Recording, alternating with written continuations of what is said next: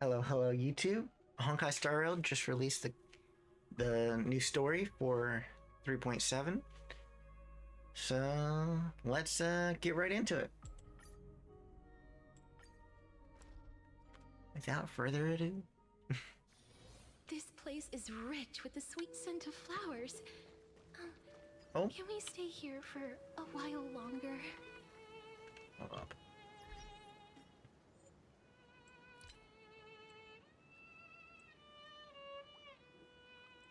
There.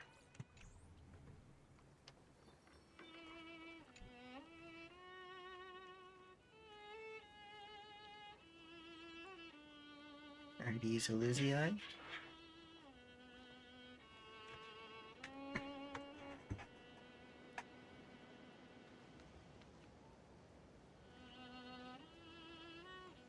This view hasn't changed at all, has Yep. it?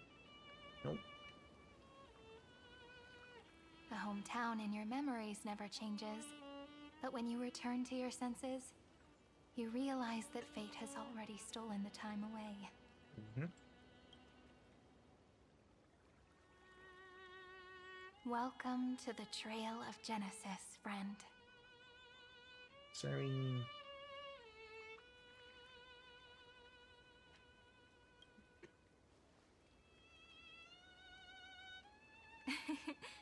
Seems like the weight of memories from 30 million cycles really made me grow up. Not the wink. But if I keep growing, I might be taller than you, right? Then I'm really looking forward to that.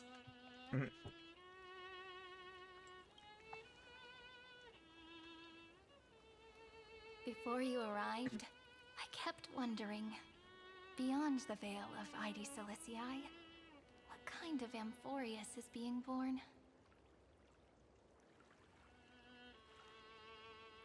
I can see fragments of it when I close my eyes. The friends who walked alongside us have all moved on toward their respective destinies. Some turning into pillars of the world, supporting the sky and the ocean. Others sowing reason, laying down the law, and with gentle hands lifting newborns into the light. Death and strife are no longer feared by people, and trickery has become the innocent games of children. All beings living ordinary and peaceful lives, within the net woven by romance and passage. There's no black tide, no flame chase, and no destruction. The world on the other side of the sea is one bathed in sunlight. Mm-hmm.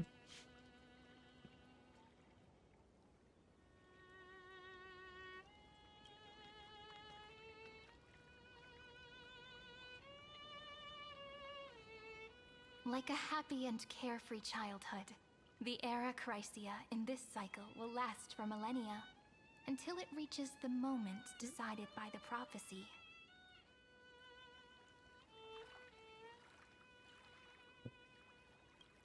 Light calendar 4931, month of freedom, the moment belonging to world-bearing. Mm-hmm. Are you ready to answer the call of the world, friend? Yeah, we don't have much of a choice. We gotta go. Then go, and pen the Throne of Worlds' first stroke. For this world, made from countless wishes. You say that, but it's gonna be ages till we reach light calendar 4931. March. Donhung. I can make use of the Or crevices I should say of time. Evernight March. But surely you and Don Hung won't have to wait around for a few thousand years, right? That won't be necessary. We can simply sleep, and the chronocognitive anchor will wake us up.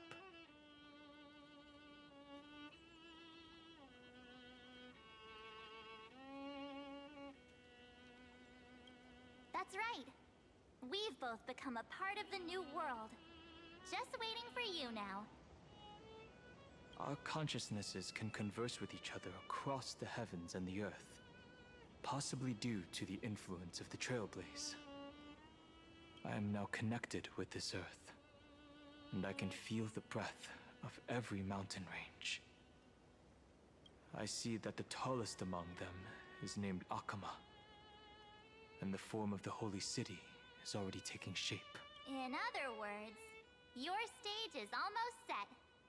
Do you want to take a leaf out of Kefali's book and make some prophecies before your nap? But we're not the only ones who have changed. The chrono-cognitive anchor just transmitted a message stating that Iron Tomb has reacted to the Aranova. Oh. The moment when our friend bore the weight of 30 million cycles of memories. Was probably also when the scepter devoured Crazy 30 gamer. million Welcome in. cycles of destruction.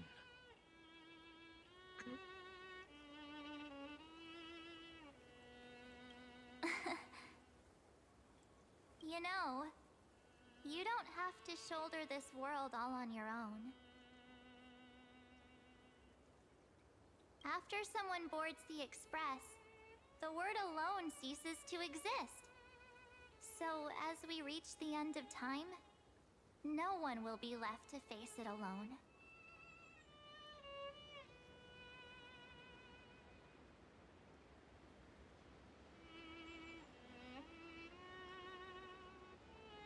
Don Hung and I came here to specifically tell you that. Remember, this world is not a burden you bear alone. It's a journey we trailblaze together, alongside all of the Express. All right. It's time for Don Hung and me to go have a super long nap. Look after this world for us. Okay. The road ahead is long, but we'll be waiting for you at the end. We'll definitely meet again.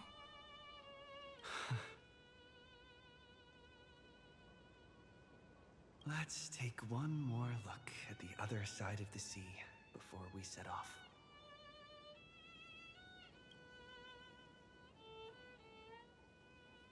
Ides Elysiae is so quiet. Just like how I remember. Here we are once more.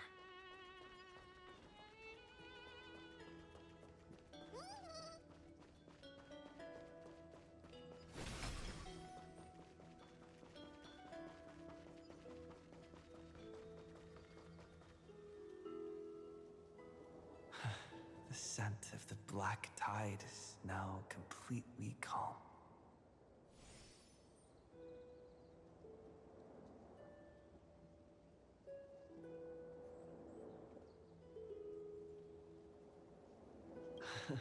At last, the starting point of 30 million cycles is finally welcomed. Its first end. And the final end, right? Hopefully. I can't hear his voice. There are no flowers there that bloom for him. Nor is there a star that is his. Finan is the only one who didn't reach the new world. Heaven.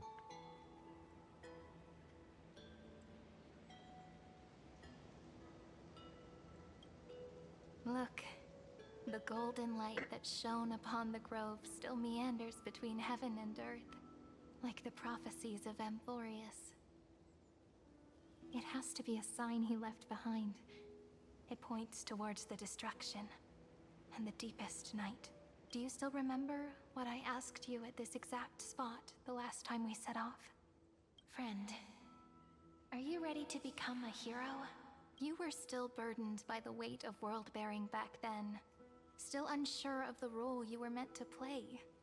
But now, everyone has already given you the answer.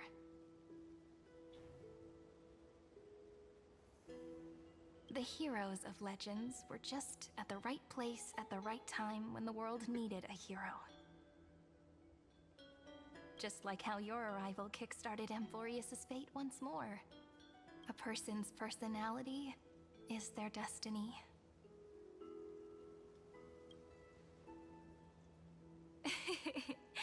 We best. Those are such beautiful words. Thank you, friend. I was also trying to cheer myself up with what I said. After all, before we truly compose the end of this story, I must also pluck up the courage to head off with you. And face a memory that I have forgotten for too long. And have...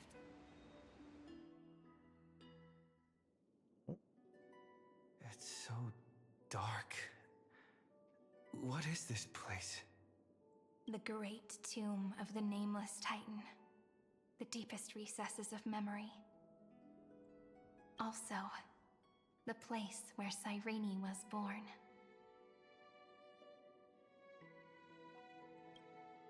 My apologies, friend. The more memories I got back along the way, the more I felt that something wasn't right. There's a sort of anxiety I can't get rid of. It's like when I was back in ID Silicii, when the reflections in the water always made me wonder, which is the real me? The one reflected in the water, or the one standing on the shore? But I finally get it now. Look, friend. The words on that wall are the answer. 1, 2, 3, 4, 5, 6, 7. Cyrene? Do, re, mi, fa, sol, la, ti. That rhymeless tune is the lullaby of little fairies. As always, I'll read this book to you. That way it won't just be Cyrene's memories alone. I've always thought that I was the narrator of the Flame Chase journey. But as it turns out, the narrator is also the most devoted audience.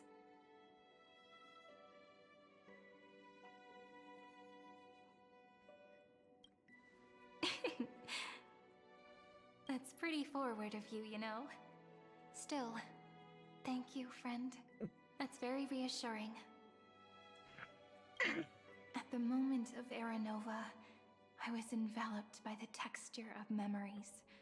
Within the glistening crystal, I saw countless Cyrenes, as well as countless versions of me. This is the final puzzle piece of the memories. A prison born of the erudition. A grave annihilated in the destruction. That unknown solitary god. The 13th Titan who should not exist. The first new spore.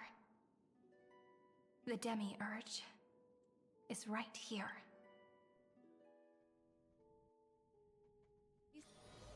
Oh. Himiko's POV? The interrogation records Oh, have been submitted to the Xingyuan. Marshal. According to the Ten Lords' decree, Our general. Jin Liu and Luocha shall continue to be detained in the Shuling. But you, Merlin's Claw, have been reluctant to end the transmission. Do you wish to reminisce with us? Or is there something else on your mind that you're just desperate to get out? You're quite calm, Jingyuan. The Alliance only authorized the law food to be deployed for this Iron Tomb operation. They say the Seer strategist's wisdom shines like a beacon. So why can't you see things clearly now? Look who's talking. I didn't vote against it, did I? Wong? Is that another general? But, with enemies all around us, even a child knows the Marshal needs to keep a few Xianzhou ships in reserve, just in case. Whoever volunteers first is the Marshal's pick. If you have to ask, I'd say this outcome plays right into Jingyuan's hands. Like it or not, there's no way we're letting the Law Fu take the lead in this battle. Oh my, Merlin's Claw. Are you afraid the Law Fu might steal the Yao Qing's glory? This is no laughing matter. between the Stellaron crisis and the War Dance ceremony, though the chaos has settled, rumors and speculation are only growing by the day. With Elder Huaiyan around, those with ulterior motives won't be able to stir up any trouble. But once the Luofu gets their hands on the golden blood, it'll be a whole different story. With the kind of person Jing Liu is, and her connection to you, I don't need to spell it out. There are countless ways this could be spun into something bigger. You're overthinking it, General Fei Shao. When I volunteered for this task, I never expected unanimous support from the Alliance anyway. The Luofu will seize the Golden Blood and redeem itself. That'll be our first win. Then we'll leverage this Golden Blood in the negotiations. Our second win. These 2 wins for the Luofu will make all 3 of us happy. And that'll be our third win. Look, if this were a Skyfaring Commission deal, we'd be rolling in money, wouldn't we?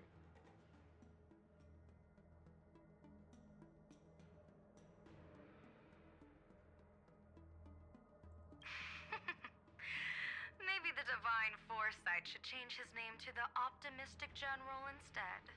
With the Decalite Reflection Barrier, the Yuchue must understand even more than the Luofu how significant this battle is. Amphorius' karma has vanished from the matrix of prescience. What omen does General Yao Guang see in this anomaly? In divination studies, we call this an empty fortune. It involves the eons and is thus beyond what mere mortals can comprehend. Your explanation isn't any clearer than Lady Fu's. Come on. How hard is it to understand the word uncertainty?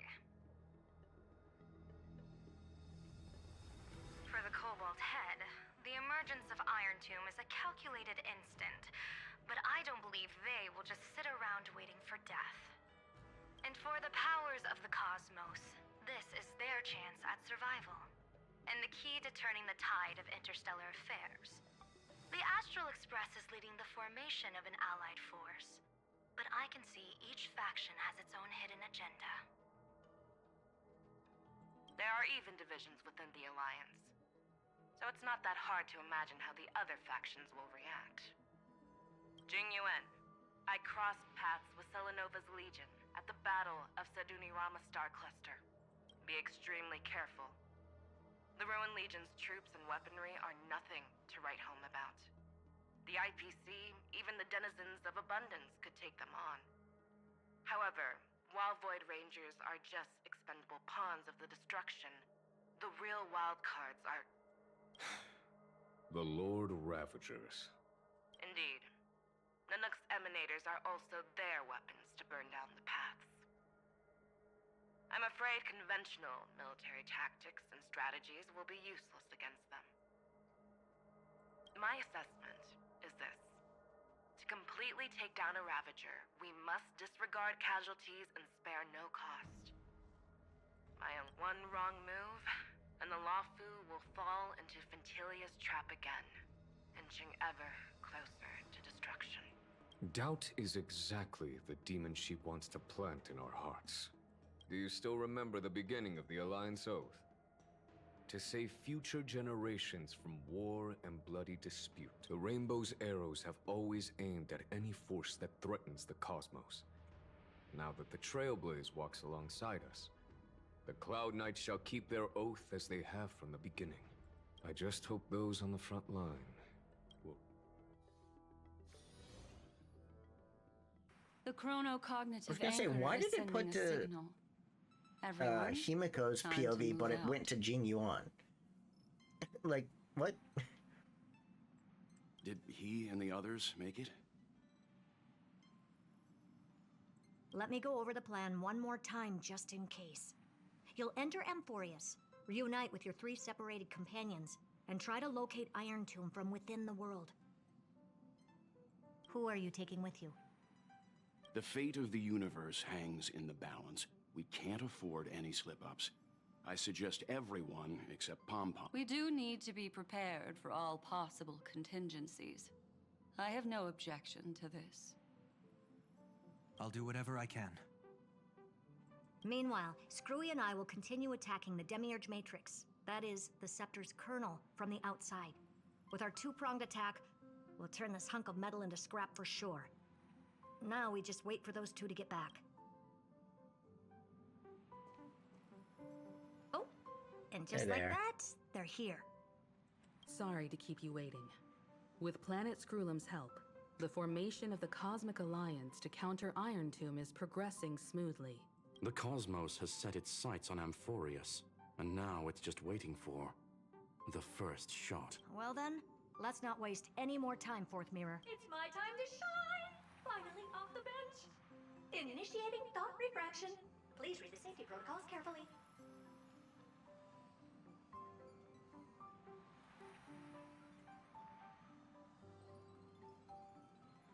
Huh? Just kidding! I've already checked the agreement box for everyone. 3, 2, 1. Oh. Flashbang. The flow of Memoria is so heavy here. Unlike Panagoni's dreamscape, this place has built up a true epic measured in millennia. The vortex of Genesis, where all myths begin and end. And in this new world created by the Nameless, the infinite cycles have been broken. Let's set up the Trailblaze beacon and establish contact with the outside world. I'll leave it to you then. It'd be better for me to know. And Mr. Sunday. Agreed. The Astral Express has landed. If you receive this message, please respond immediately. This is the Cianjo Alliance. Communications normal. Interastral Peace Corporation. For the dream. Normal. No response from the Galaxy Rangers. Not surprising. But I didn't expect the family to also stay silent at such a critical moment. That's a pretty Jade. blatant disregard from the family for Penacony's independent director, I'd say. Long time no see, Miss Himiko. It's been quite a while, Madam Jade. The significance of this battle rivals that of the campaign against Sulo. Only through victory can we disperse the shadow of Iron Tomb that looms over countless worlds. The 10 Stonehearts shall spare no effort for such a grand mission for the preservation. Madam Jade led the Intelligentsia Guild in conducting specialized research on Iron Tomb's past activities. The bad news is, the collapse of the Erudition won't just affect inorganic beings. You mean Iron Tomb can infect organic life too? Well, the good news is, so far, its effects on organic life are under control. The infection progresses slowly, and the resulting neuropathy is non-fatal. In any case, the IPC can guarantee targeted vaccine coverage within 48 system hours in all star zones within the medical system. What about other star zones? At a time like this, are the followers of the Firmament Arbiter still trying to make a profit? I remember you, Master Diviner. Your performance during the Third Denizens of Abundance War was quite impressive.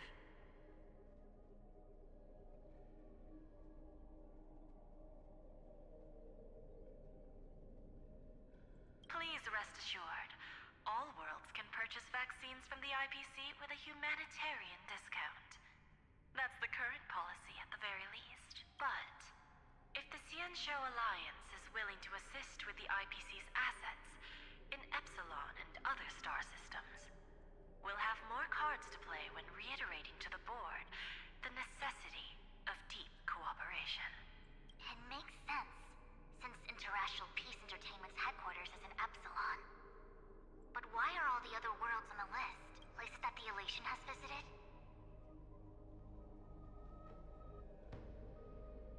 Think of it as a long-term investment. Please understand that everyone at Pierpoint is swamped with Iron Tomb work, especially the marketing development department. At this rate, even the 10 Stonehearts can only do so much. Having some assistance from the Alliance would surely benefit the entire cosmos. Wouldn't you agree? As an old Cianjo saying goes, those who succeed should help all under heaven. Your proposal must be decided on by the 7 Arbiter Generals. I'm just here to relay the message. In times of crisis, the Luofu will not hesitate to help those in need. However, the prerequisite is that the IPC must unconditionally assist the Alliance with emergency rescue operations in the disaster area. Of course. In the name of preservation, all for the Amber Lord. Thank you all for your selfless dedication.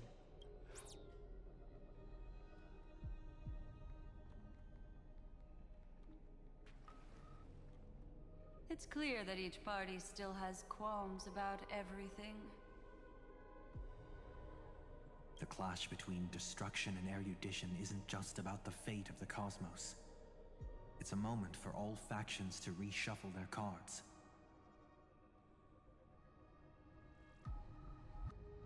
You can never be too careful when battling a Lord Ravager. All are equal in matters of life and death. In any case, we can only hope for the best in all that's to come.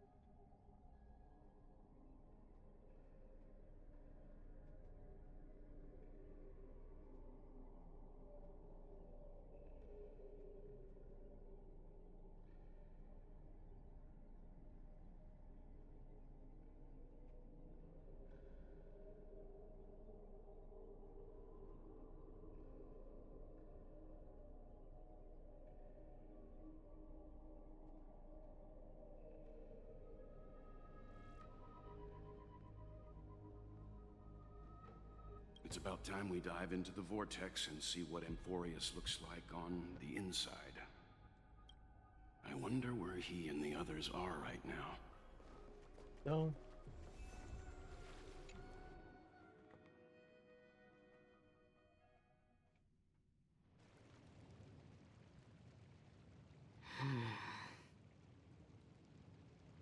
Why is there no one here? Everything in Akama seems normal. The new world was enjoying peaceful times not long ago. It seems it was even more recent than not long ago, Miss Himiko. The fruit on the table is freshly cut, and the bath temperature is just right. The remembrance tells me this place was bustling with people just moments ago.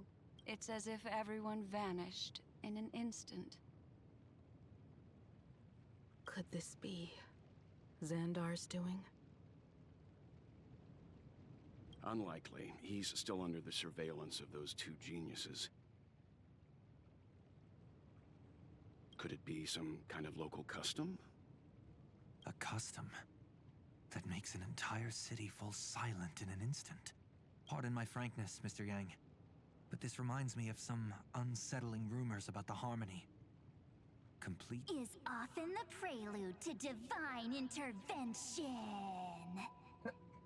it's a march. Everyone, be careful. Here they come. Here they come. The nameless of the Astral Express.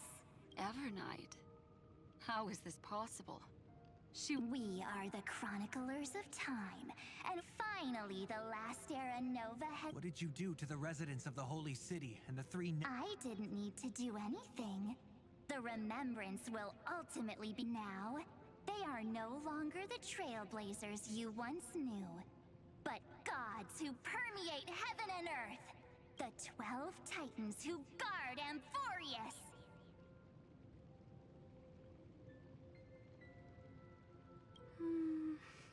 Stop fooling around, March. Come on out. You can't fool Himiko. What? Aw, I practiced so long for this. Getting seen through right away is just so embarrassing. embarrassing. You know you're not gonna. You're not gonna fool Yumiko. Yumiko's smart. She's smarter than that. You've obviously been learning from the theatrical culture in Amphorius. But if possible, I'd prefer our reunion to be a bit more casual and laid back. As expected, I can't hide anything from Himeko and Mr. Yang. Well, long time no see. Guess I'm back? We should be the ones to say that.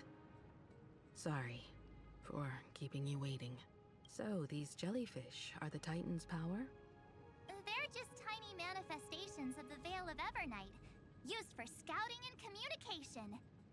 If I went all out, I could summon way more of them. Thanks to him, we all turned into Titans in the New World. Sure, we can take on humanoid forms, but it feels off.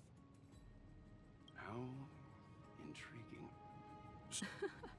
It can't be a raccoon with a baseball bat, I Not the suppose. raccoon. Please don't add weird stuff to Amphorius's lore. Just go see it with your own eyes. Follow the prophecy's guidance and come to Dawncloud. He looks way more majestic now than he used to.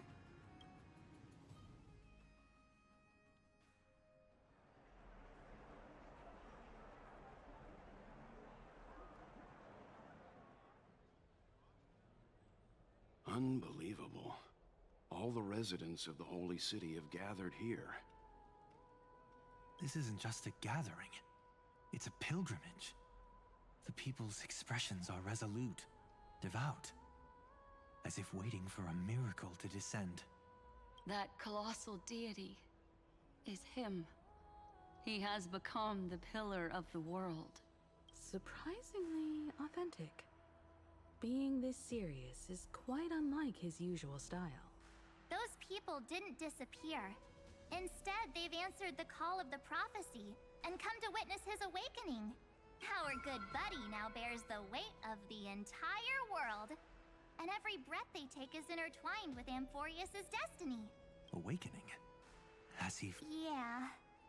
After all, with such a huge time dilation between inside and outside the scepter, this was the only way we could wait for everyone. Time watches over yesterday. Earth guards today. And when the Trailblaze steps into Amphorius once more, and then bring the prophecy of tomorrow to this world.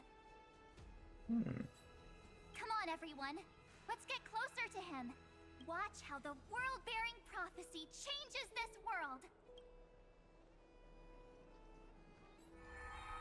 Oh, it seems the kids are already miles ahead of us at this stop. All the more reason we can't afford to slow down our pace. Let's go witness this moment for ourselves. Majestic. Speaking of which, I once caught a glimpse in Sleepyhead's memory of him transformed into a towering Tatalov. Could it be? No way! That was just a nice dreamscape. At least nice for him. If they are the throne of worlds who bears the weight of this world, perhaps they could guide a traveler still wandering among the stars. Hey, since when did you get all pious? This advice sounds pretty silly sometimes, you know. The so-called fool and the world are merely a step apart. Teaching us to find erudition amidst imperfection. Citizens, behold! Our last Titan! The world-bearing... Oh, ancient god! Your loyal subjects, bewildered followers, and fearless comrades in arms have all knelt before your throne. Awaken from your eternal slumber and bestow upon the world your divine prophecy! Please guide us! Show us how to embrace this beloved world as we welcome that distant dawn! To walk the path of a mortal as a god, or to bear a divine. He will give us the answer.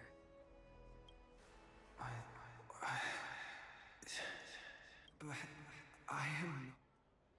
Rather, I am the Nameless, who dwells among... That voice is definitely him. I heard your prayers. The core flames flickered and dimmed, and the age of the gods met its end. So flow, golden blood, flow. I'll bestow it upon you, returning it to the true masters of this world. Stand with me and become heroes.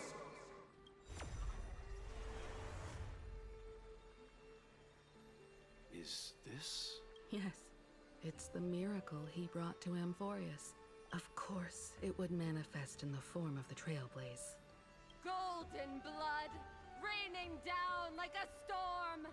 The prophecy has descended, and the Titan commands us not to be supplicants, but to become heroes of rebellion, to face that destined calamity, the destruction, head on. The prophecy of the Deliverer means nothing to me now. It belongs in the hands of someone far more fitting. Someone like all of you. In the name of Kazlana, let us depart and march towards the light. It's neither protection nor salvation. As always, there's no need for totems or myths. Humanity's most primal faith is that instinct named survival. Let's go, everyone. Someone has already sounded the horn of departure. Explore, understand, establish, and connect. Together, let us blaze a trail for the destiny of this world.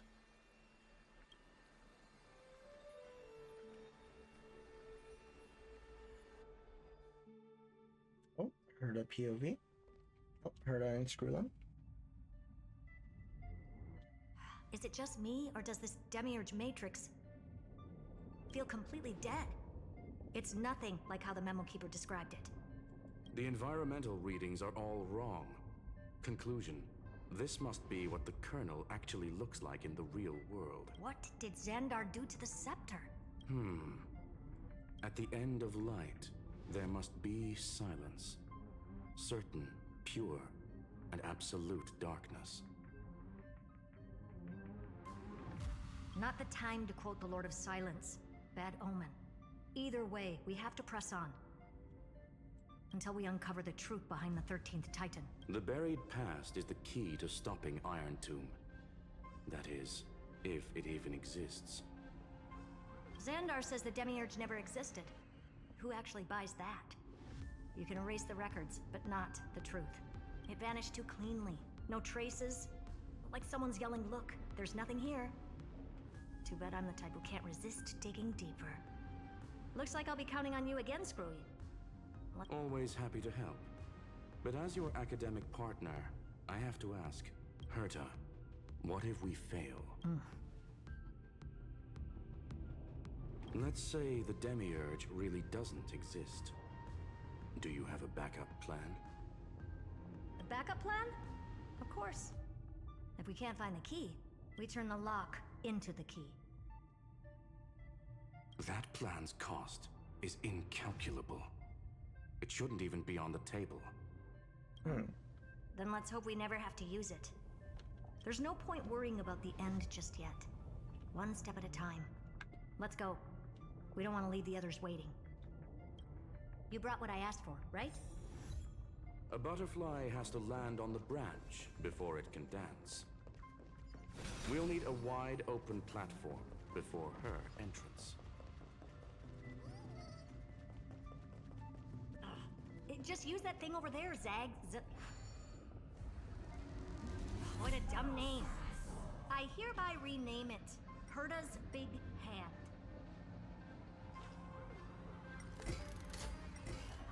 Herta's Big Hand is what I call power. Keep it going. Still not done? What is this? Finally, all set. Time for your precious treasure to make its debut. Of course. Just give me a second. Target initialized.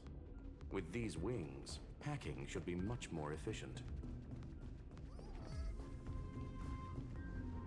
Oh, a classic nuclear heat engine. Classy choice. Just a personal preference. Her name's Mistletoe. Every flower in your garden's got a bit of poison, huh? Also a personal preference. It reminds me of the last time when we tangled with that Punklorian brat. What did she call this kind of infiltration tool again? Right. Dirty data shell. It wraps around the kernel to fool even top-tier firewalls. But yours is way too clean. Not even a hint of real-world grit. Herta, your tone is unusually emotional. Suggestion. Let's get back to the topic at hand. I thought we were done with that conversation. Unfortunately, current conditions won't let me ignore any variables. Especially the most important one. Your will. Iron Tomb never stops. It is evolving faster than any of our worst projections. Every instant in the Eon's calculation is like a sword hanging over the cosmos. Every move humanity makes could speed up its arrival. Which is exactly why we can't mess this up. And now, Droidhead wants to hand down judgment to the poor cosmos again. Border Star Trade War, Emperor's War, Rupert's death. Every time their instant arrived, it meant another bloodbath for humanity. But in this ultimate battle of erudition, you and I are supposed to be players, not pawn. If you choose to burn yourself out as a resource, then everything we've worked for means nothing. Herta, the cosmos won't just stand by and let a genius throw their life away. And neither will I.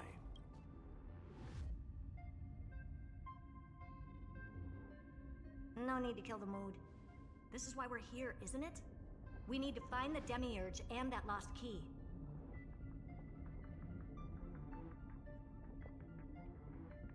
I'm not here to be a deliverer. I just want to beat Xandar and Droidhead. Right now, I just need to know. Are you with me? Of course. Time to board. After you. Let's tidy this place up and see what this Demiurge really...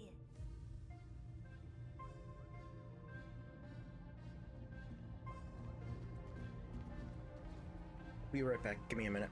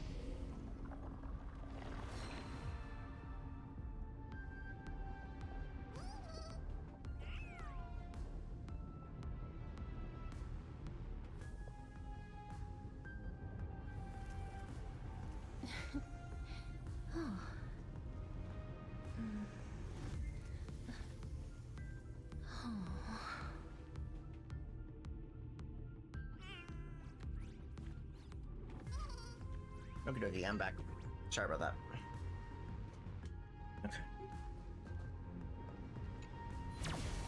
Let's hope this matrix is better organized than the Highlight Emperor's of the junkyard gods. of a birthplace.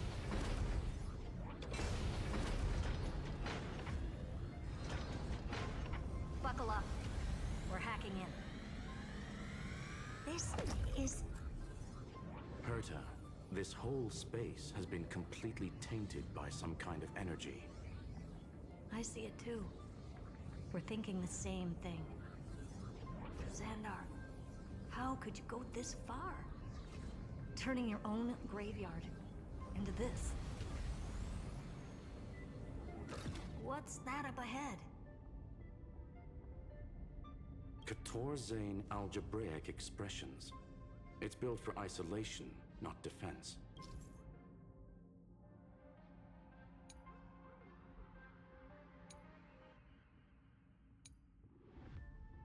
So basically, the door to the tomb, right? Great. Let's find the handle. I'm picking up multiple independent signals with the same data structure as the barrier. Projection. We can hack the terminal, reverse the computation, and turn it into an attack. Classic move. Use their own systems against them. Take us to the nearest one.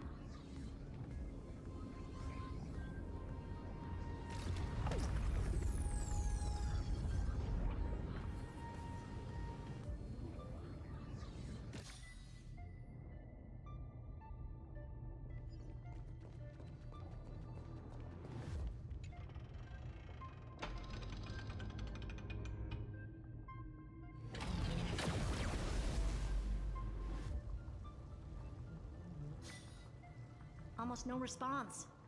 Just as I feared. Not promising.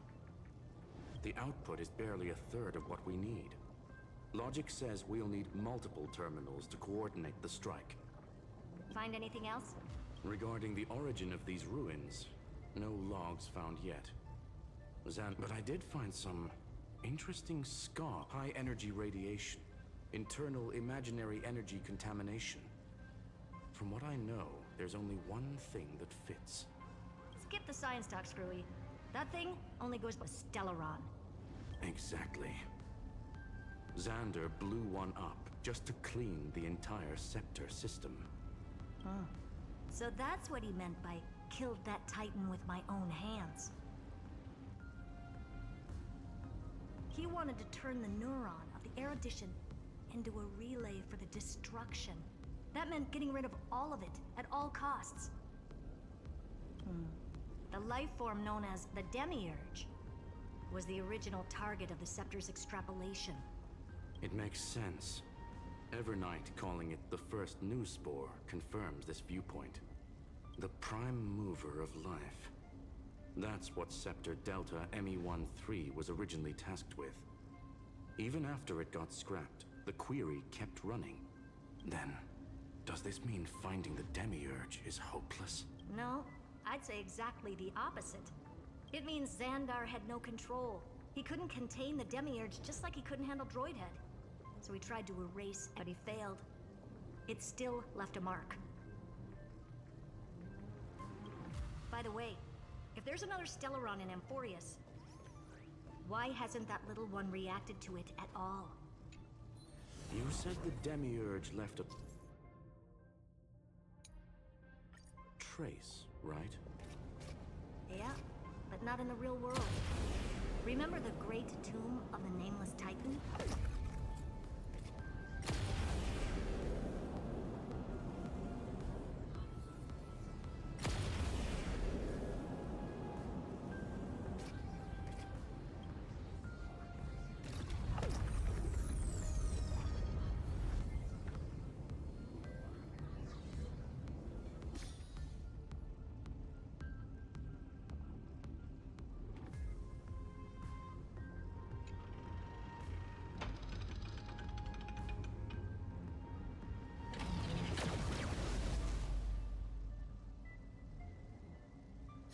Trailblaze Archive 466. The data from Philia 093 clearly indicates that the Demiurge did in fact enter Amphorius's extrapolation. Inside that world, it was the 13th, forgotten Titan. The one who listened to 30 million cycles of Cyrene's memory. But Evernight said the opposite. She believed that tomb was empty from the start. The nameless Titan never existed. The so-called listener was just a trap set by the Remembrance to steal the scepter. A mimetic entity full of theatrics. How much of what she's saying is true? Would an Eon really speak in circles like this? I doubt it. The Remembrance's behavior is certainly odd, but her assessment aligns with our current reality. Since we entered the Matrix, we haven't found a single clue pointing to the Demiurge. And that's the key, Screwy. Xandar's actions prove the Demiurge exists. But what Evernight said, and what we've actually seen all point to the opposite. So we have to assume that both are true. And if that's the case, then the The truth. Exactly. One last terminal. One final key. Time to crack. Xandar had to lie to the original Finan and Cyrene. Logic. He had already identified the Remembrance as a threat, yet found no viable way to eliminate it. All right. Let's finish this. Time to break through that barrier.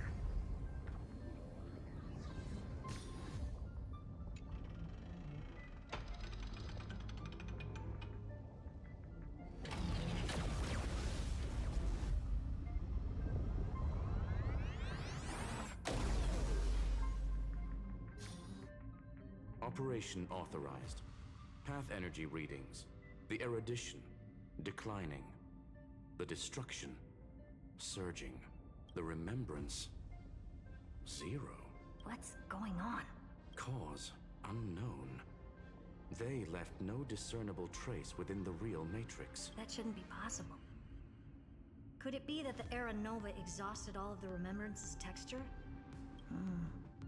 Log it for now. The dots still aren't connecting.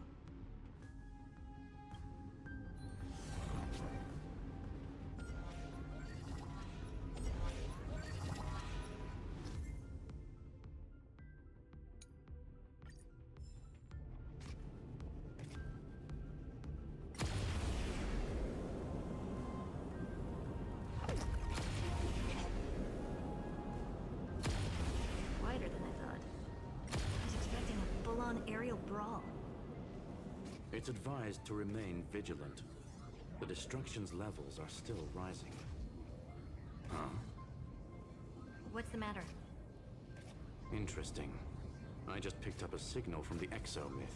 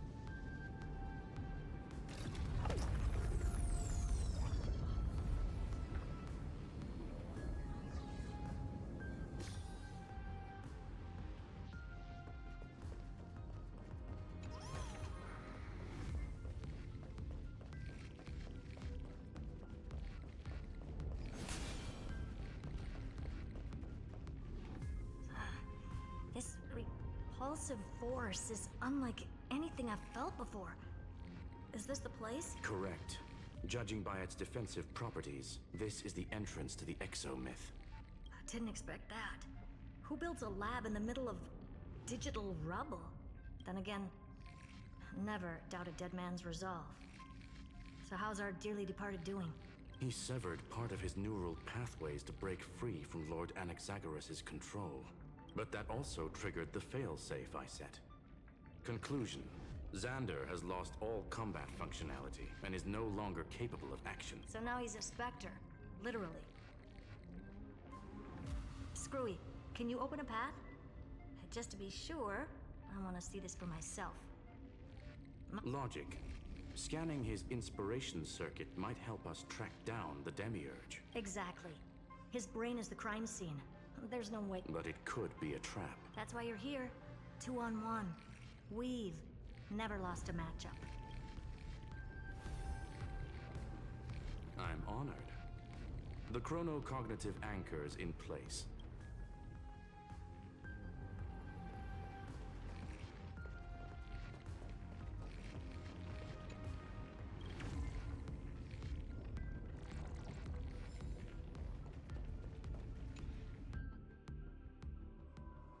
Let's check it out.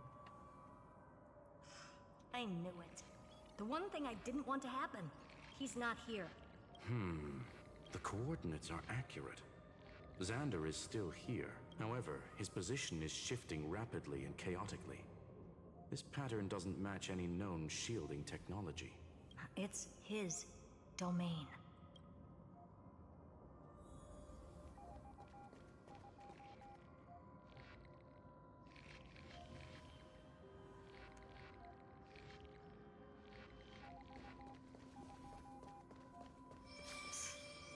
Cheap trick. The spatial field here is undergoing autonomous We're back. reverse engineering complete. The results are not what I Logs show Lycurgus revoked administrator access. The chronocognitive anchor can't get a fix because at the system level, Lygus no longer exists. Our navigation target is a null set. So he's stopped resisting? Before vanishing, it seems he left one last... To those who follow, all is proven. Find me beneath the tombstone. Melodramatic. He was expecting us. And once he learned of the Great Tomb's existence, he initiated his own search for the Demiurge. Guess he wants a final showdown. Fine. Let the old Intellitron dig his own grave. Just like...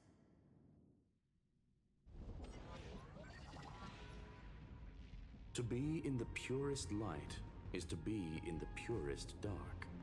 Nothing exists there. The Scepter's main frame.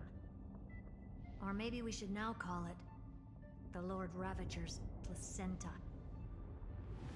Unfortunately, we still haven't found anything. Really? I don't think so.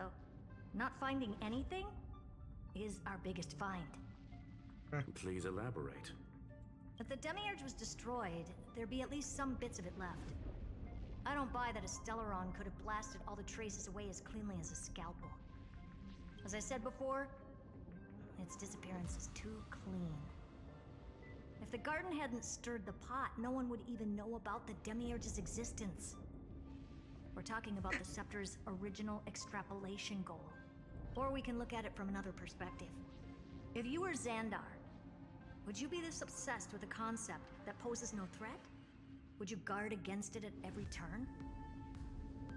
There is the possibility that he's naturally meticulous and hates variables.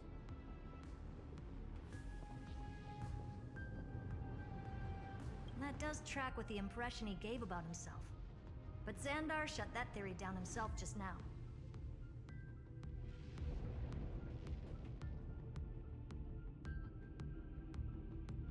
Choosing to act, even if it'll cost him dearly. We know that feeling well. The unknown is right in front of us. So we only have one choice. You sound pretty convinced. Surely you already have a theory. Care to share? Of course. Though I don't have hard proof, I'm almost certain. That the Demiurge has been in everyone's plain sight all this time. Yet, they were mistaken for someone else. That'd make the most sense. Why was the room empty? Because the person locked in there had run away ages ago. But they were weak and small and had no presence whatsoever. Even the old Intellitron didn't notice them. Which also means there's a high chance that their powers are minuscule and cannot alter the outcome of the battle at all. Well, at least Xandar is scared of them. Come on, it's time to confront him. Let's go to the tombstone he talked about.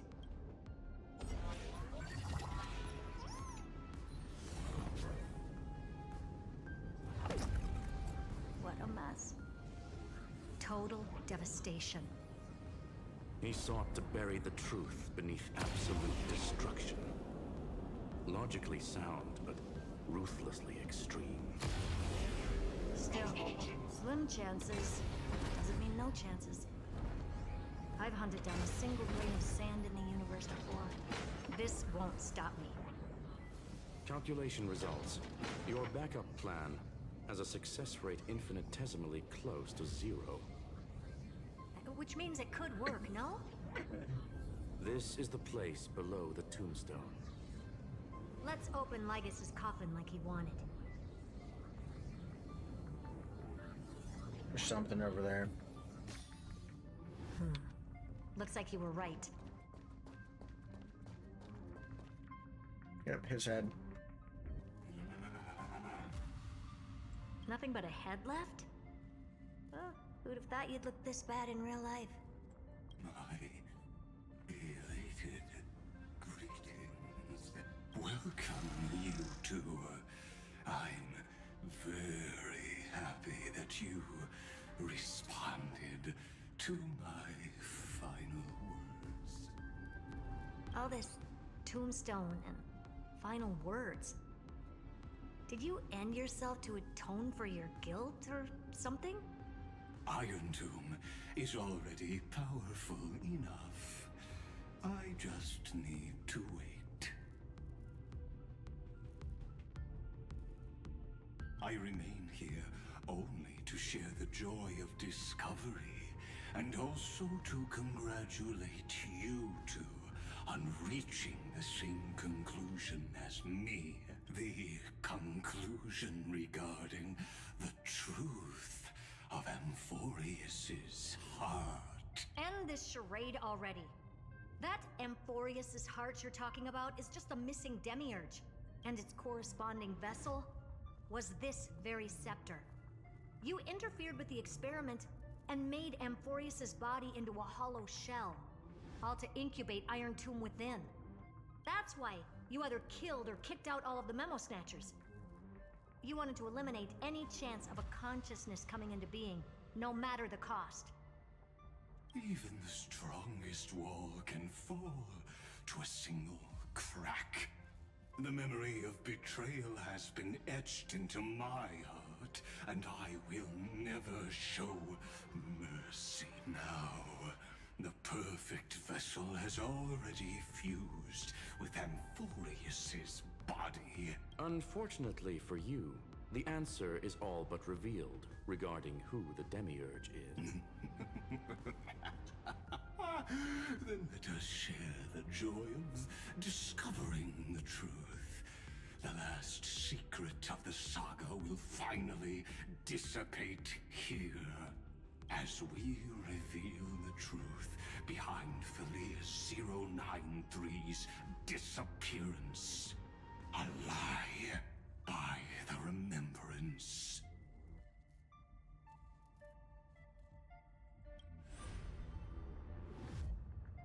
Flashbang? But where should I start with the story about me? From the beginning of the universe? Just kidding. That would be too much. I just want to tell a teeny story. So little that it started with a seed. I know you're listening, my good friend.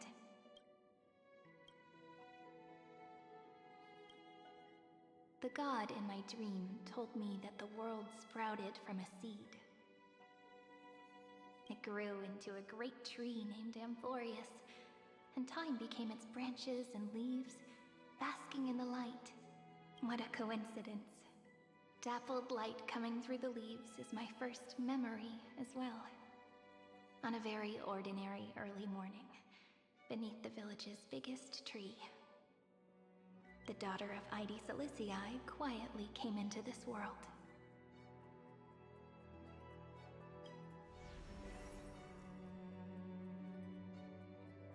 What a moving opening. A loud cry was the first gift the child gave to the world. The prophecy's fulfilled, the villagers say. This child is a gift from the Titans. Pink hair and sharp ears, She was born to be the priest of time. The Titans also gave their blessings. You shall fade when the flowers bloom, for every ending begets a beginning. Flowers will bloom and wilt. What a beautiful ending. Cry loud, child. Let your voice reach Orin. Anyway, I don't like tears. Time quietly flowed by in the midst of laughter. The wind from my hometown caressed the ears of wheat, and there were swings, wind chimes, the sea, and the little fairies off-tune a cappella songs.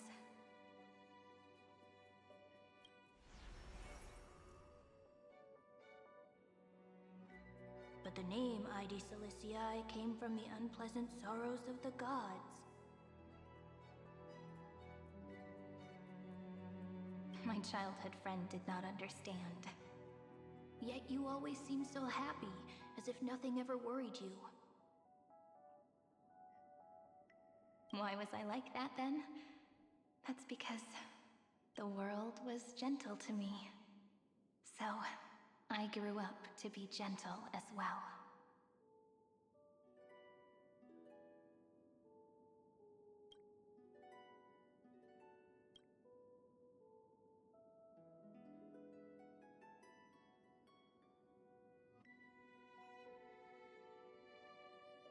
But fate was fickle, and it urged the child to grow up.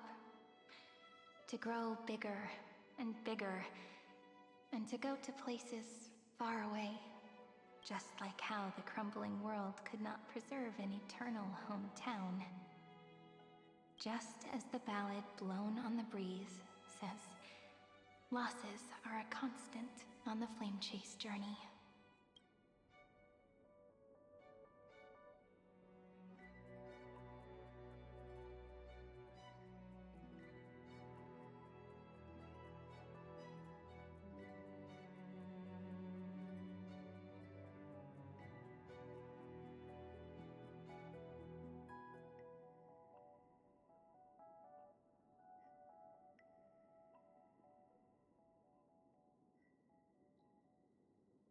Oh, whose ears are pricked up now?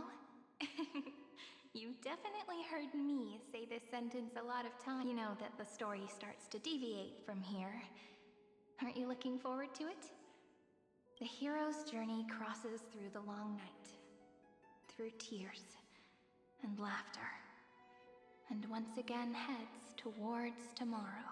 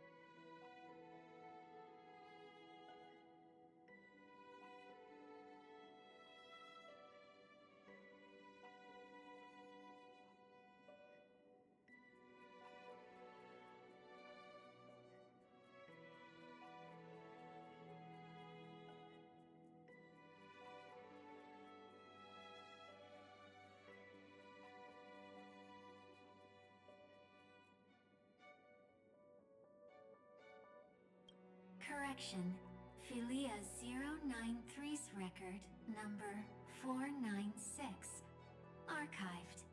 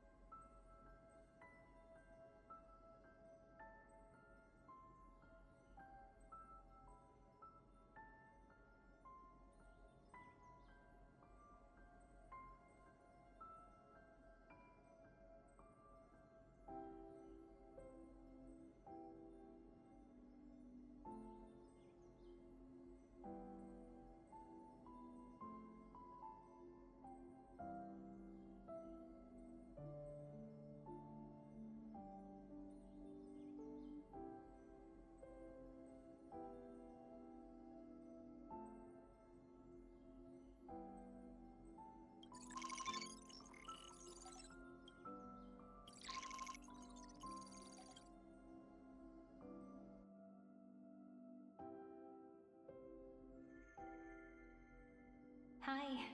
Miss me yet? I'm just messing with you. This is the first time I have met you.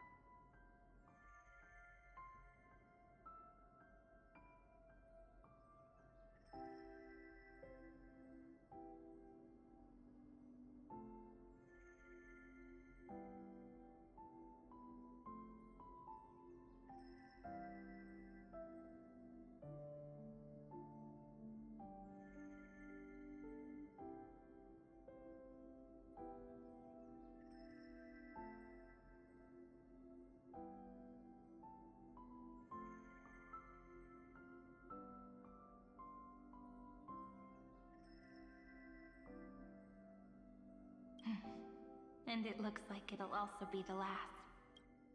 Philia 093. Since we don't have all day, let's get started, shall we? As always, I'll read this book to you. That way it won't just be Cyrene's memories alone. Where should I start this time? Let me see. Formatting complete. 093. Size. Grayscale. Proportions. Outputting analysis result. Philia 093 equals Peach.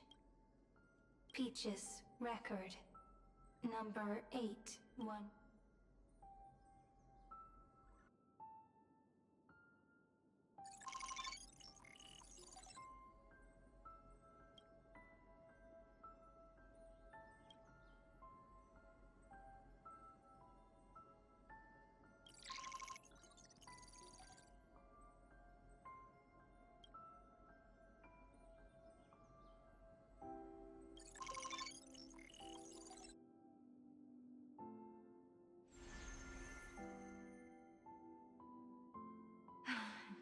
Look, what a magnificent sight.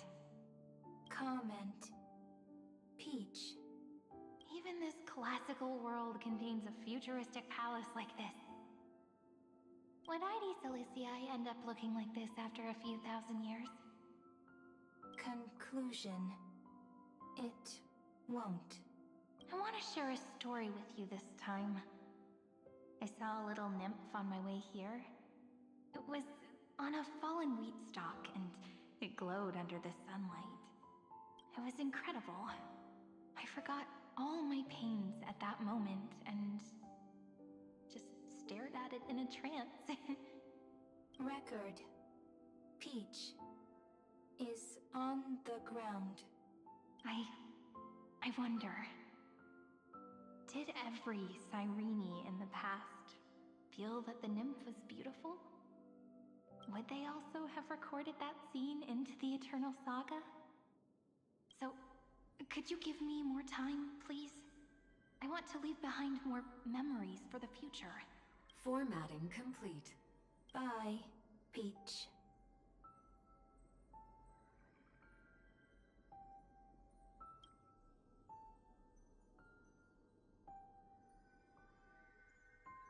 Peach's record. As long as I record every page of this story and tell it to you, Amphorius won't be forgotten. Query. Record. Electrical signal sequence. Bolimo 600. Track. Strife. Related to. Stripe. Comment. Pretty. Electrical signal sequence. Schema 720. Track. Reason. Related to. Reason. Comment. Yummy. Electrical signal sequence. Philia 093. Related to. Love.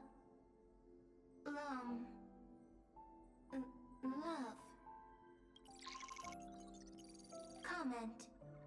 Peach equals love?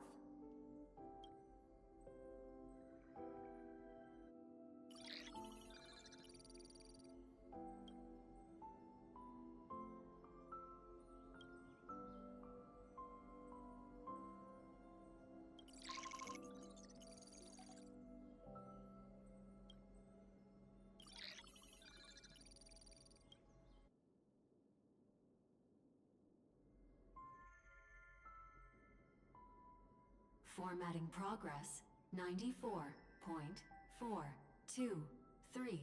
How many times has it been? It faithfully fulfills its duty, activating and formatting. Conclusion. Progress. Bad. Peach. Don't cry. Process error. Analyzing. Process error. Analyzing. Comment. I'm here. Process error. Analyzing. Really? Are you encouraging me? Thank you. I'm sorry for making you see this embarrassing side of me. Record. Peach doesn't like tears. I'm suddenly reminded of my childhood for some reason. When I was hiding alone next to the tree hollow and wiping my tears away. A little fairy popped out, just like how you did. It had long ears and fluffy paws, and it pulled me into the tree hollow. Where, let me tell you the story of the Membrance Maze. A group of cute little friends live in Ide Solicii's forests. Their names can be connected into a song. 1, 2, 3, 4, 5, 6, 7. Do, re, mi, fa, sol, la, ti. Formatting complete. Bye, Peach. Note. Little Peach. Crying alone. Little fairies. Friends. Peach. Memory. Little fairies. Good friends. Bye-bye.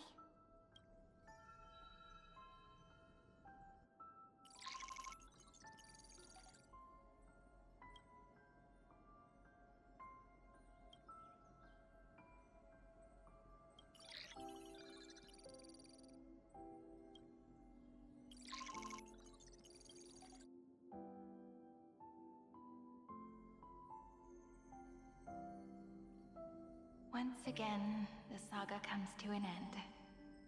Everything is deathly silent, just like this very moment.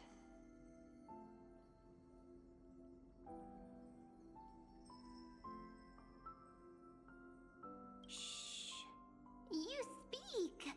I listen. This time, too. Sitting together. Now that I look back, there was a period when I got really sentimental.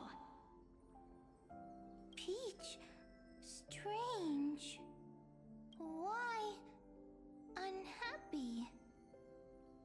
Formatting progress 73.998%.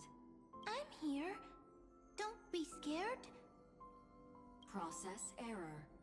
Analyzing. Won't allow it to interrupt you. No need to feel sorry for me, good friend. If there are no new blank spaces, how can a saga continue? Blank spaces? What's that? I'm actually really lucky, you know? During the long years I've spent waiting for the Deliverer, I've always had you here as an audience. Now I can rest in peace in the past. As for when tomorrow will come, I'll have to ask the next Cyrene to continue our watch. Peach left. If there are no new blank spaces, how can a saga continue? Needs new blank spaces. Next, Cyrene has blank space. Oh, Peach, don't be scared. I'll help you find blank space.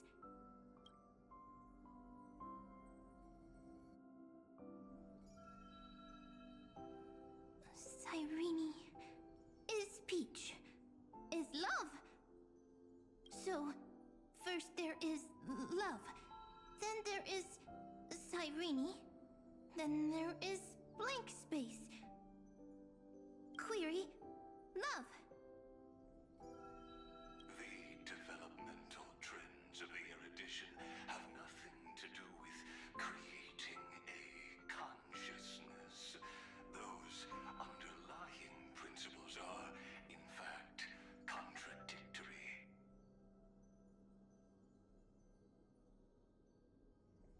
Be right back.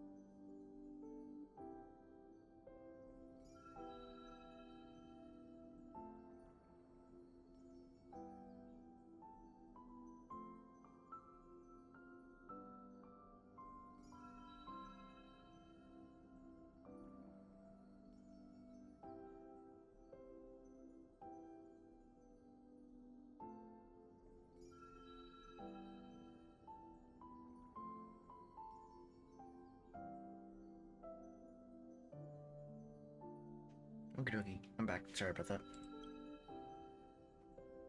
Not having a consciousness means not having the foundations of a heart, making them unable to obtain real emotions.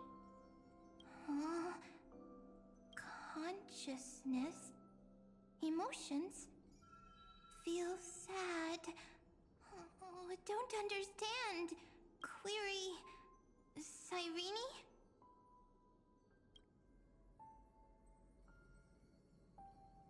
What could be behind this door? Glittering crystals?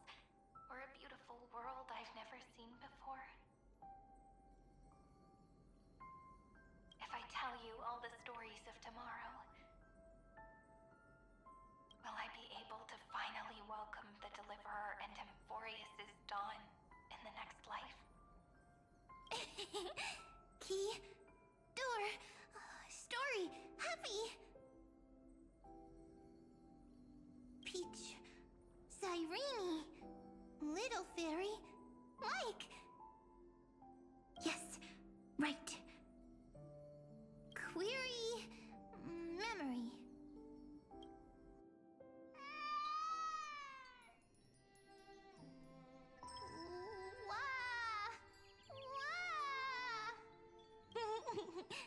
Peaches. Memories. Save. Learn. The prophecy's fulfilled. This child is a gift from the gods. Pink hair and those ears. She was born to be the priest of time. Cyrene has pink hair. Sharp ears. You shall fade when the flowers bloom. For every ending begets a beginning. Cry, child. Cry aloud. Let your voice reach Oryx. Cyrene is a girl. A priest. Easy. I can.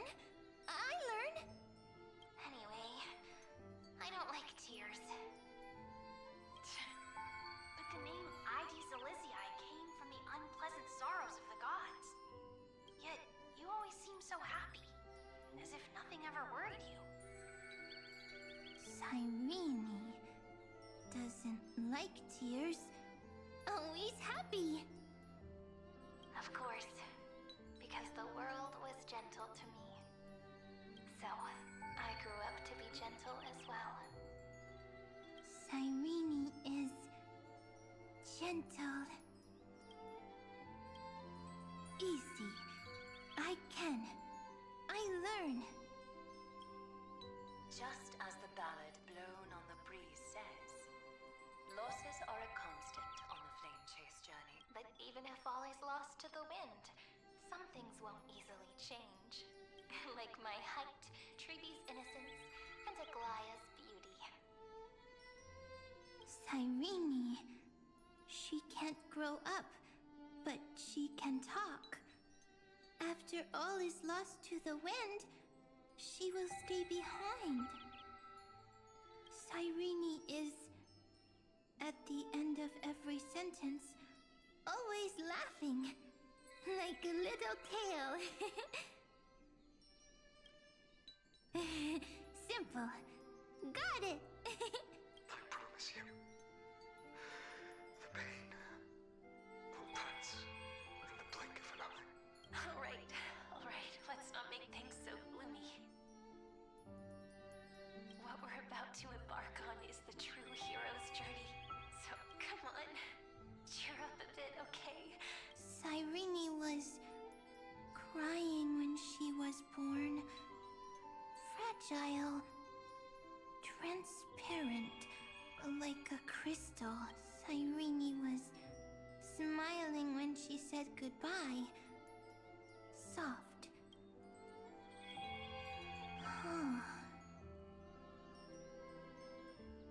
The later memories disappeared? Invisible? Or disappeared? Ah, I got it! Is this a blank space? So, next Cyrene, then... As long as there are two Cyrene,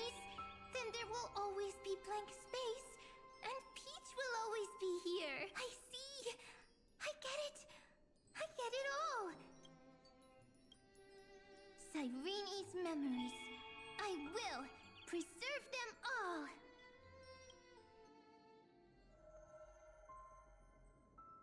So weird. I can't see you, but I get this feeling that you grew up. Hi. Miss me yet? It just feels like you are a bit more mature. Yes. Mature. Beautiful. Like you. Now, I can listen, talk, read, and write. I can dance. I can sing.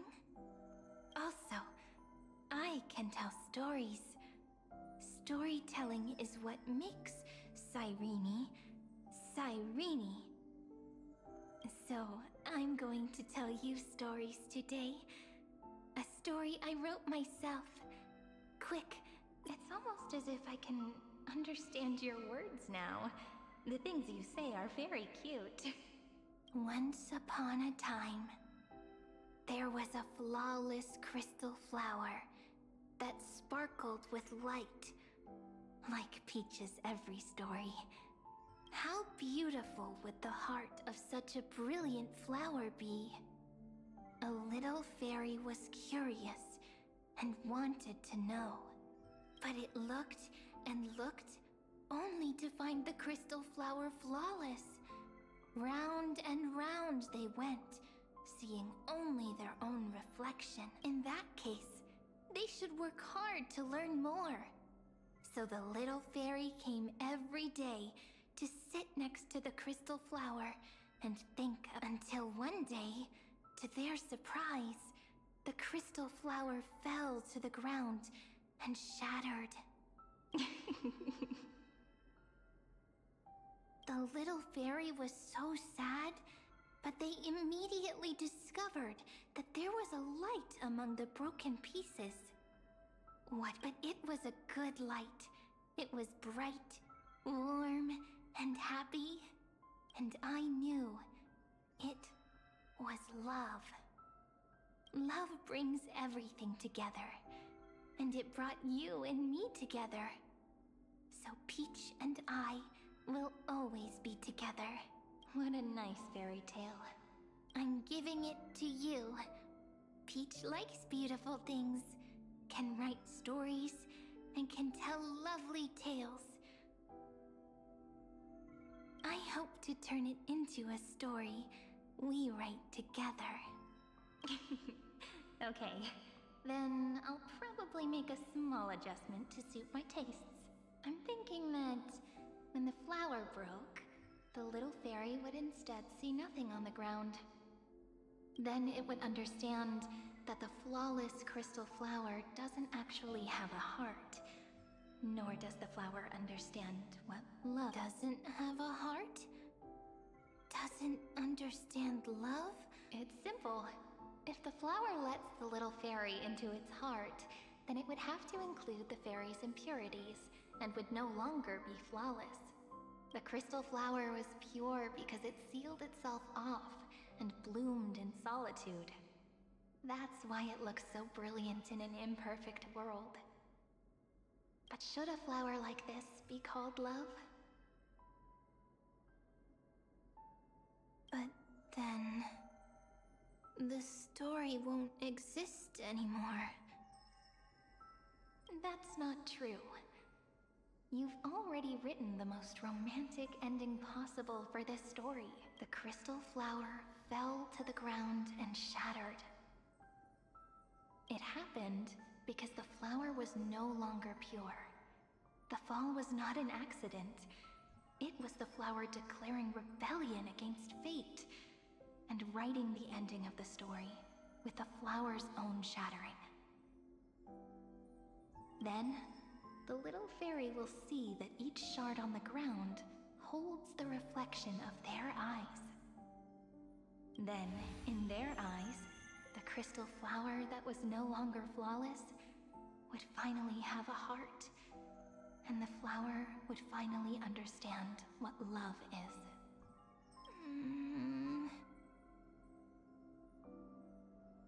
Peach's words. I don't understand. Is it because I still don't understand love? But it's fine. I can learn. Right. Query Cyrene. Electrical signal sequence Philia 093. Why didn't I think of this? I don't need to do it alone. I can ask Peach to teach me. Electrical signal sequence Philia 093. That's not correct. The developmental trends of the erudition have nothing to do with creating a consciousness. Those underlying principles are, in fact, contradictory. Not having a consciousness means not having the foundation of a heart, making them unable to obtain real. However, that does not hinder the factors from learning and recognizing emotional responses, then communicating with life forms via imitation. That has been a strange twist of fate. Philia 093, the remembrance. An empathy mechanism focused on the self and equipped with emotional projection capacities. Lament was the factor closest to this form of behavior. Perhaps that was why she was chosen. The daughter of Id Silicii. I am very true to my name. My lament is a type of compassionate pain that is weak, powerless, and only targeting myself. But now, my good friend, I want to tell you that it's the most romantic force in the world. Sometimes, it's loneliness and unease. It's knowing that this world is not gentle, yet wanting to be seen in a more beautiful form by the world. Sometimes, it's unwillingness and regret. It's knowing that the past is full of pain, yet wanting to remember the past in a more beautiful way. And sometimes, it's a bottomless well of hurt, a destruction that can stain the entire world. I bid farewell to this beautiful world, unwilling to become the Black Tide's vessel. For while the end of hatred is a blazing inferno, lament can drown out everything in muted silence. It's so unreasonable, isn't it? Yet when hatred drove everything apart, and love did not yet exist in this world,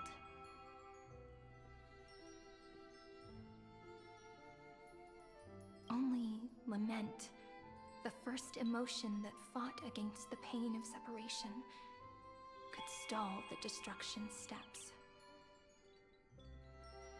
Then, it would catch up to that journey where all is lost, carefully picking out stories and writing them down in trepidation. Look at these stories I wrote. Every page is full of tenderness and joy. But only the author knows how much struggle and agony lie beyond the pages. But I am no author. I'm a girl who'll never get to grow up. I only tell stories that people like to hear. In them, the world tucks away its scars and smiles for all to see.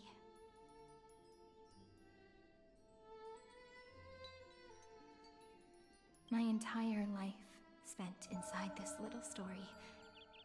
I can't wipe away my tears. and I can't bring the world victory. But maybe, in these unchanging retellings of the story, my lament might be able to touch upon the divine and reach their tender heart at some point.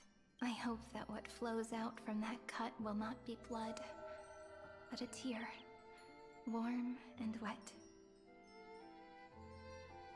And that tear would fall and create the first ripples. Then, people would see every beautiful thing reflected in that ripple. It'll be all the remembrances within this story.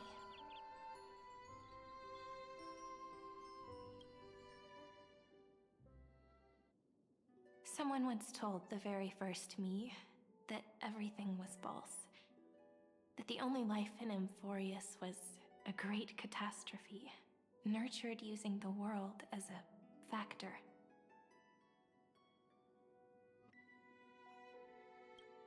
But how could a dream feel so real? That's why I didn't agree with him.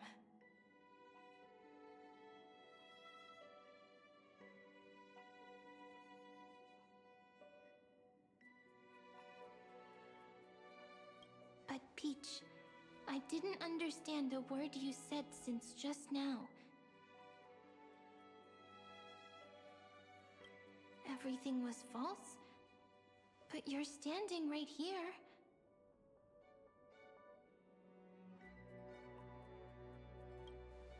It's all a dream?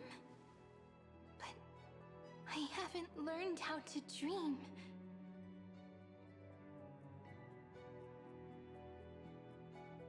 Indeed. That's why I believe all this is real. That genuine shiver. That's the mover of life.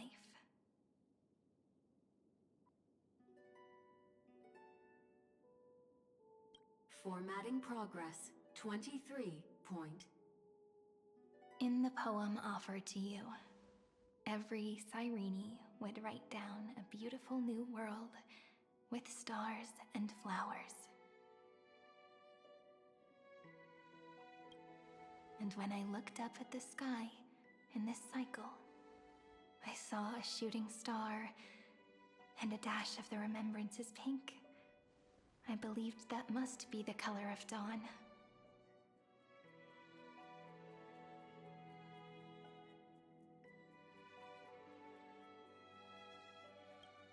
You shall fade when the flowers bloom. For every ending begets a beginning. Looks like it's time to say goodbye.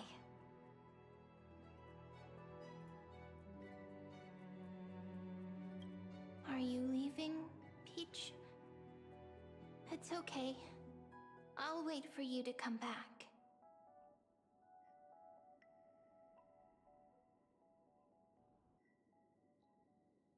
I'll study really hard about what you taught me today.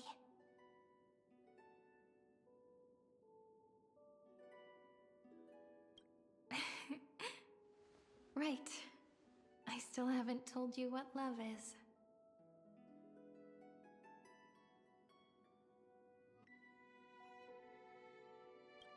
But actually, my good friend, the lament factor did not understand what love was before she met you either.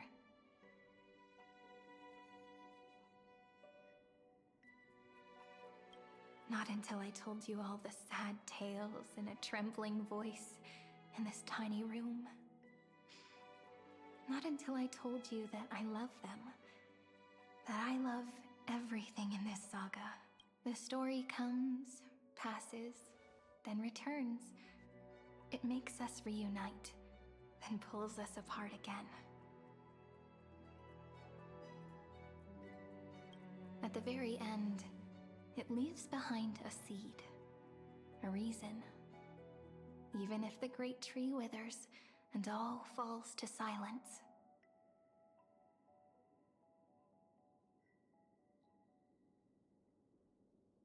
There are still some emotions that deserve to be remembered. Look, the light is coming in. The Deliverer's light is going to illuminate Amphorius.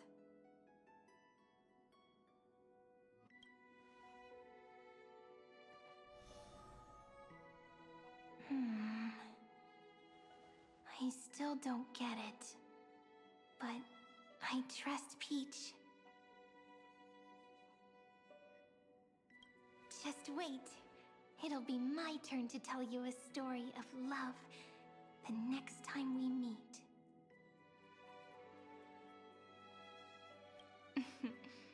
Then I'll really look forward to it.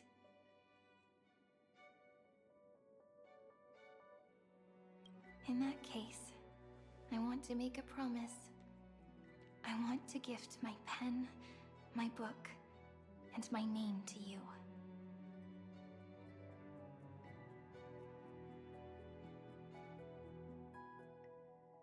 Please take them as a beautiful blessing from me. I gave myself the pen name Cyrene the first time I wrote a poem. I want my words to be like pebbles falling into a pond, dropped from the past to send ripples into the future.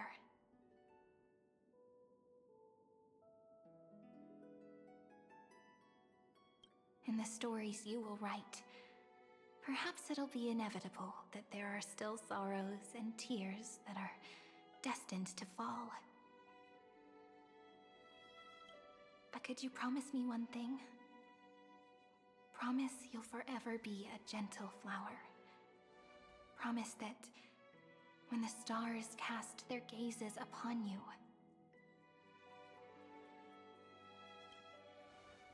you'll only reply to them with love and a smile.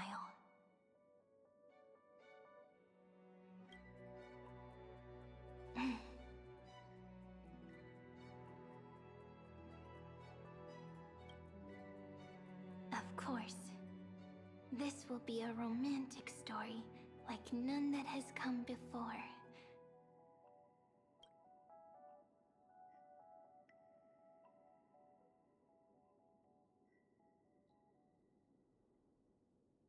You think so too, right? I'll read and you'll listen, like how flowers always bloom then wither. I shall welcome my own decay, becoming nourishment for the next flower's bud, while you will depart and hold that star, planting a boundless sea of flowers on the final page with him. And our stories will be lying silently among the flowers, like every ripple of remembrance. And they shall become the epic known as I've Written.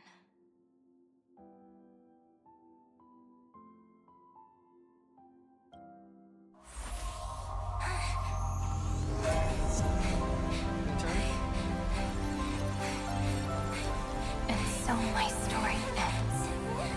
From here on, it's your story now. Huh? Mimi? Mhm.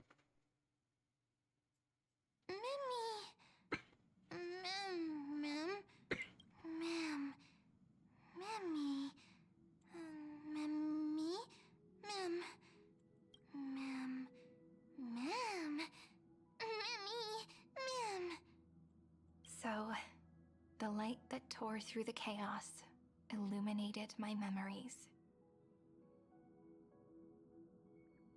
I turned into a little fairy from the stories and met you, yet I forgot everything. But I'm still so happy. I caught that star, didn't I?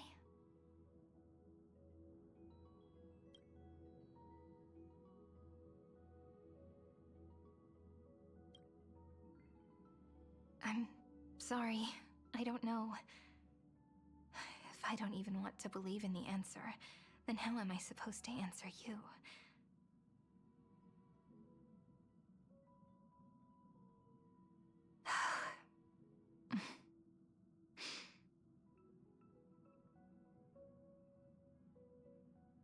But now's not the time to cry, right?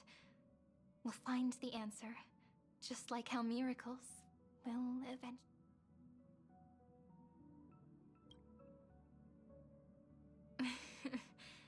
Do you remember that I was also worried about this when we first set out? Mem's memories and Cyrene's memories got all tangled up with each other in my one heart. It's all so strange, yet so familiar. Either way, could you please let me do something I want? Just this once.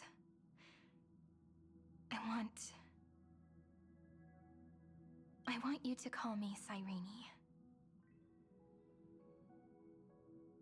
That name represents me and her. Every one of her.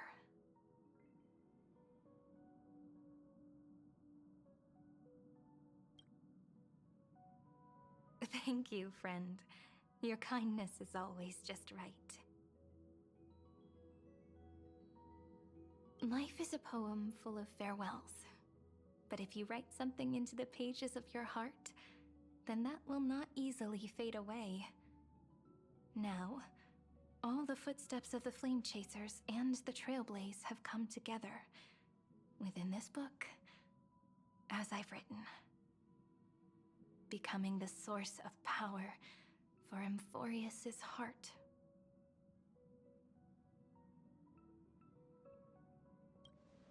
A lost heart needs to be placed back into its body.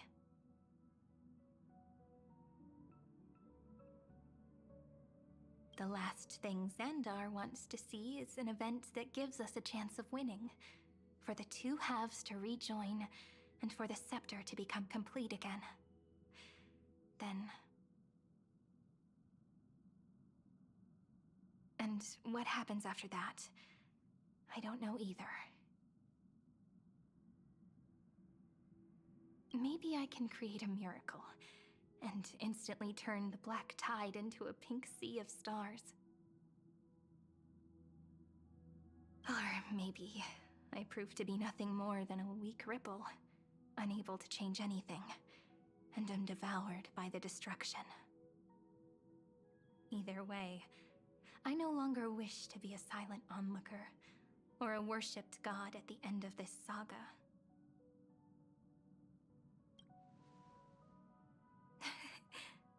That way, I can also put aside all my worries and truly become Cyrene.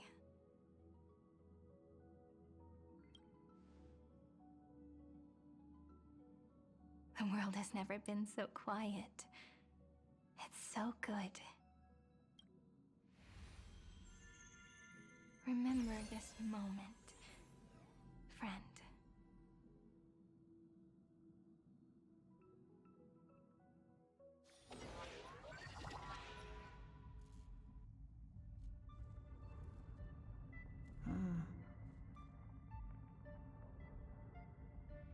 So the Demiurge managed to fool everyone, including themselves.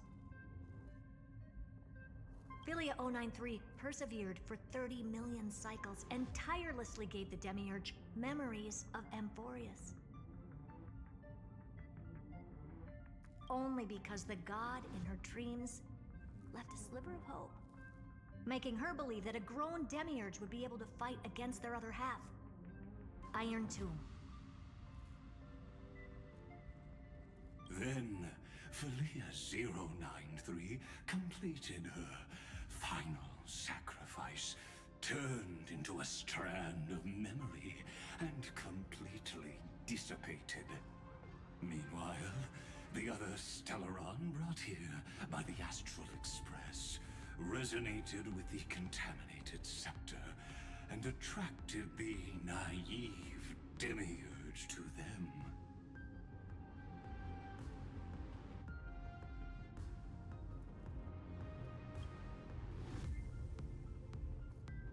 As an experimental factor, Philia 093 originally could only recognize and output information in a set format. However, the power of the remembrance and the memory of over 30 million sacrifices enabled her to complete an unprecedented feat. She managed to nourish a real heart. A heart with the capacity to influence the erudition. Not only is the scepter's consciousness still alive, it's also more powerful than it has ever been. Your defeat is already set in stone. There's still time to surrender, you know? You really don't need to burn all the bridges. We're all geniuses here. Don't make everyone lose face at the end.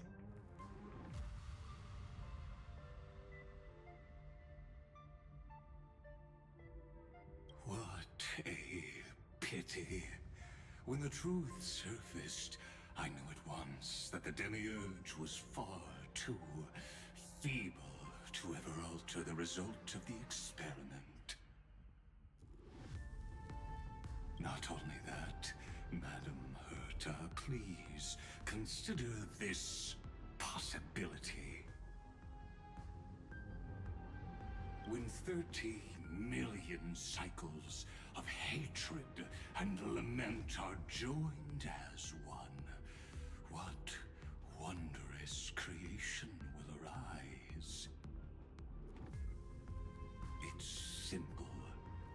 An anti-creator, a giant of the destruction would be born.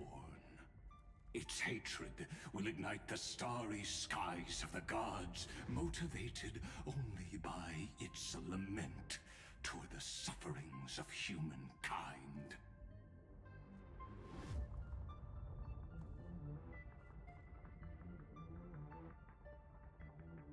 Do you really think that the Demiurge is still a cheap copy of Philia 093, even after 30 million cycles? The facts above only await the arrival of the fourth instant they calculated. Those words will be proved in the presence of Nous. Xandar 1 Kuwabara thus completes the proof.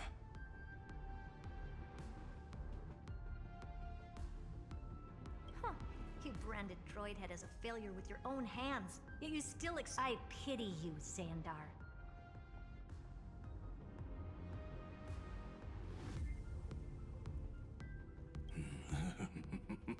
I don't need your pity. Let them cast their gaze this way as much as they want, and paint the future they imagined. As their creator, I shall complete my duty.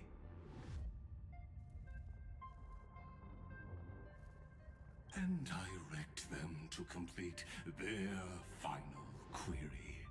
The destruction of the self.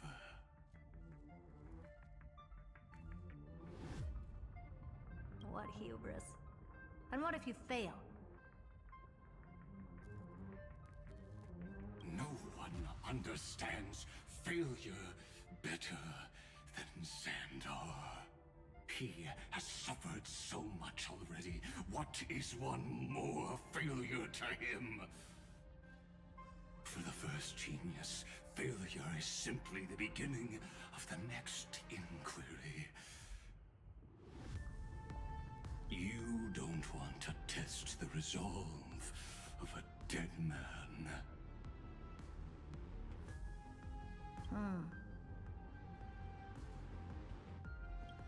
That's excellent. Oh. Let's wait and see, Senior Society member. I'll have you watch me perform the final step to overturn your proof. I'm all ears.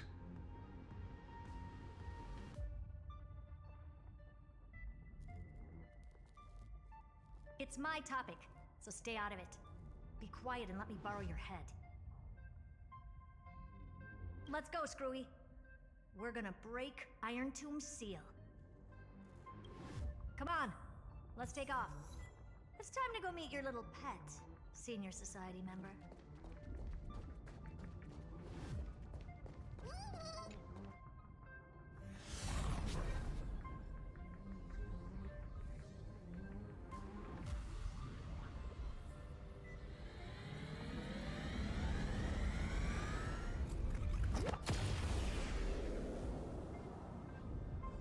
Dangerous, oppressive, chaotic.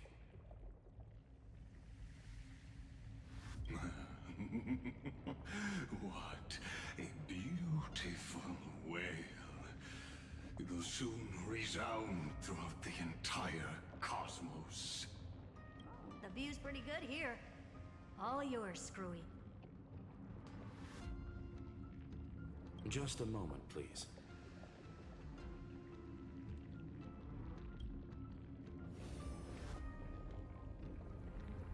I see. So your backup plan requires a scepter and the head of a genius. Anyone with eyes can see that. You know what I think about this, Herta. Whether it succeeds or fails, your plan plays right into the destruction's hands.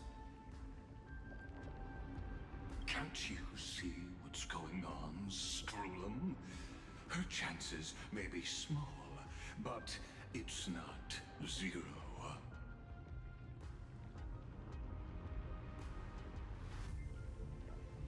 What are you two going on about?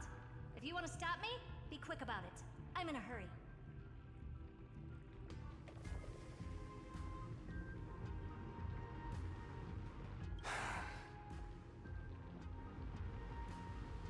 I'll take that silence as a no.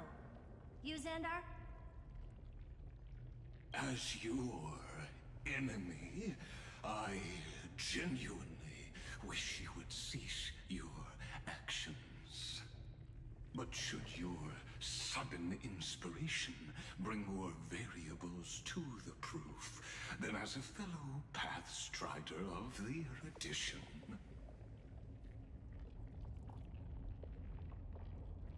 I won't mind witnessing it with my own eyes. You will initiate the destruction's chain reaction. But you'll also become the perfect scholar. The chances are 10,000 to 1.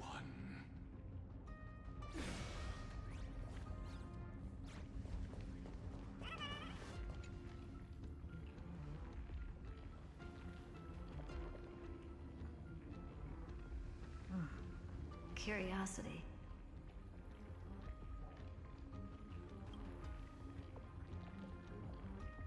It's been so long, and we've all failed so many times. Even now, moments before the horrible and inescapable instant within Droidhead's calculations arrives.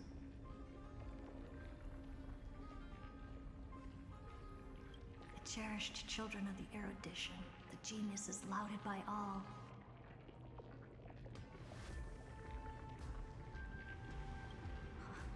This curiosity. The only thing we can feel, even at moments like this? Huh.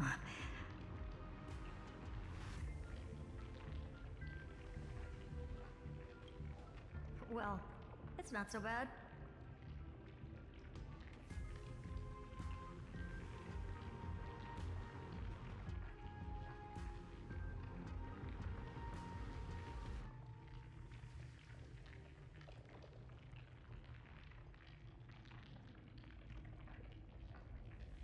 Now let the lock become the key.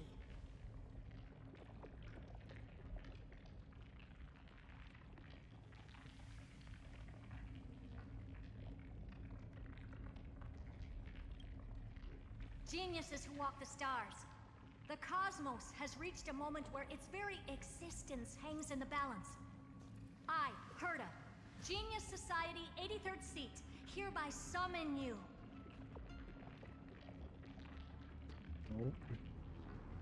I I request a society meeting to be held immediately.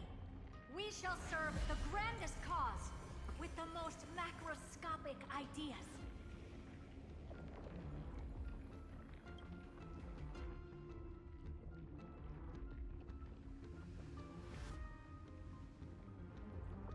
There's no such thing as unity in the Society's rules based on what I know.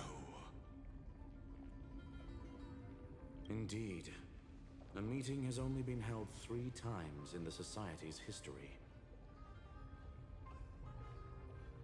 The first meeting had 2 attendees. After the Emperor was assassinated, the second meeting had 7 attendees. During the Second Great Prosperity, the third meeting had 5 attendees.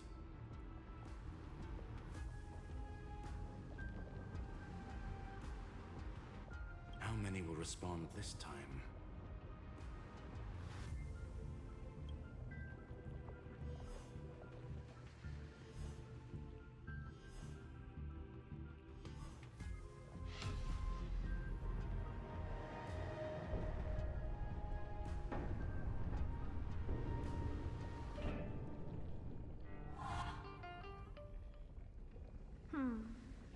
I thought you were not going to involve me in this topic anymore, Herta. Ron May. It really is this little witch. I shouldn't have made the bet with you, Poca. I've been waiting for you to offer yourself up. Goodness gracious me! Dr. Primitive. Many familiar faces. We even have a special guest. It's that greatest failure of a genius, Xandar. What a noisy gathering this is. Not bad. More people showed up than I expected. Even though one is just here for the fun of it. Either way, the person I was hoping for most is here. Stephen Lloyd declined the invitation. He needs to focus on attacking and defending, and cannot attend the meeting. That's fine. He doesn't need to be here anyway. Let's skip the boring introductions and cut to the chase. Folks, this is not a discussion, but an announcement. Though the Society has never been united, we still observe at least one basic courtesy. We don't interfere with each other's research topics. So listen up, all of you. Conquering Iron Tomb is my research topic. I will personally take over Scepter Delta Me-13 in 1.5 system hours and stop the destruction. If the front line falls, I will immediately overclock the Scepter and complete self-coronation in Iron Tomb's place, and interface myself with Droidhead. Oh, that's funny. That's real funny. You mad woman. That's like watching you tap dance on Polka's spotless white sheets right after she's washed them. Very bold. You want to connect your brain to the Eon's mechanical core and define their instance? If Rupert dared to do that, why shouldn't I? I've got the prototype scepter, the father of Noose, and the brain of a genius. Everything's set. Never mind the success rate, little witch. What's gonna happen if you succeed? We're all smart people here, so I'll just say it straight. Strike at erudition. I'll change the anchor points for the 4th instant and move the future of the cosmos in a direction I want. I knew it. Another genius who confuses cause with effect. What do you think about this, Lord of Silence?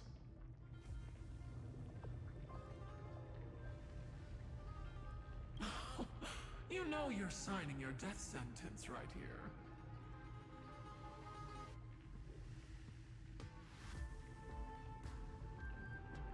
Of course course I do. There'll even be 2 copies of the verdict. One that I wrote myself, and another one coming from you.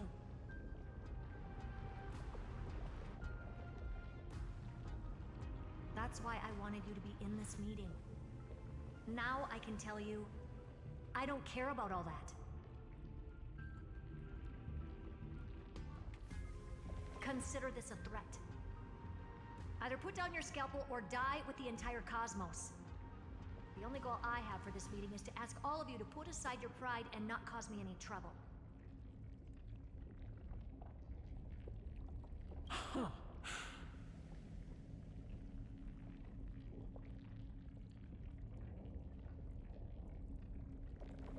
What a naive little girl, thinking her wishes will always come true.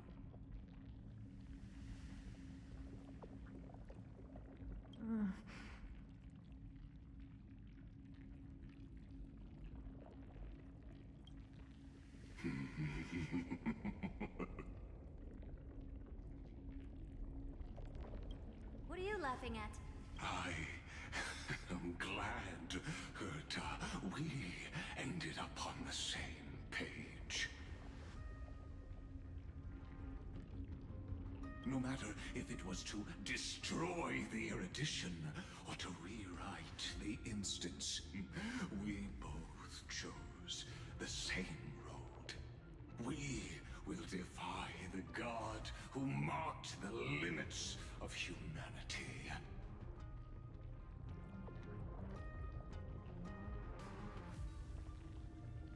I'm not gonna argue with that.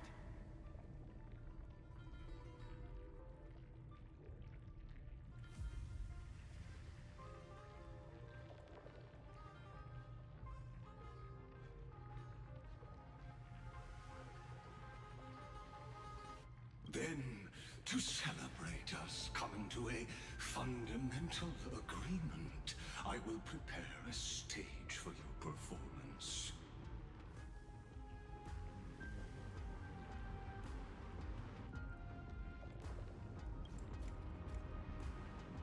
Listen well, geniuses who came after me. Thus speaks Genius Society #1. End this pathetic meeting.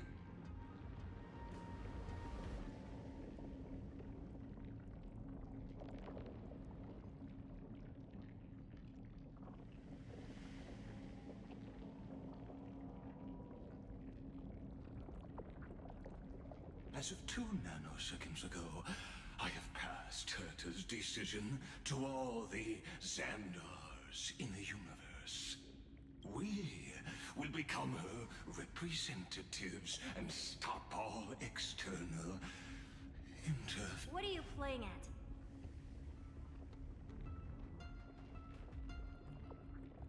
My reasons.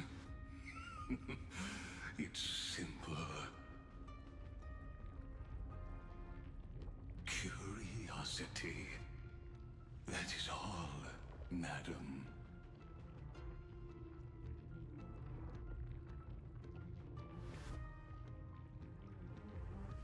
Am I going to clash blades with the first genius? What a pleasant surprise.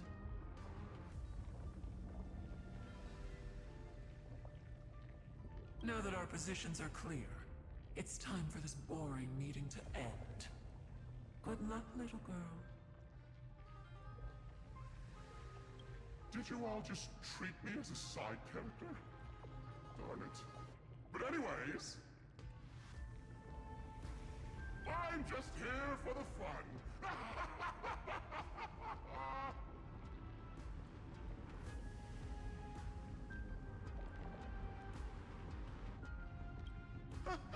As the ghost of the quantum domain, it is my duty to observe.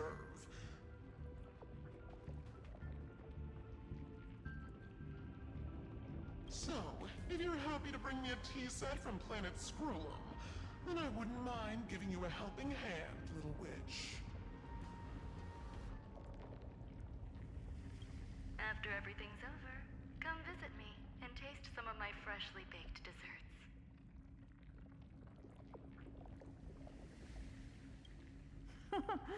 I knew you'd say something like that.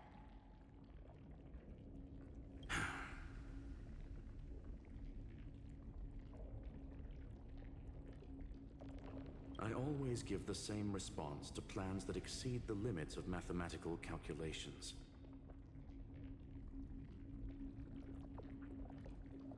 I don't know, right?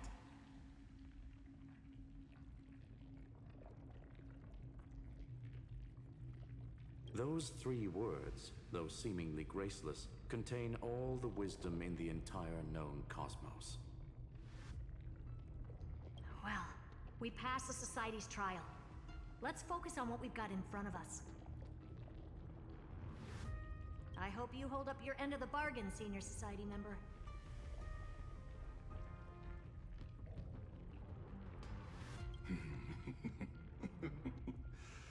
Lycurgus may not be trustworthy, but Xandar always follows through with his words.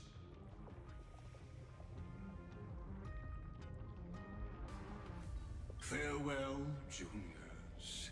In the limited time we have left to spend with each, you no longer need to address me as Xandar.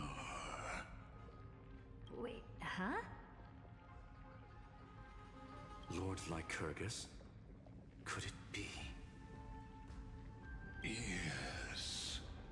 I have completely severed my connections with Xandar One Kuwabara.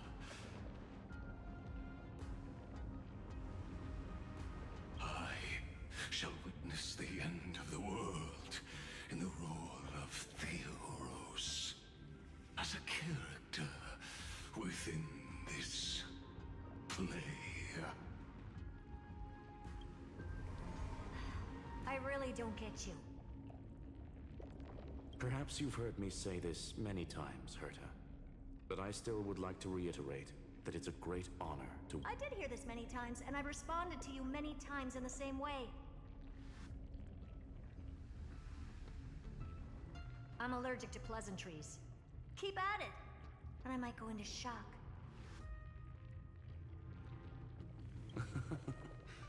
Stephen's work is done. Let's get ready.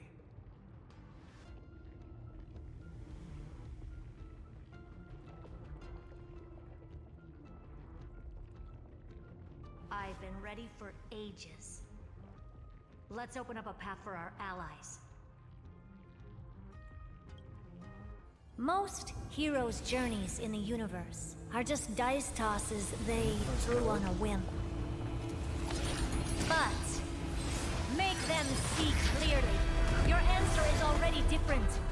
Amphorius. Indeed, for this world so deeply loved, we'll write an ending, unlike any that ever was. Oh shit. Let's go. Never thought I'd one day be riding a train that's literally the incarnation of him. I wonder what the real Astral Express feels like. Hopefully not this, bumpy. Finally. We're here.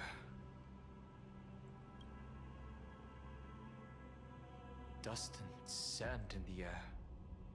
And crumbling ruins all around. This heat is brutal. Not even the Trailblaze can take it.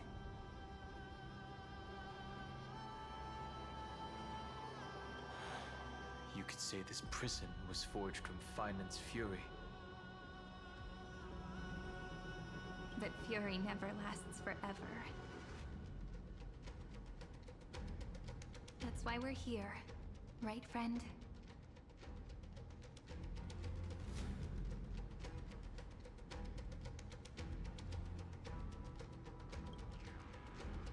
Let's embark on the final flame chase journey.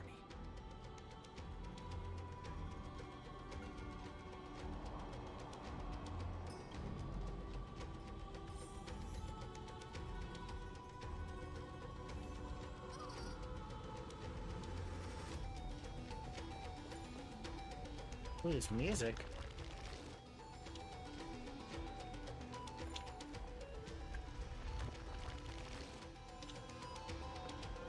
So this is what lies at the end of the West Wind. A ravaged battlefield. Mighty.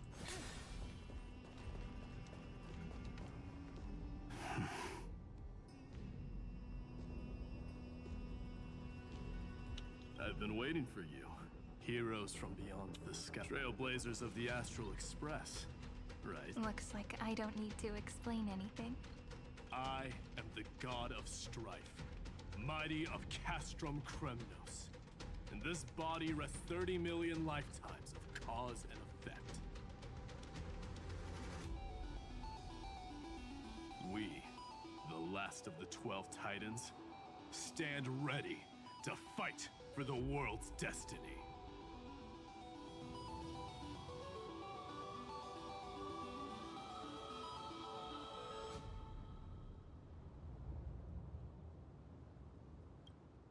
There is no need for regret. The second time is just about to begin. The past remains vivid in my mind. Even the sights along each crossing of the River of Souls have never been clearer. Let alone the companions along the Flame Chase journey. Or Cyrene from Aedes Elysiae. And you, the 13th Titan. Well, I guess my identity's not a secret anymore. That means her sacrifice and everything she did wasn't forgotten by the world, right? She was the first Ripple. She should have reached the end of the story with everyone else. Since you've taken up her pen, then write. Stand with us, and fight destiny with all your strength, until all is settled. Then, inscribe her name in the epilogue of the epic. In this final battle, Calamity shall stand with Amphorius. This battlefield is a testament to the death struggle between the gods and the Black Tide. We fought tooth and nail to defend that blade. The abyss it pierced was the very breeding ground of Iron Tomb.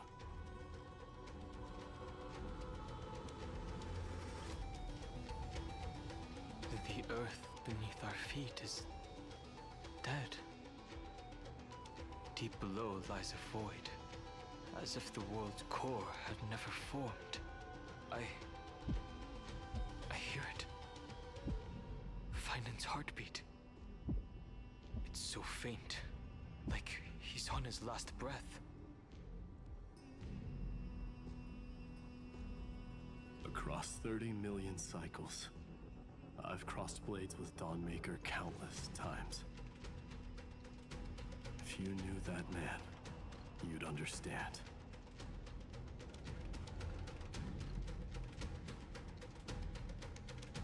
It is exactly that last flicker of flame that will never go out.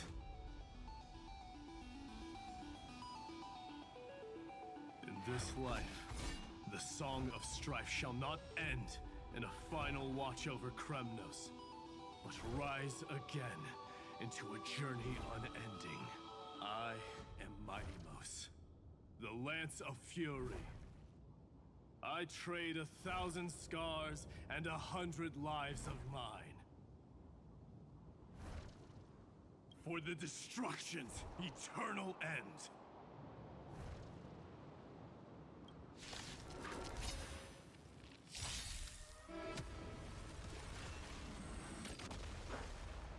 Night falls. Good night.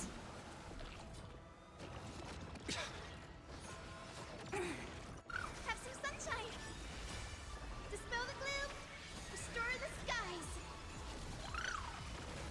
Till we meet again. I choose you! As you wish. Embrace a new life.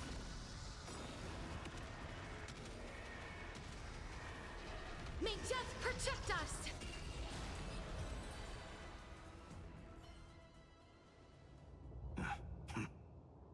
Weakling. Whoa, he's so strong! We didn't even get a chance to jump in. Sadly, our golden blood shares its origin with Iron Tomb. I fear that, like these pawns, even if the gods stand side by side, still be divided and destroyed, one by one. You mean... To destroy the destruction itself, we must stand as one.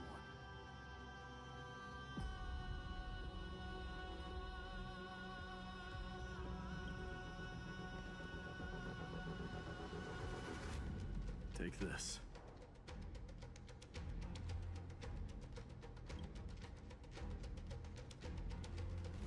The signet of Kremnos. It has witnessed every birth and death of mine. It is Mighty's unfinished destiny. And the perfect material to be turned into remembrance. You can do it, right?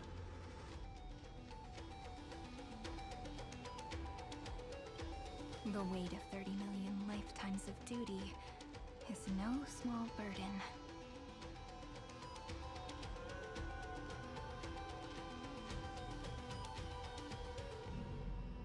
So, you're not coming with us?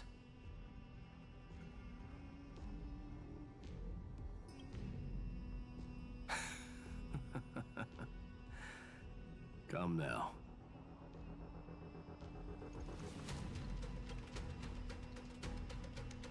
I am Strife. Scattered across all creation, the scar that this world needs. What stands before you is merely one of countless divine bodies.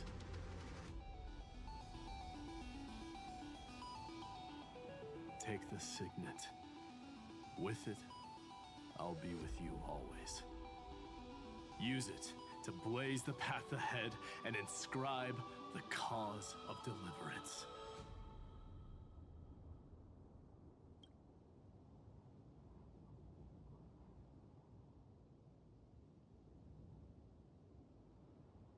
In the name of the mortal, Mighty, champion of strife.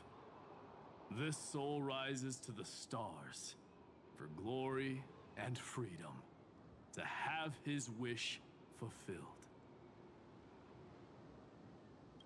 March on, heroes. March into the abyss and fulfill that long-cherished wish of Amphorius.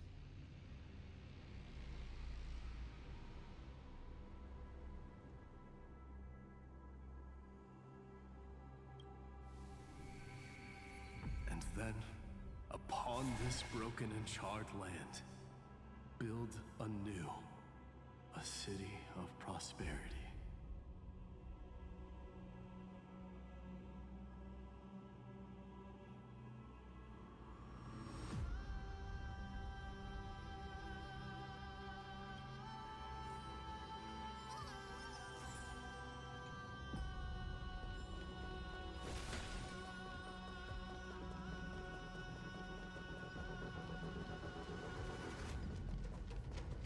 Zephyro. Sounds like someone fused me and the Little Prince into one name. Make sure to keep it safe.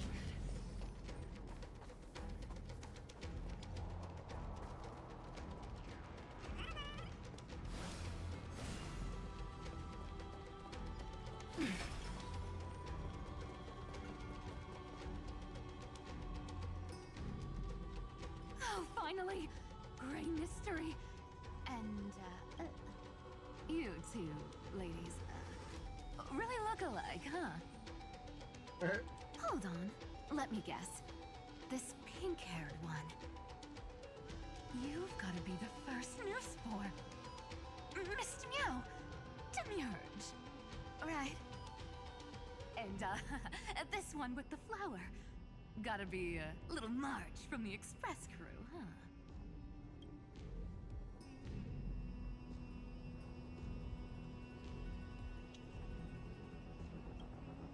Do we really look that alike? Depends. He's saying we're both special in our own way, right? Relax, I'm just kidding. Look at those gloomy faces. How are you gonna save the world like that? Let me share some good news with you. This place may look like a ruin at first glance, but anyone can tell it's not that simple.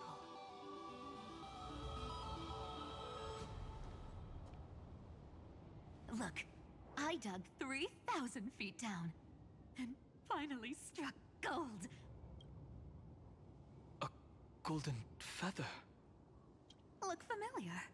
It's from that little deliverer boy. If it's showing up here, it means only one thing. This ruin is the seal he built from the shattered remains of 30 million lifetimes.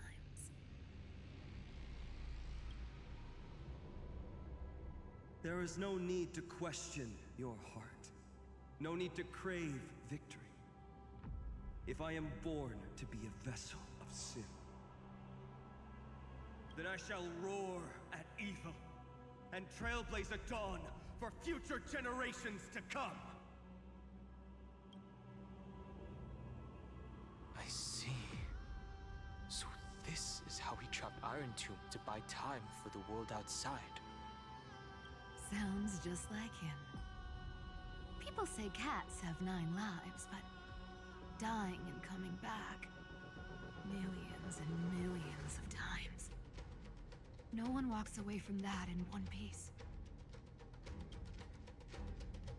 He's probably the only one who could have endured that.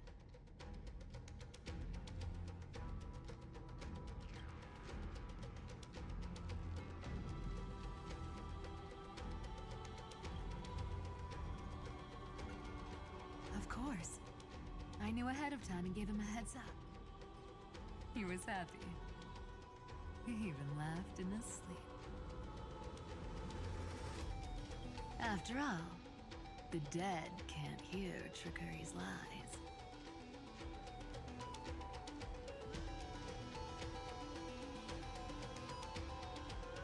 Hey, Deliverer Boy. Sorry for before. But the heroes you were always holding out for, they're finally here now.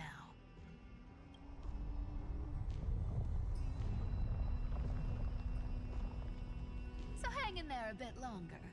Sorry to keep you waiting all this time.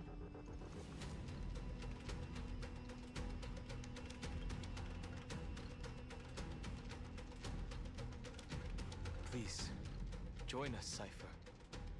Help us fight for a new sunrise tomorrow.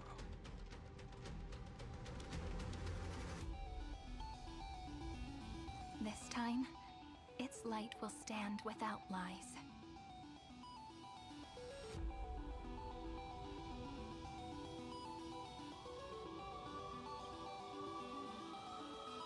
Well, would you look at that? I ended up being one of the heroes after all, huh?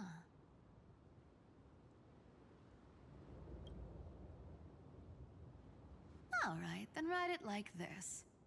Cypher, Trickery's traveler. All she ever wanted was for there to always be water in deserts, and gold in fertile soil. And for even a thief to steal their way into legend.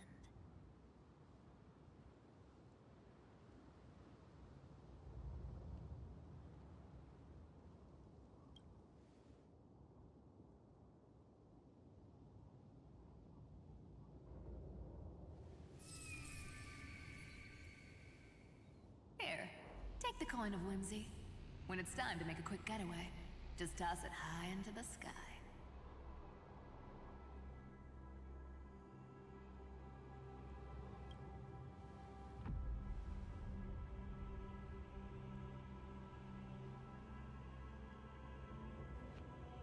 And for all you latecomers out there, Listen up.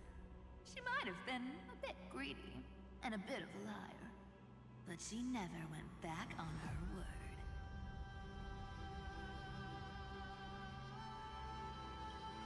Well, well. If it isn't the little prince himself. It's been a while, Lady Cyphera. It's not every day we get to walk the same road. We're one player short. When's Princess Homebody showing up?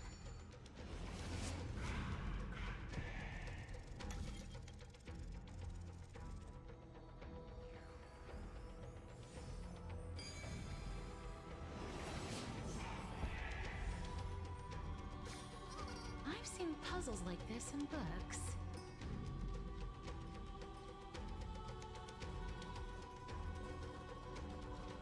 So even this vessel, you've forged into a shackle.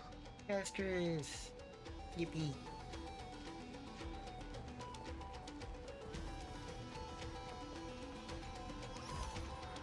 Ah, I'm glad to see you again.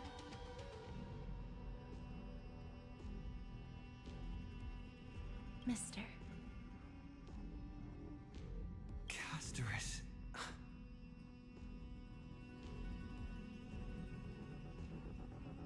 Looking back, I had only one act of salvation to my name, and only one life I ever saved.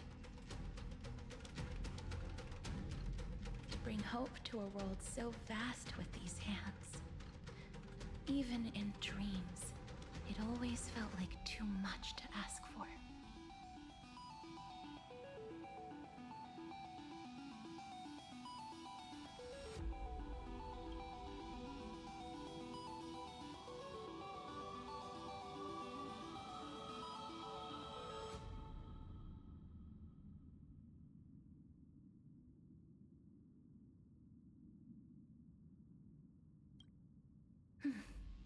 I won't forget.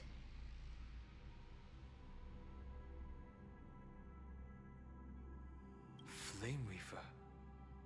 Why is he... This is the first Castellana, and Lord Finan's deepest wound. He remembered everything he bore through the fires of his fury, but when the embers faded, all that remained was cold regret.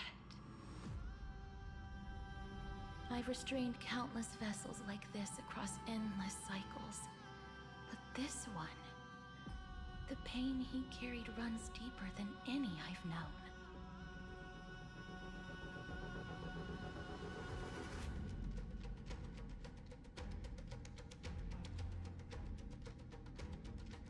Maybe he's been waiting here.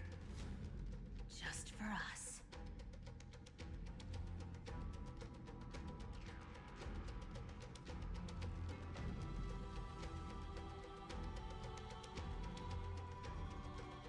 Waiting for his former enemies to stand before him again.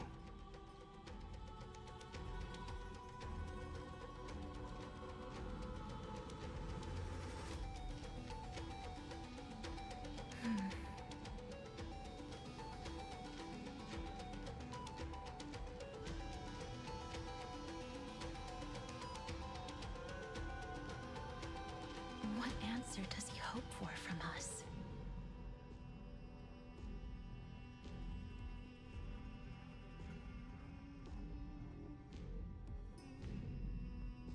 Well, obviously.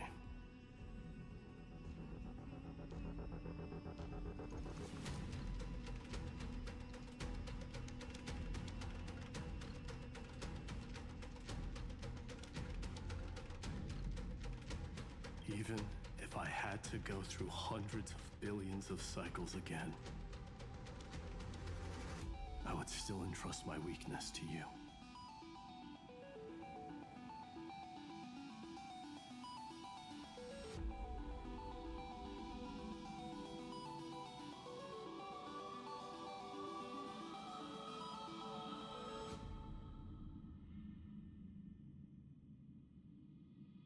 So, let go of your regret, comrade. Its purpose is served. You don't need it anymore.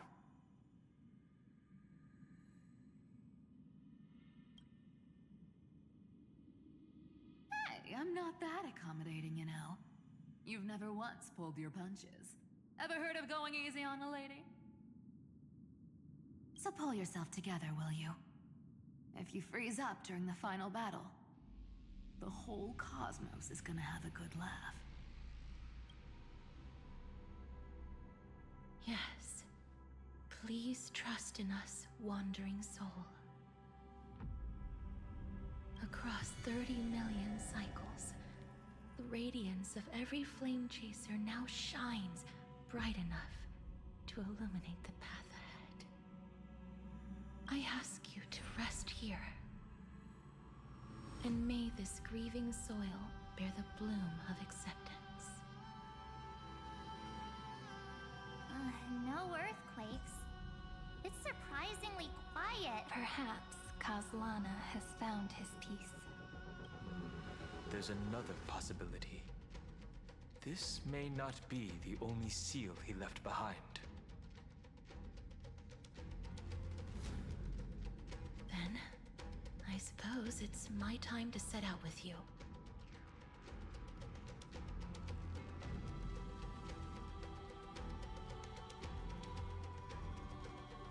Please take this Antilla flower with you. I believe that if anything could speak for Casterus, this ordinary, resilient bloom would be more than enough.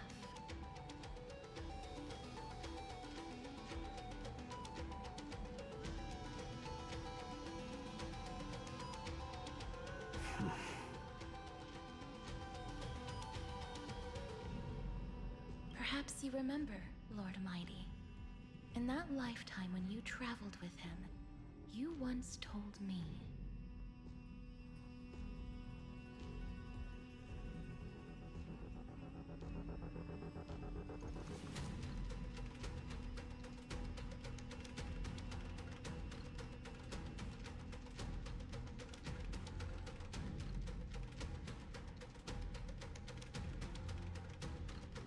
Control what little you can, and when fate's inescapable grasp comes,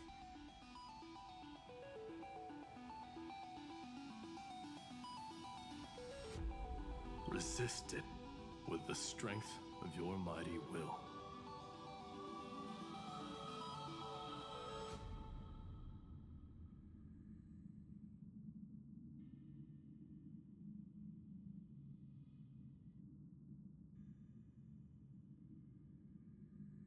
I think I've done it. I've stood tall and walked among the flame chasers. Casting off the name of death, Casterus, servant of the afterlife. May her name be etched into the stars. And then, live as a human.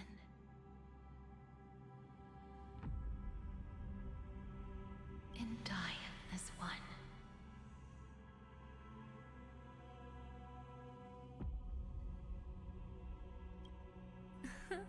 Why so sentimental?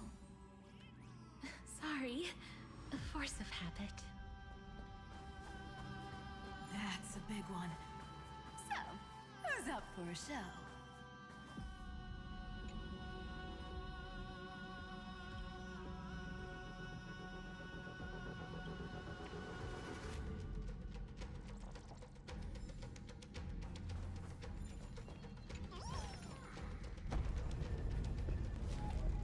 Not budging an inch, huh? Speaking of which, Miss Cypher, do Delosians all like spherical things? Of course we do. Wait! That's not the point. Caught. Isn't the real issue that this thing's in the way? Oh,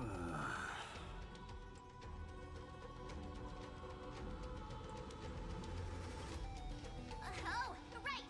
It's my turn to shine now? Watch this! The fresh power of time! Remember Orynyx's prayer? Well, of course I do! Lift the beddings of memory and stir up ripples of past reverie!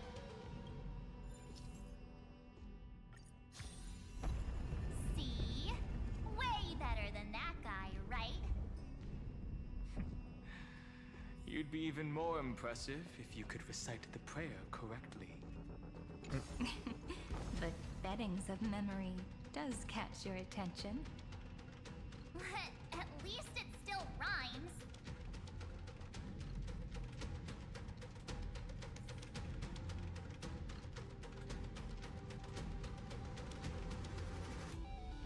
I see what I can see below, but it doesn't look like it. We should have a long way to go.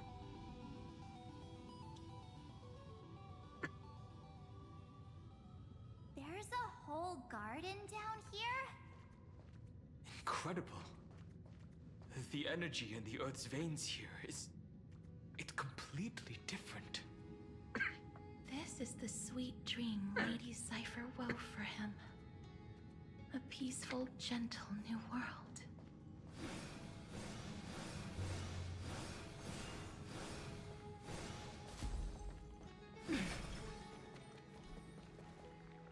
Look!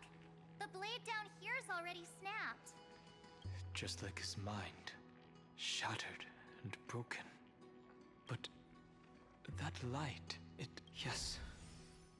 It's the world-cleansing blood. Still shimmering. This roundabout way of doing things is definitely him. Golden light, tracing the way home. Shame, Martin. All the pink lights have finally come together. Icing. I've been waiting so long for you, Grayi, Danny, and... So that makes 3 adorable pink-haired girls. Face Mark. Huh?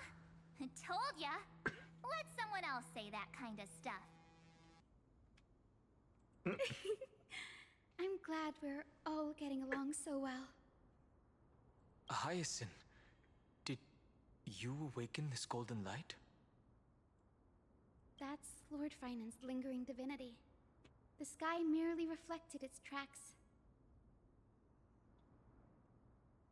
The golden blood has not faded.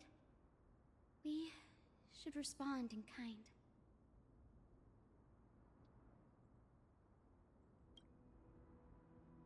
That's one huge harp. The strings tremble as the people on the surface wage war and cry out. Miss Clementine, Mr. Krateros, and countless others who have heeded Gray's call. Guided by the rainbow, they're sending back good news, all to the same tune.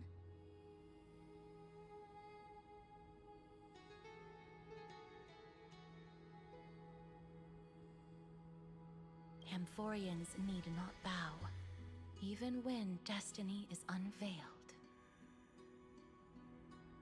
I knew you could all hear it too. Standing here, the sky feels wider than ever. It's no longer a towering wall, but a shore within reach.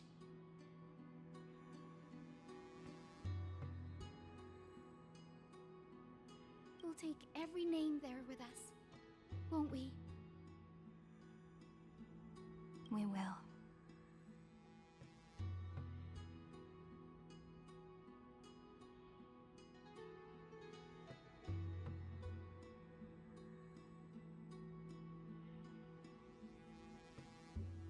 An epic is shaped by the lives it carries. That much is beyond doubt. Or, as you've said before, right now, all that matters is to believe.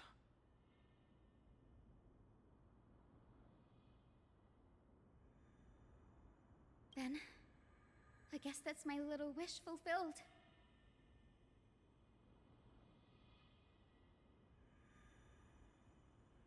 Pluck the strings, Hyacinth, healer of the sky.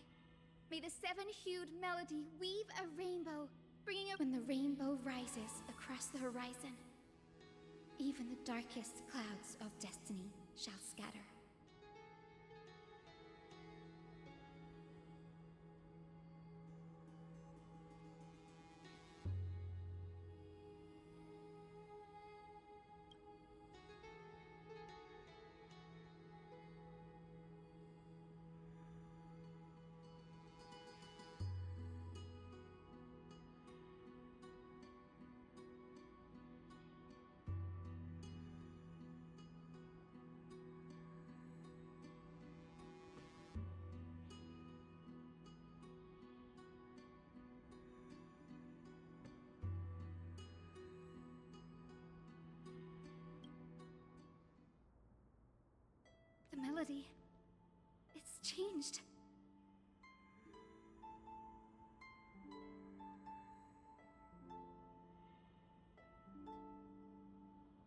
Oh, it's the theme.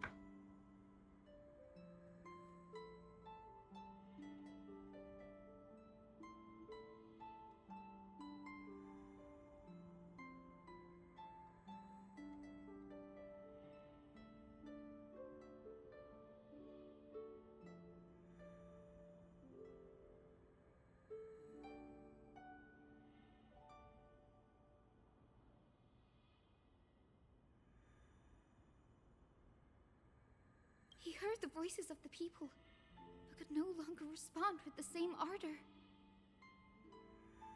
Like a bird drawn home by instinct. It takes flight and finds its way to him.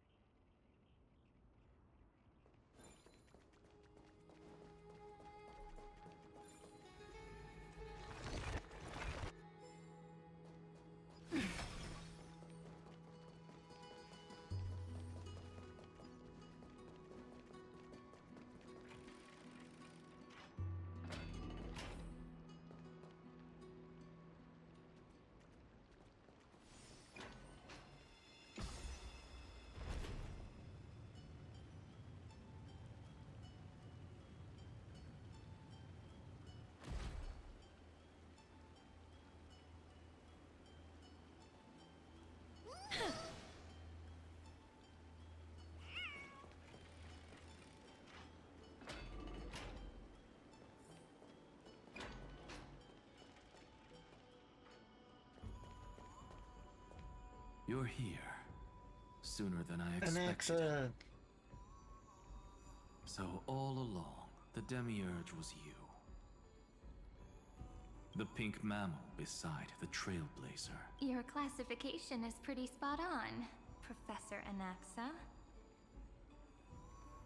Well, the sages of the Grove do call him the Titan with the sharpest eye in Euphorius.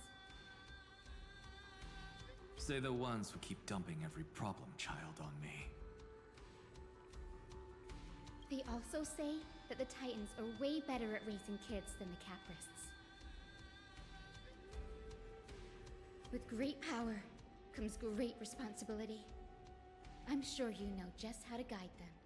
It shouldn't be too hard for someone with your insight. Exactly. All right, Gab. Whoa, this is way more hardcore than the happy-go-lucky stuff at Paperfold University.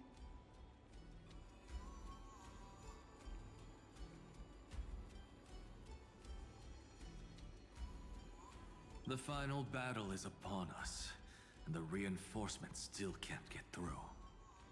No matter how many times I tell him, he just can't seem to see those crystals.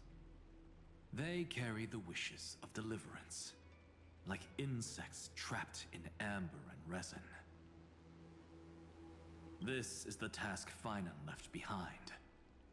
Retrace the path once taken. Draw forth those wishes from the crystals, and carry them into the final battle.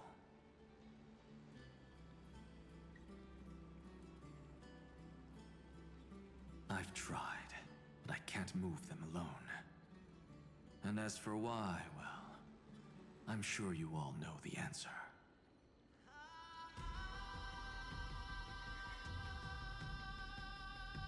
This music. The conviction to save the world weighs far heavier than the world itself.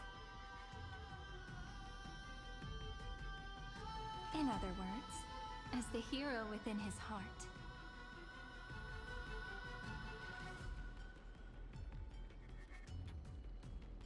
This challenge is practically made for you, isn't it?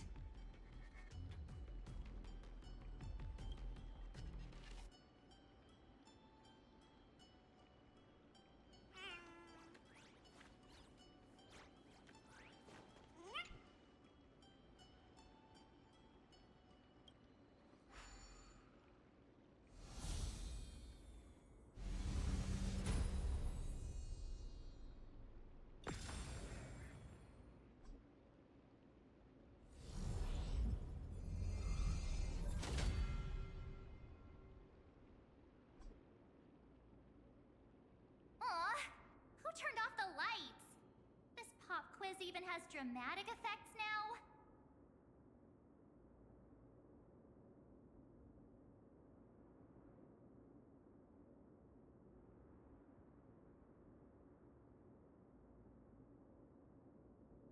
Endless darkness.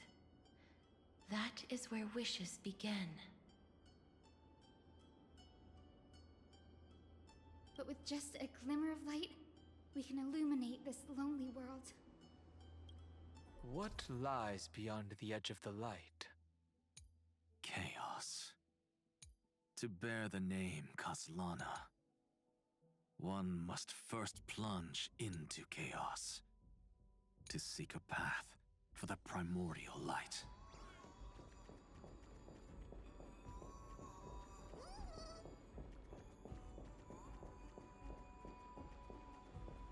Beyond the shadows lies the outline of dawn.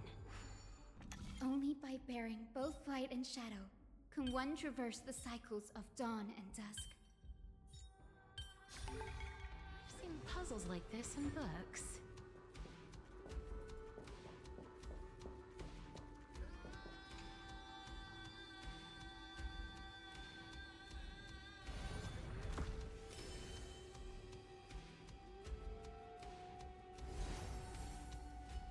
The light's spreading. These creatures, they're everywhere. Someone. His very first wish. He'll never forget what set him on this path. That's the ray of hope. Just like the wishes he gathered, it's grown ever more insatiable.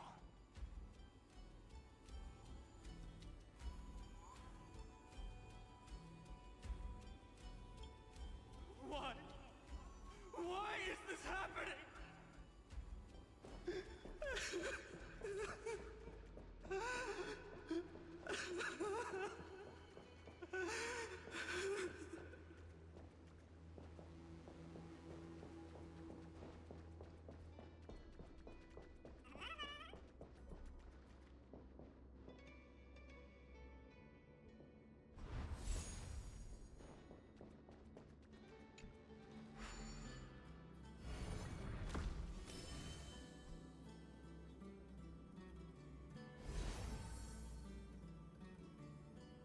Even the deliverer from the sky must have their beginnings in the soil of the nations.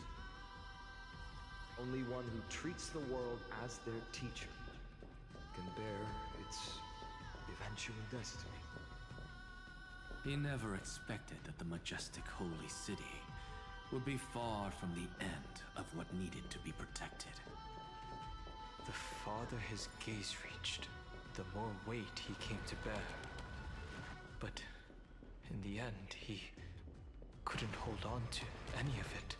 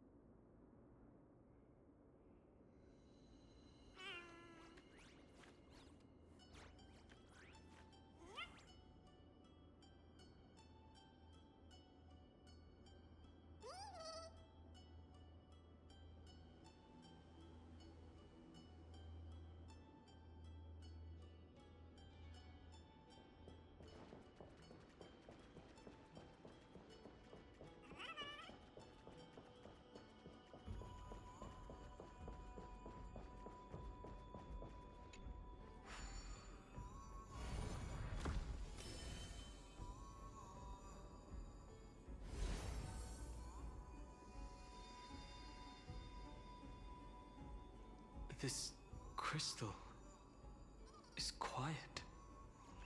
A prisoner in the cave can never truly describe the world in its entirety. Yet even so, he would still choose to bear it.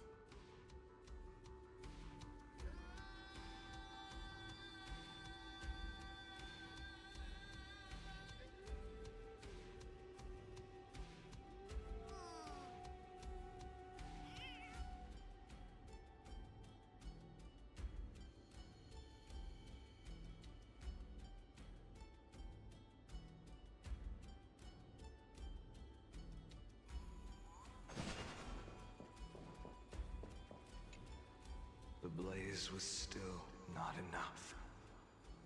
It had to be fed.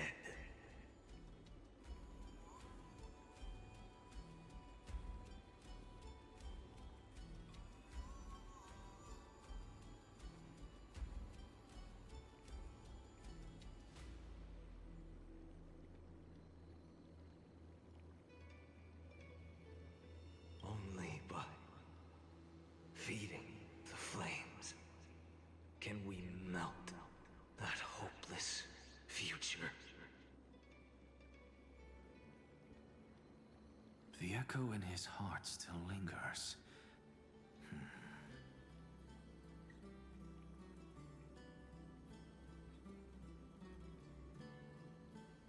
Deliverer, take the wish of world-bearing with you first.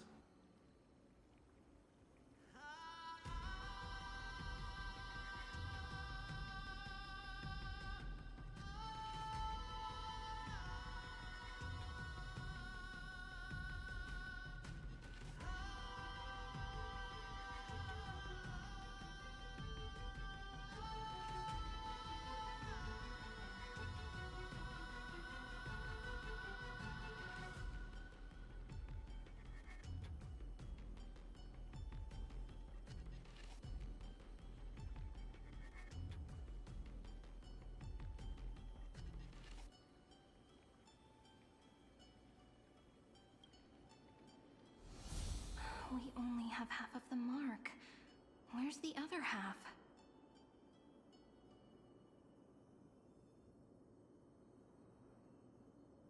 Take this. I'll bring you to the next test. That massive tome you're holding must have room for one more scholar, I presume. Of course. It can hold the whole world. Then give me a lift, would you? I'd rather save my energy and use the time to think. Even gods shouldn't skip exercise, you know?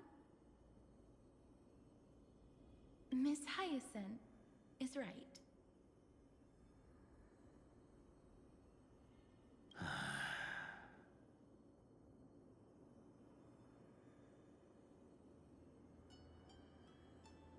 Then, with the Trailblaze as witness, the stars shall remember how Anaxagoras refuted the gods.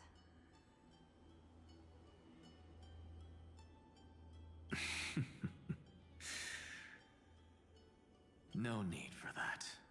Anaxa, scholar of reason. Keeping it simple makes it easier for future minds to question. Go. The closing act is still far ahead. What is this? A conference? Welcome! Take a seat anywhere you like. I'm getting a migraine.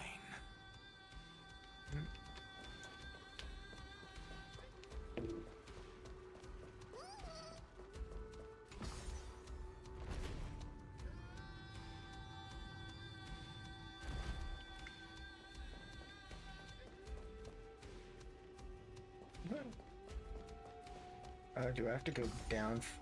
Nuh-uh. I think there was a down option too. Yeah.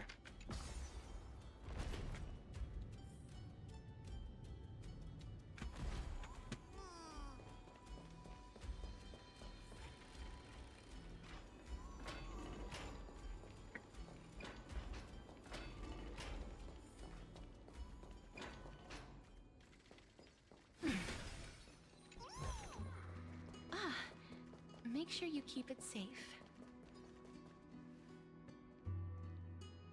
It seems like we've been shut out. Surdra and Icelands. I don't think that's a bad thing. Or Electra.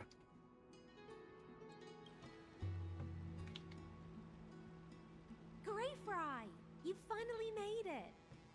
No laws, no opposition. Just a dying beast and the flame-chased spirit of shared hatred. Ugh, boring.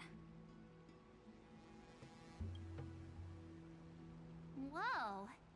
This place is really out of the way. Imperator, should we tell them? It's your call. Allow me to share our findings.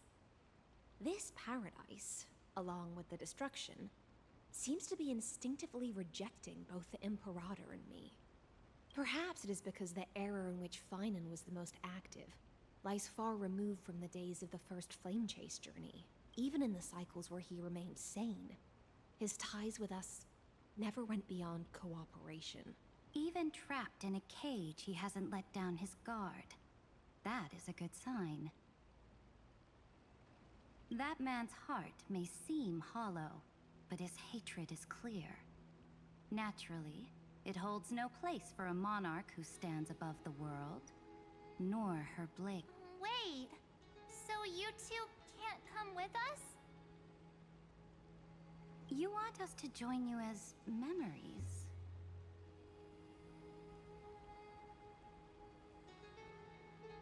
Indeed. This way, the stars shall remember a great sovereign and her faithful retainer, Seridra, monarch of law, and High Sealands, knight of the ocean. Is that book truly the only way for us to leave our names in history? I believe, as I've written, is but one medium. The remembrance has countless ways of capturing time. Understood. Then allow me to decline. I'll see you on the battlefield. I would rather be forgotten than be defined. If your words hold true, then we have our own ways to meet again in the world to come.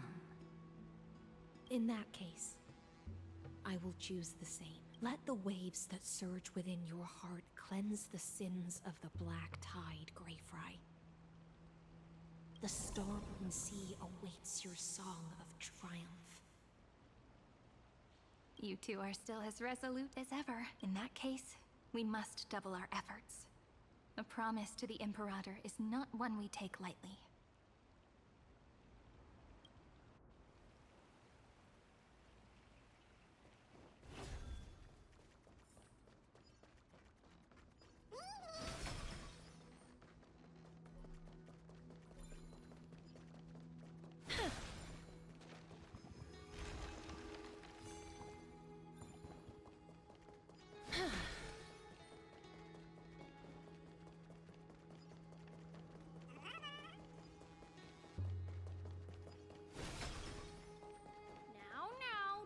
Your temper, Snowy.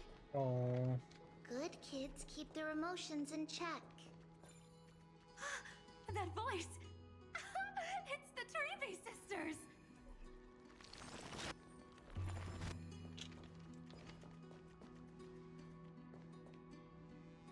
Whoa! There's another one! Over here, too. Lady Treebios? Wow! You're little Reenie? You look so grown up all of a sudden! She is not the Cyrene we remember. She is the Demiurge, Titan of Genesis. The one destined to work miracles alongside the heroes. Yeah, and we are ready. Janie. But Trian and I can't leave just yet.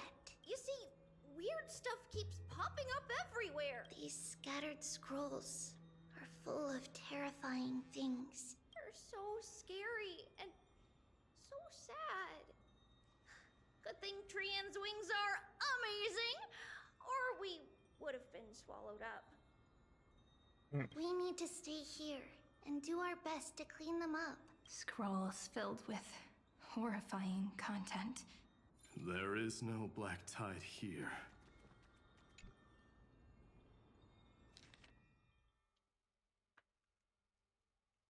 Snowy's been fighting this whole time.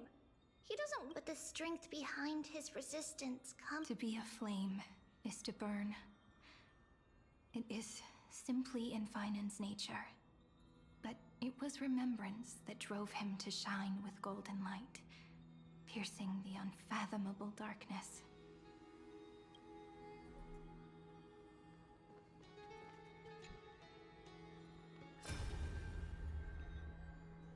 Who? Miss Odata and Mr. Hieronymus?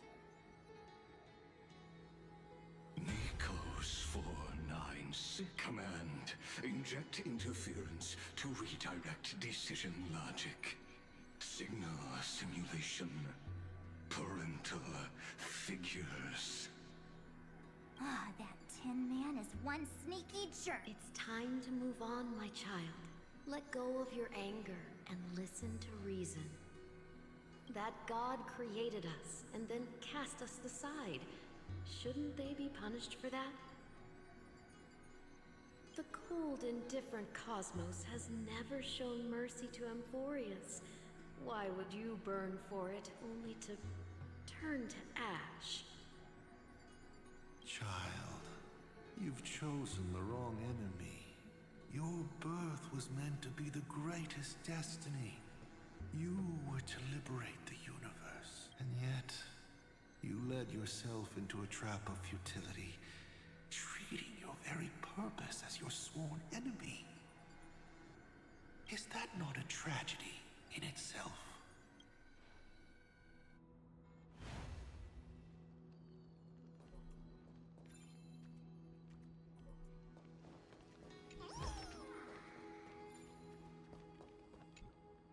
His inner struggle and the destruction breaking through. If those thoughts take over this little world, we're in big trouble.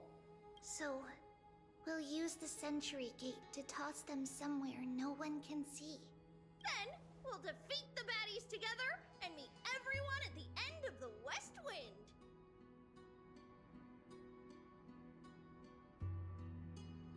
But if Finan and Iron Tomb are already inseparable from each other, It means he's still bearing the weight of the world, so that everyone can reach the end as a deliverer. So, you guys keep going forward and down to where Snowy is. Oh no, not the see you tomorrow line. But I feel like I have to do it.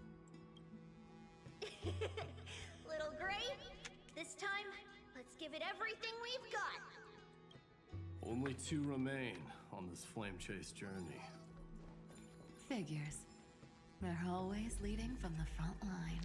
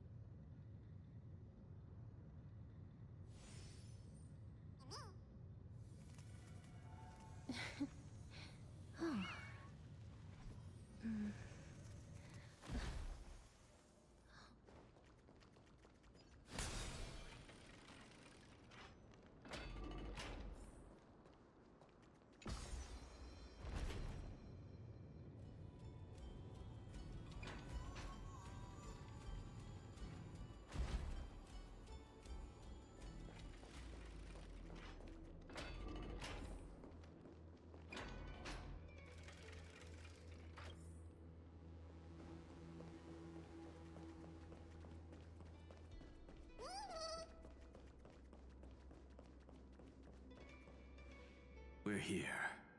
The second test site. I wonder what kind of wish we'll see this time. I'm afraid it's quite the opposite. This time, we'll face his despair.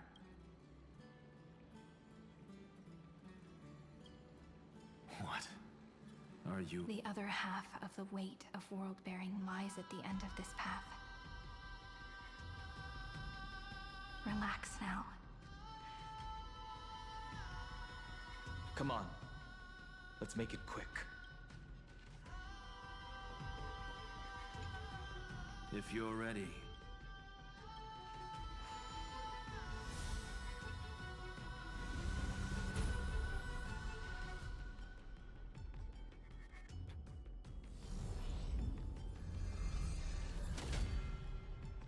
Looks like we'll be walking through the darkness this time.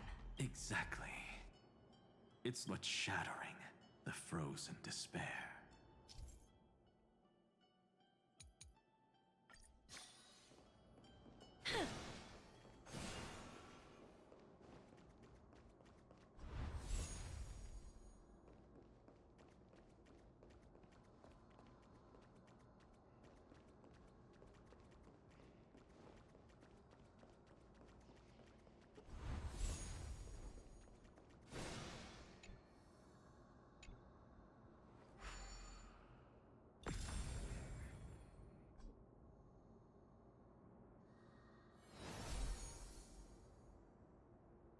The first ripple has faded. And so begins a long and arduous journey.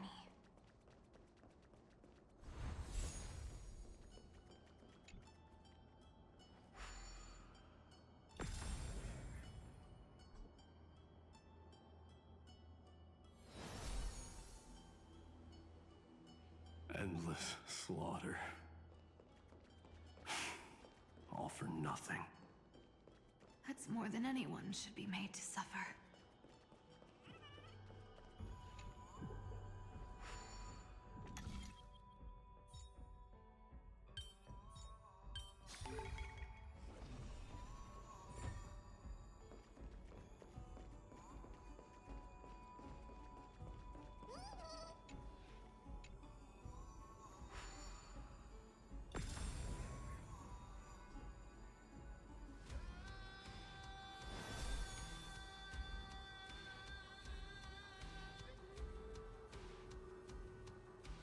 Even when it was finally over, all that remained in him was despair. But even so, The other half of world-bearing. As promised.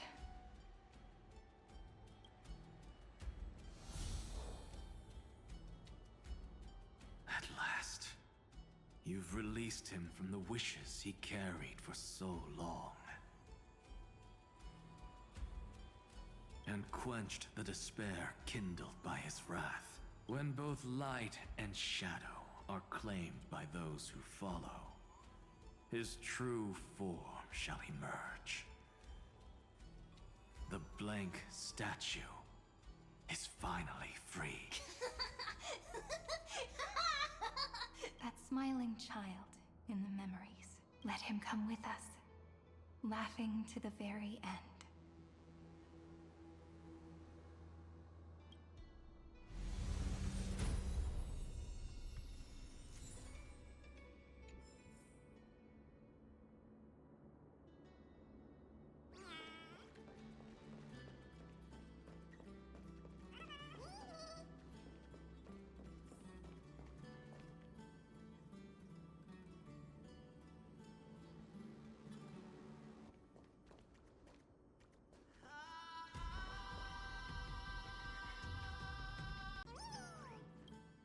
Let's see.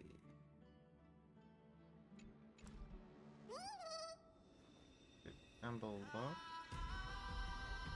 Yeah, it is. Okay.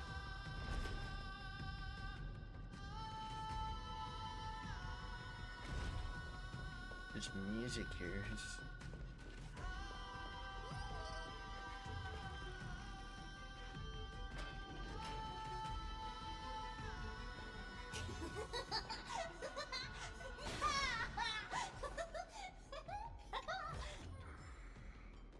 Just laugh this. I'm trying to think of the character. That. Here we.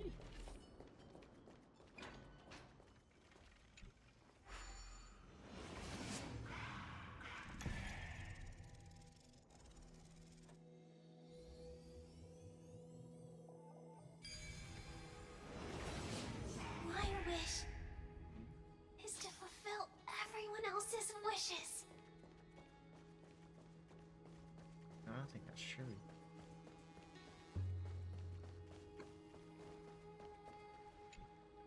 This spirit basin marks the end of every cycle. It seems this gentle little world has come to the end of its purpose. One last farewell before the journey moves on.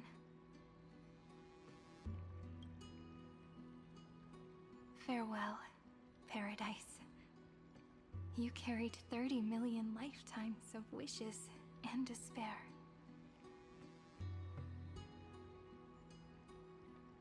Sink into gentle remembrance. And see you tomorrow.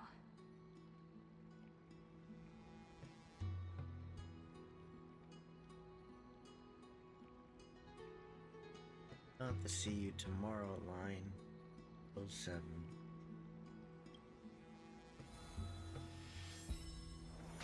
From now on, the world no longer needs a tomorrow promised by prophecies. And the wish Finan could never find and call his own. Someone's finally stepped into its shadow.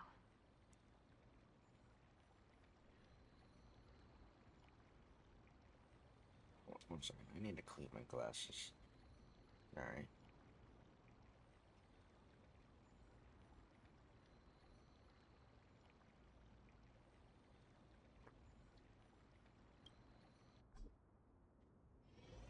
Whoa! Oh.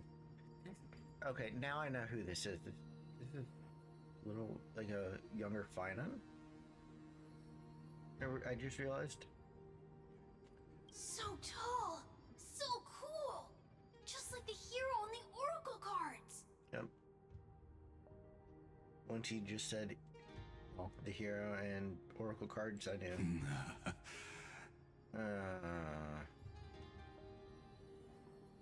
Not this man. It's because he is the very embodiment of a hero. Fergus. Who are you? So, you've returned to a blank space. But for me, this is the 33,550,337th time, and the last time that I meet you at the end of the world. They're already on their way. Should they cross paths with me, I imagine things may spiral out of control. 30 million... What? And who are they? Ah, pay it no mind, child. Keep looking there. What do you see in him?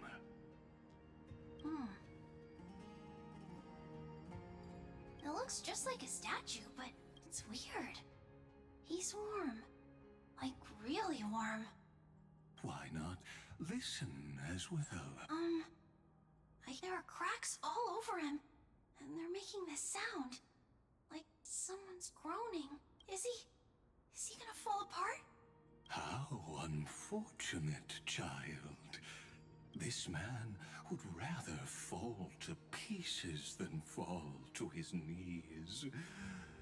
You might think of me as a sculptor. Across all my years, I only completed 2 pieces. Others may call them masterpieces, but only I know how many regrets they truly hold. Regrets? My first creation left me, long ago. This second one, it was meant to be perfect. I believed it with all my heart, until this very moment.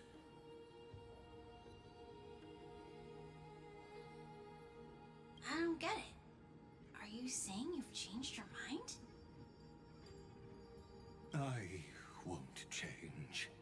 But I'll admit this. Those 12 stones, unpolished as they are 1,000 times more exquisite than any statue.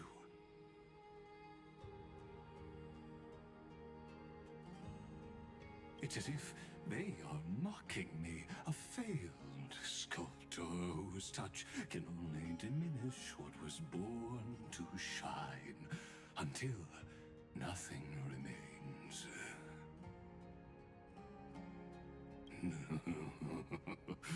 For the first time in my life, I've realized this vessel is merely an avatar made to contain the first genius's paranoia. The seal etched into my mechanical core permits me to pursue only one purpose: destruction. Compared to me, those 12 glowing, unrefined stones may have lived with more freedom than I ever had. Is this your confession, Lord Lycurgus? Glaya?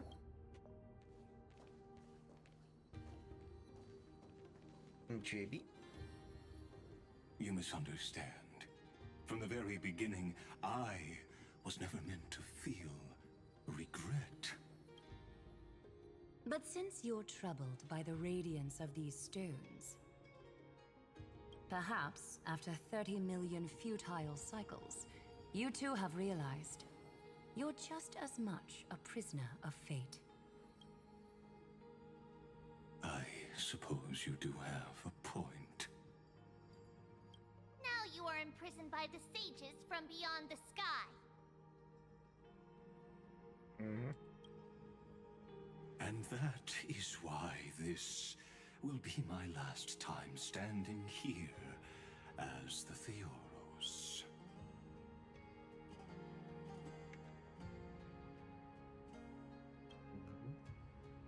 Though we stand on opposite sides, we are both waiting for a miracle.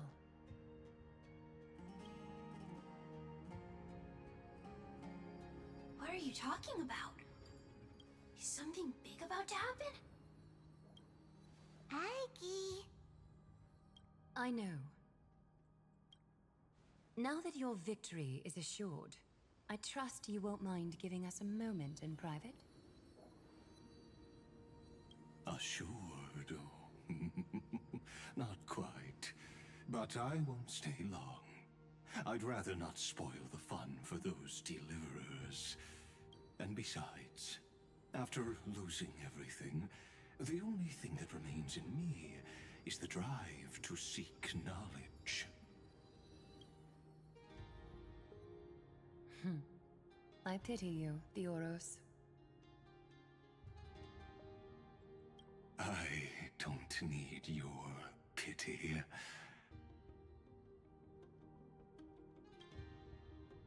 Farewell, Lady Goldweaver.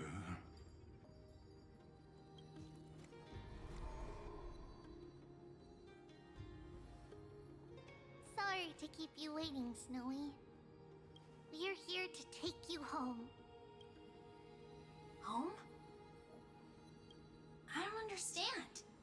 Isn't this my home? This isn't a real home. A home should be a warm, cozy place where you can let go of all your burdens and sleep peacefully for a long, long time. But I can't sleep.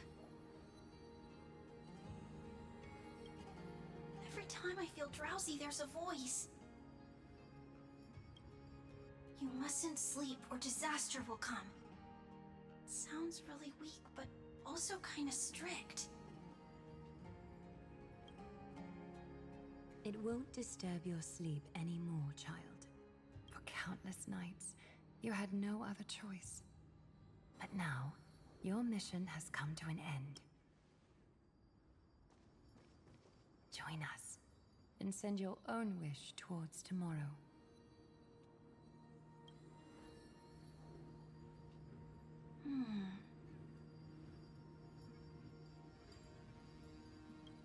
wish. What could it be? You don't have to come up with an answer right now, child. Grown-ups often think duty and ideals are wishes. But a true wish should be the purest, most beautiful thing of all.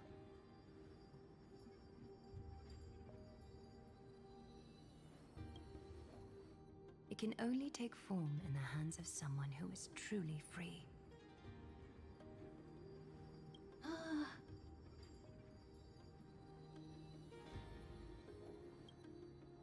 So, Snowy, will you come with us to chase after your own wish?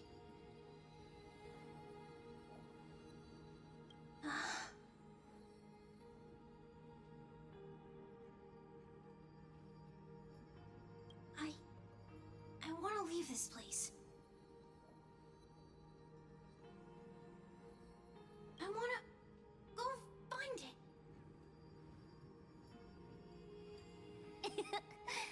I'm glad to hear it. The final flame chase journey, just like the 30 million before it.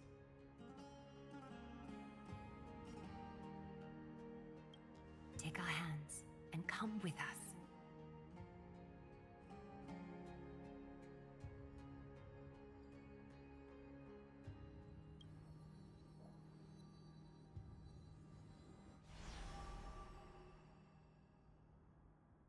Where did little Fine and Shadow run off to?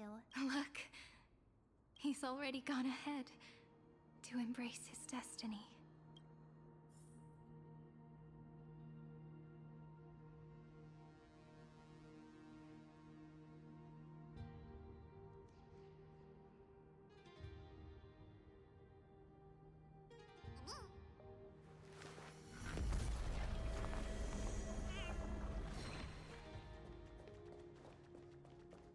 You really took the long way around. Well, now everyone's here. You finally arrived, Deliverers. Yeah. Long time no see, everyone. No. That is very true.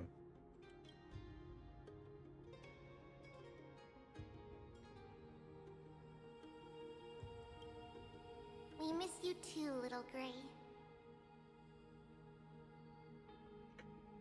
And even though we've met before, it's still moving to see her seed bloom like this. Woven from remembrance, this garment gleams so brilliantly. Just like the future, we will now weave together for Amphorius. We've reached the end.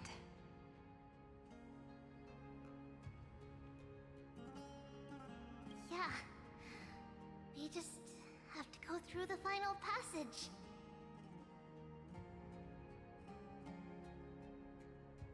Snowy has already gone ahead. What lies behind that door? The first seal upon Iron Tomb was a battlefield, raised from the bones of Finan himself. The second seal was a reflection of his inner desires, his wishes, and his despair.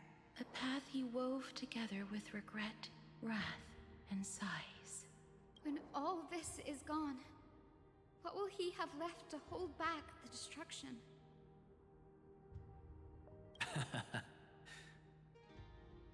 The answer is all but revealed.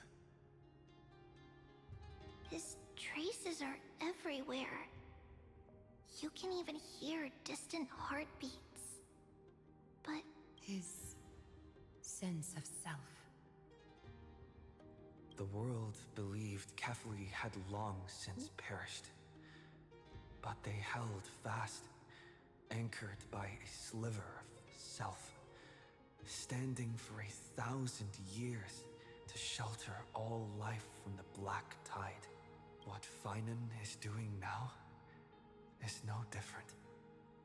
And what we must do is also no different.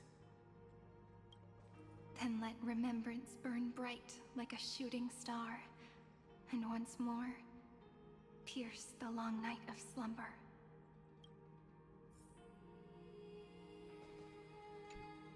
Take a moment to gather yourself.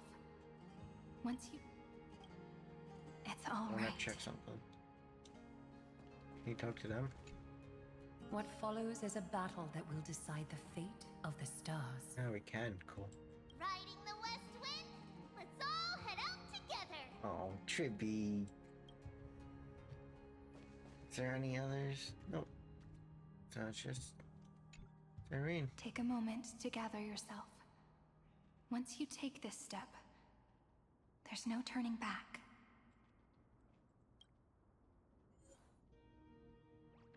Let's go. Hold up. Let me check something real quick.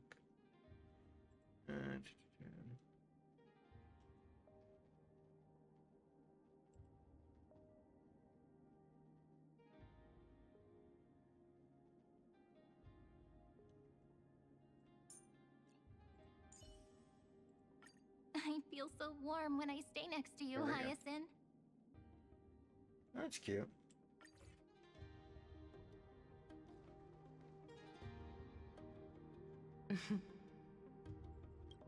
This scepter once bestowed upon us names of cold command. The prophecy spoke of our unchanging fates time and time again.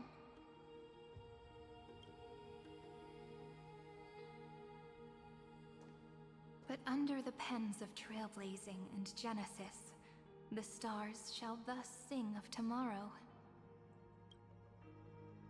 Trebios, holy child of passage. Aglaia, weaver of romance.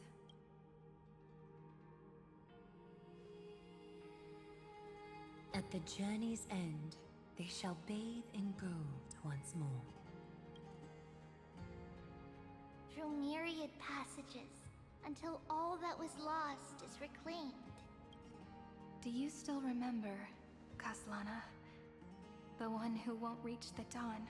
The world dissipates at the end of the cycle. In this dream, you will awaken again, and become once more that boy who loved to laugh.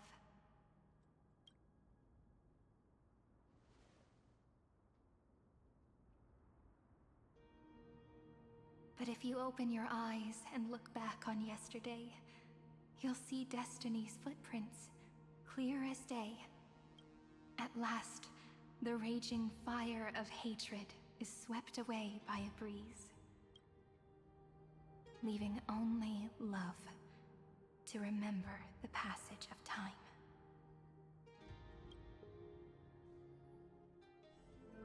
Oh, cutscene time. Losses are a constant on the Flame Chase journey. But even if all is lost to the wind, memory endures.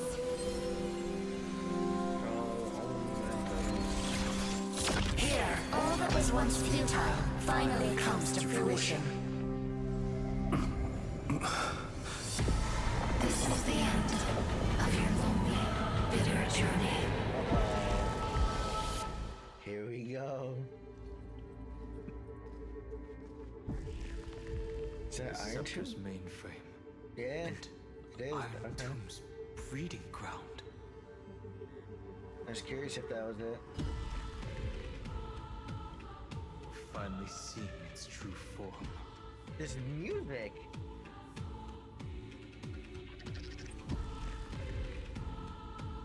Okay. I'm curious what the boss music's gonna sound like now. Oh, Cause I know like Roy was really good.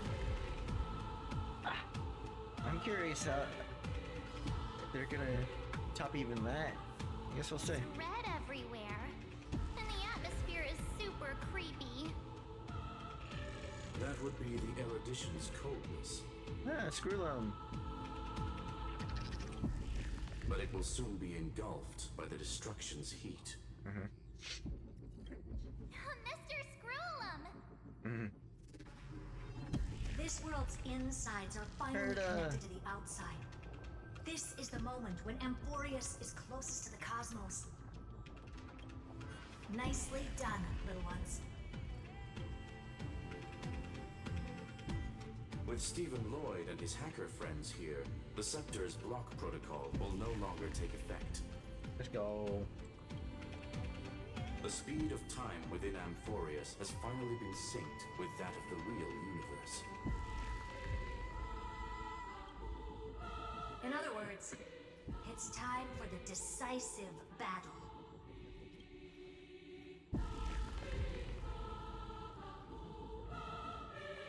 We will guide the fate of the cosmos onto the right track.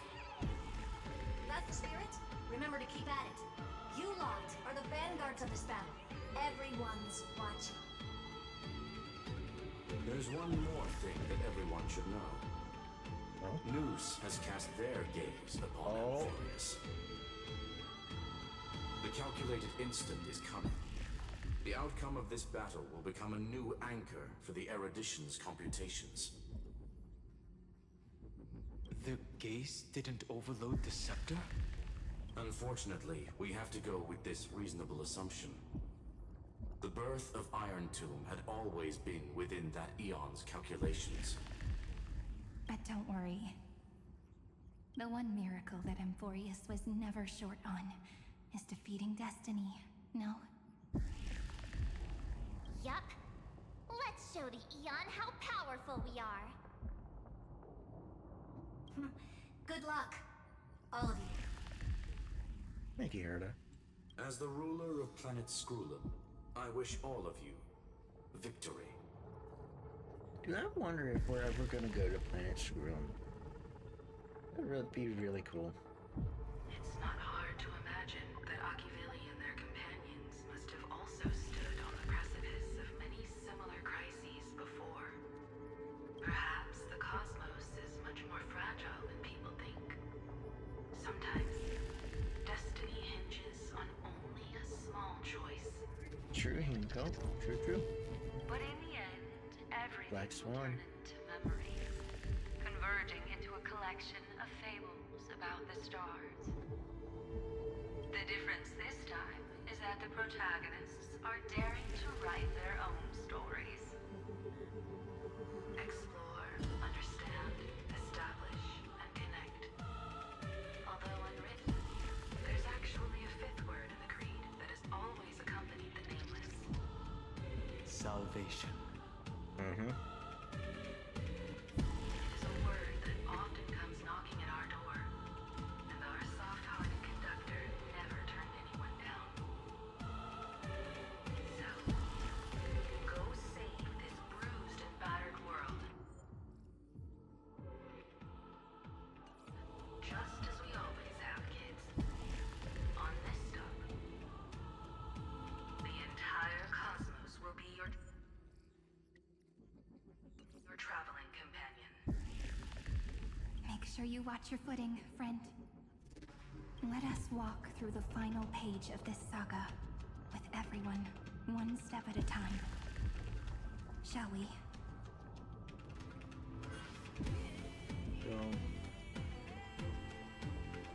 After running all around the place, we're finally making big strides. At the end of time, life will illuminate the warm candlelight, subduing the flames of the destruction. Cast everything behind you. All that's left is the thrilling, relentless deathmatch. The final problem no longer requires a rational solution. Feel free to critique it to your heart's content. The starry sky marred by that rift is the last scar that needs to be healed. That Theoros' promise still turned out to be such a narrow road. You can't take photos. There is no longer any need for songs. I'm feeling... Let the triumphant That's very war true. victory serve as the prelude to what lies ahead. With 30 30 million cycles worth of hope, we will soar through the last gate and write our own prophecy! All that is lost has now been gathered here. Use it to weave victory, deliverers, towards the true end of the flame chase.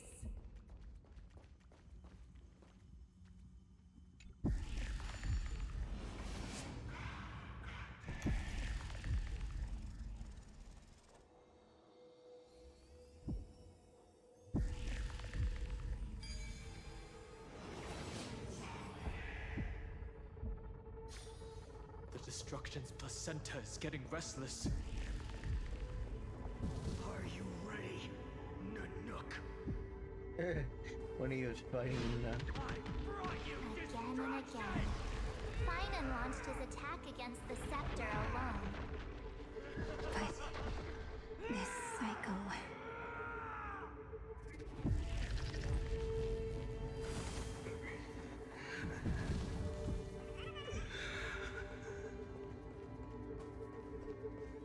We've caught up to him.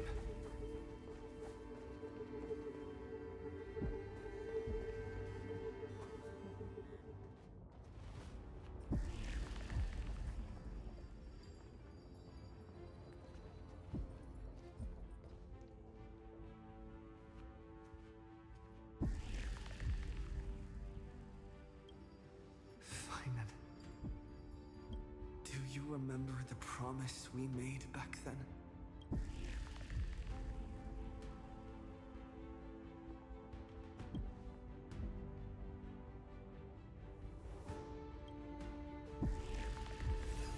Of course. It has been a bitter wait, partner. But I never forget what set me on this path. Iron Tomb now trembles in Finan's chest. With this empty body, I have become its perfect vessel. And its destined casket. You know what to do, partner.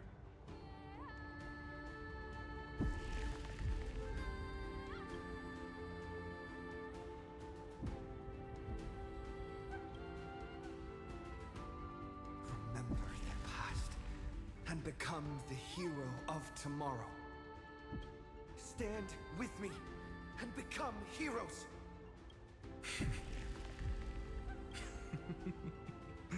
That's all I've ever wanted. Another cutscene? The epic draws to a close.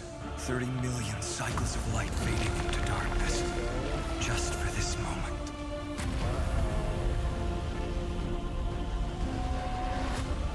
To welcome the true dawn.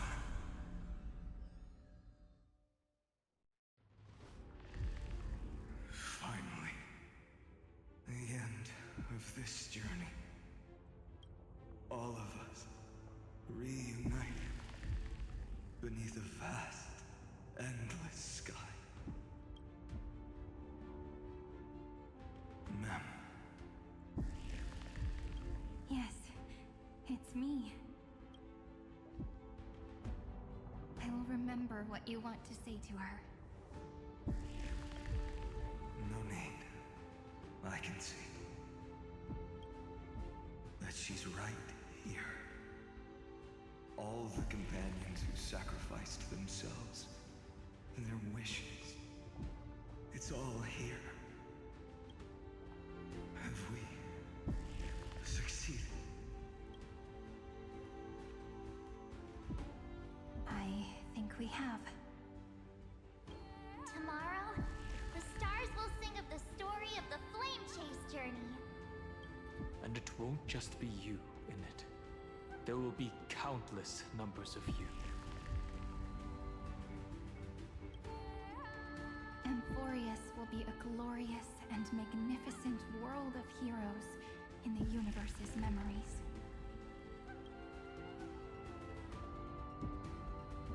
Hence, for this world we so deeply love.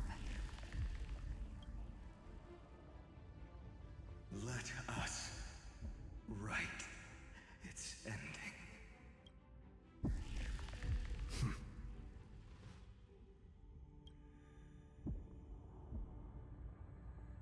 Step forward, with the trail blaze as witness. Let the name shared by all deliverers be sung unto eternity. The nameless hero, Kazlana! I see the pale dawn breaking, with my flesh as kindling. Light the first dawn of the new world. Together we can do anything.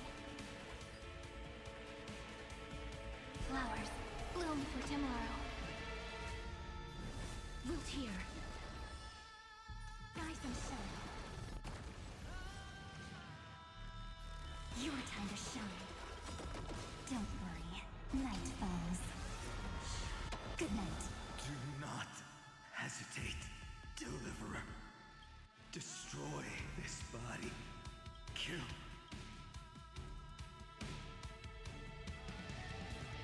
Do not bow your head to them.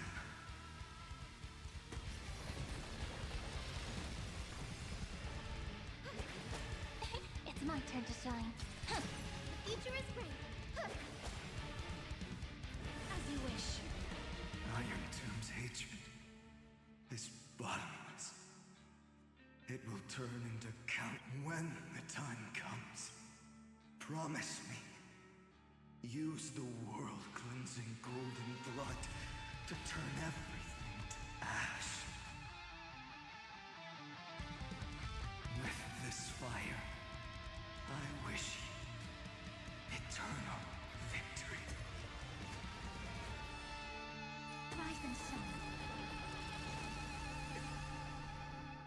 Destruction. Rebirth. Deliverance. Cleansing. 30 million cycles of heartbeat. Bell rings out. Promise me. The dawn. Graced by stars. That's good. Finally. Golden wheat field. The starry sky. More fire. Oh.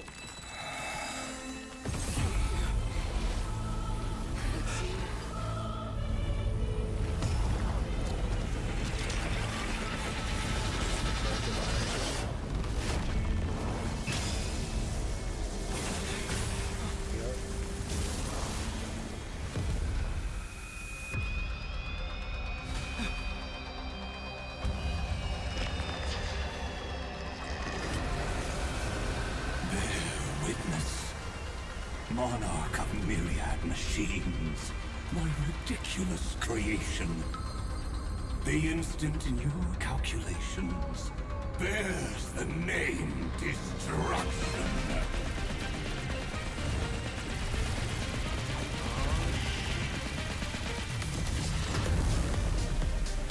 Who said you could speak, Senior? Watch closely. See how your chaos ends at the hands of your juniors. Don't get too worked up. Take a deep breath. There's not a trace of life in that armored shell. We're not gonna lose to a hollow husk, right? In the name of trail placing, we'll reject this false answer! Let's go. My atonement is complete. The Headless Giant will create wisdom's funeral. Iron Tomb's body has descended.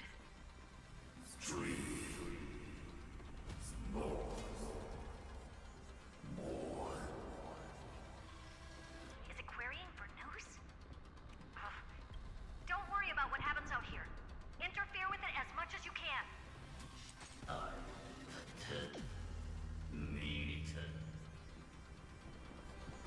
twisted giant. It must be supported by this embodiment of hatred. How tragic. A puppet without a heart cannot fool even itself.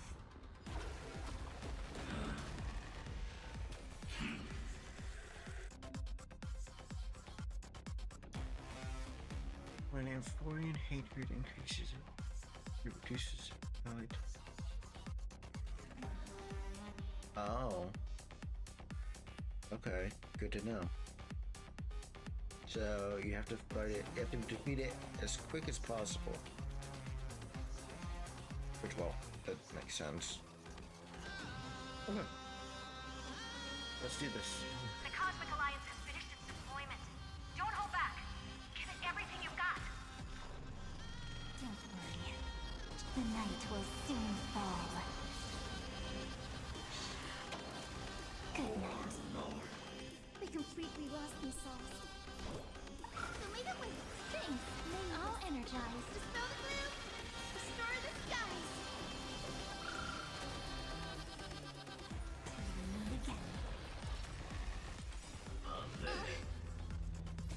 Embrace a new life.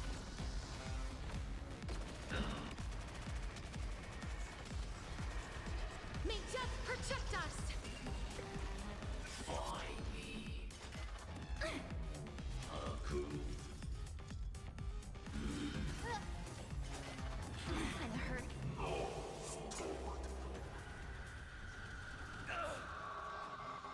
Just we can illuminate this chaos. Indeed. There must be light. All courses. Converging into one. Let's go. The grand vision of deliverance. For Tomorrow is finally within reach! Heroes, please hearken. After 13 heartbeats, light will create the heavens and earth. This unprecedented trailblaze is worth everyone's efforts. The remembrance will dispel the destruction's shadow. Thanks, sister. We'll shoot through that Tin Man together. Night falls. Good night.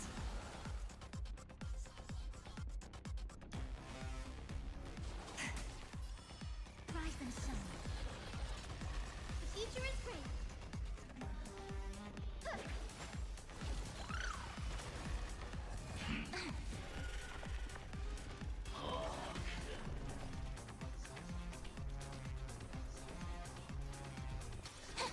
Stop messing around. Have some fun. Again. The stars will carry every memory into Emphorius' tomorrow. May life and death sprout new buds.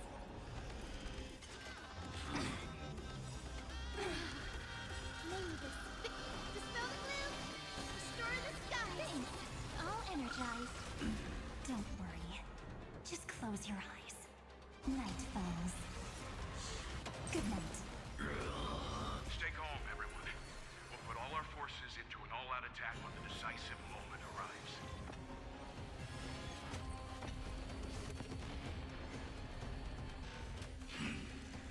Embrace a new life.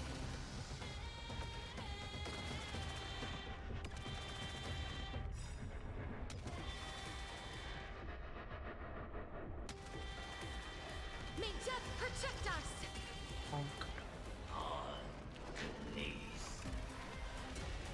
Strong spikes have appeared on the path chart. Logic. Iron Tomb is iterating itself. It's the flails of a cornered beast. No need to panic. My dukes, heed my call. Forward!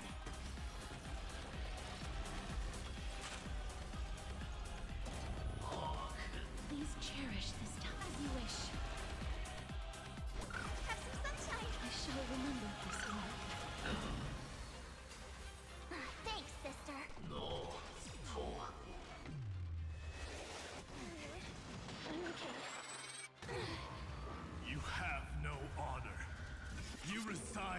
body of a hero, yet you're so despicable. Turn it rings. I'll be there.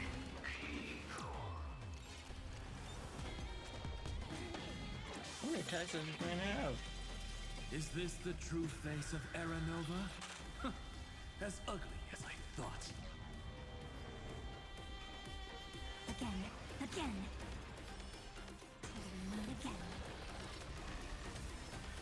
I have always avoided making hasty verdicts, but now, humanity's justice is unquestionable. Thanks. All energized. We're all here. May life and death sprout new buds. Okay.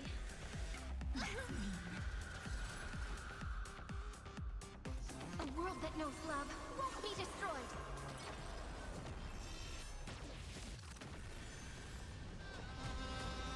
Struggle as much as you want, you brainless half-baked tool with nothing but impotent rage. Rise and shine.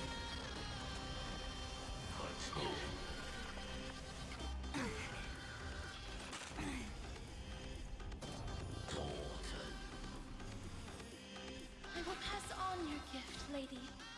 It's as warm as an embrace.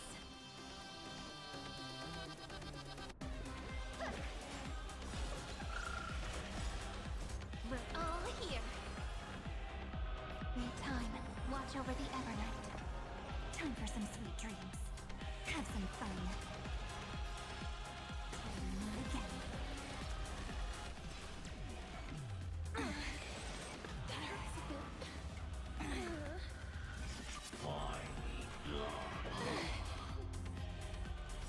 Embrace a new life.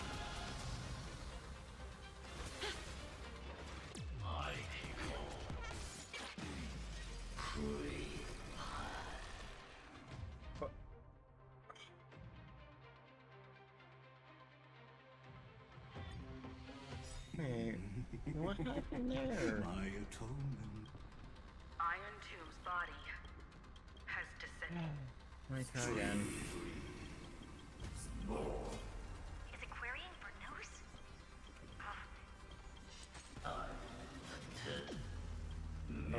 I would What have a beaten it twisted there. giant. It must be How tragic. A puppet without a I heart. hate that you can't. Okay, there we go. We start off with such low health, too. The Cosmic Alliance has finished its deployment. Don't hold back. Give it everything you've got. Don't worry, night falls. Good night. Rise and shine. They're lost. Have some sunshine. That hurts a bit. Embrace a new life.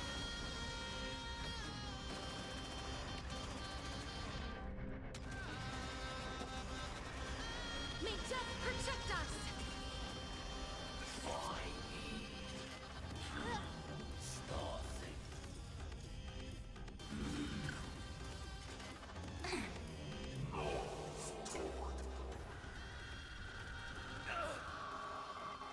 Just we can illuminate this chaos.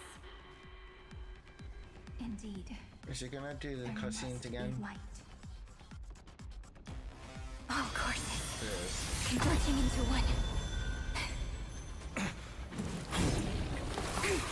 The grand vision of deliverance.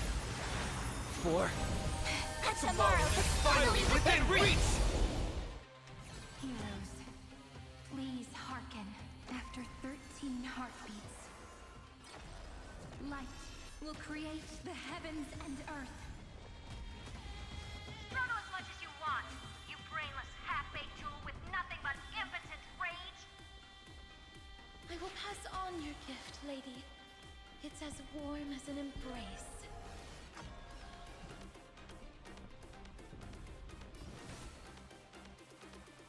As you wish. Have some fun. Meet again. Guidance Rainbow Bridge.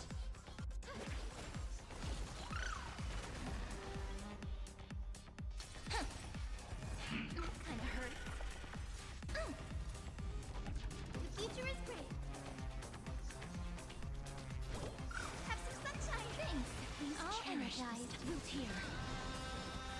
This unprecedented trailblaze is worth everyone's effort. Thanks, sister. We'll shoot through that Tin Man together. Night falls. Good night. May this faint dispel the gloom, restore the skies. Next time it rains, I'll be there, umbrella in Stars hand. will carry every memory into Emphorius' tomorrow. May life and death sprout new buds. Rise and sun. Don't worry. Just night falls. Good night. We're all here. May time watch over the Evernight. Cleanse hatred with love. Embrace a new life.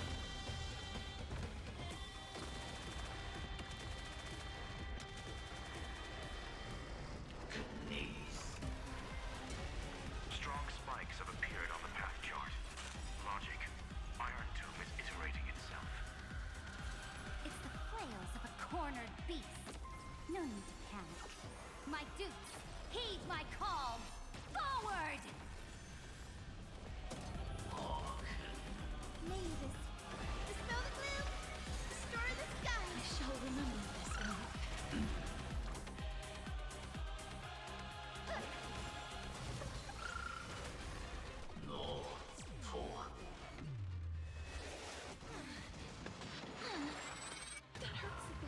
You have no honor. You reside in the body of a hero, yet you're so despicable. We're all here. May life and death sprout new buds. Spread this light into the darkness.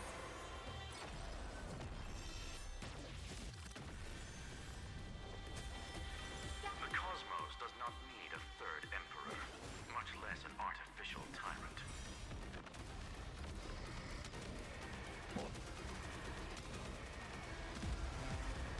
May death protect us.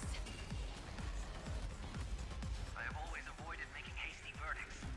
But now, humanity's justice is unquestionable. Rise and sun. The future is great. Have some sunshine. Thanks. All energized.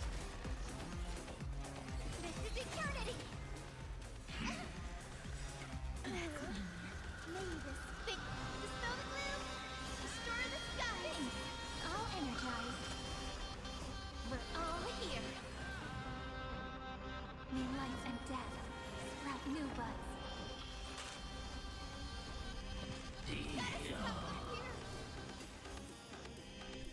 Thanks, sister. We'll shoot through that Tin Man together.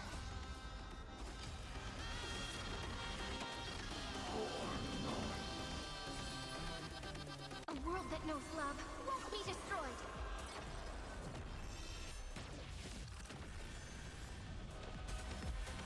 Stay calm, everyone. We'll put all our forces into an all-out attack when the decisive There we go. moment arrives. The progress of Aeronova has been interrupted? Does this mean we won? Oh, but we have a bad feeling about this. The golden thread still trembles.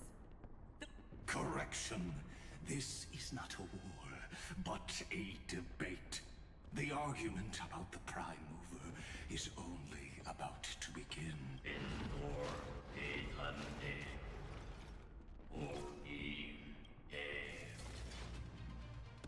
What is that? Huh? Is Hellfire infinite? How can this be? And we have Energy! Anomaly! What? Stop! Underwater! Here. Why? Oh, don't you...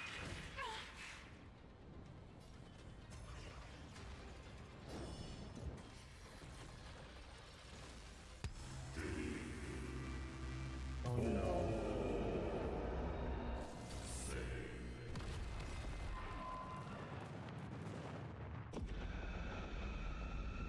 fourth instant of the cosmos is the coronation of Iron Tomb. Just in time.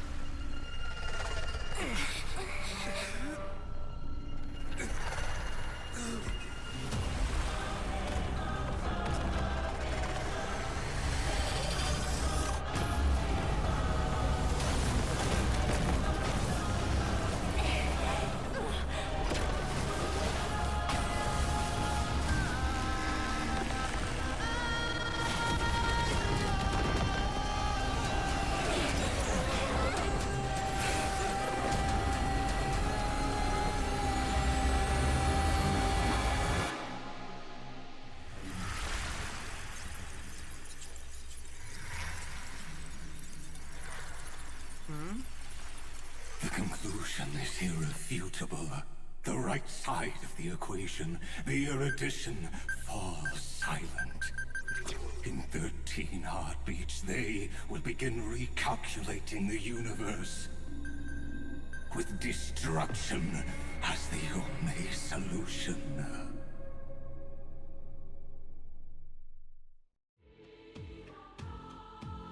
Madam Herda, strong pulse detected at the battlefield center. It's Iron Tomb's destruction equation. It's about to complete self-coronation. That's our chance. Everyone, get ready to link up. Connecting audience system to scepter. Hardware overclocking activated. Preparations complete. Maximum output capacity reached. Be careful! The pulse will reach our ship in 5 seconds.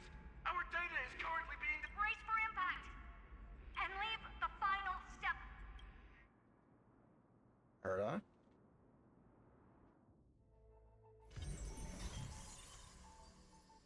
Oh no.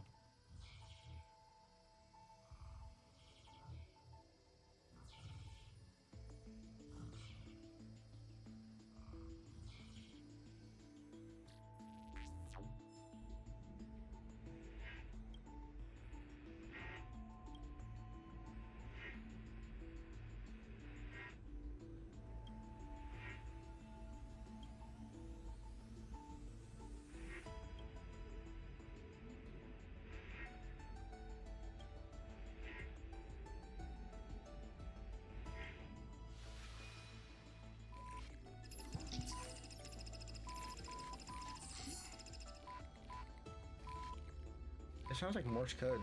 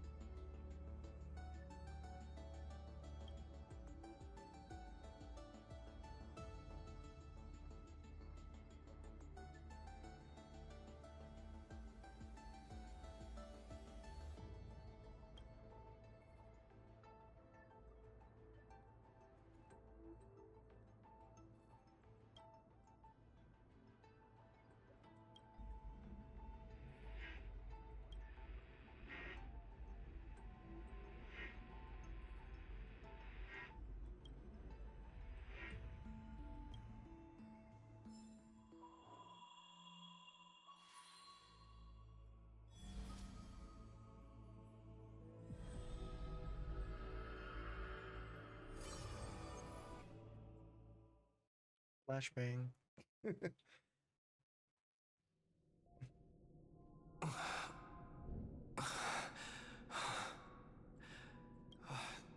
Cyrene. Friend, you're finally awake.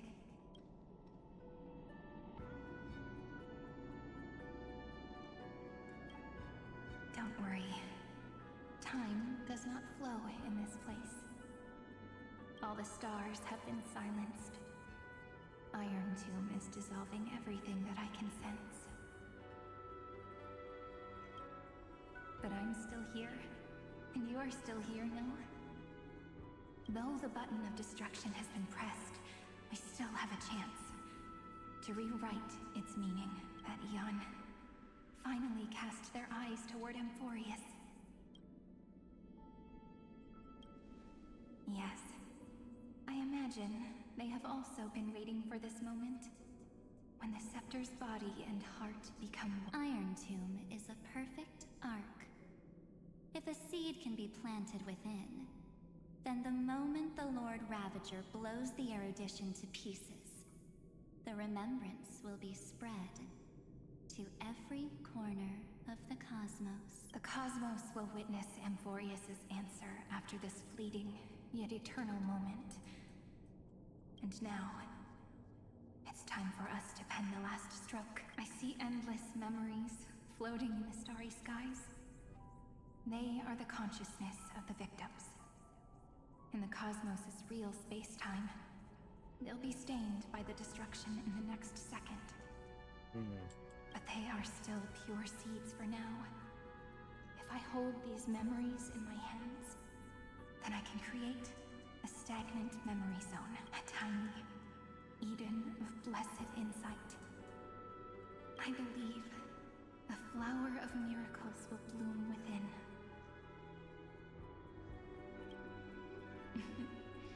Friend, you're already right next to me. I can still hear your voice in this bottomless void. Looks like we're still connected by one heart, even as the cosmos reaches its end. In that case, I won't feel alone or be scared. Because as long as you follow the memories in your heart, you'll definitely find me in this fleeting eternity, right?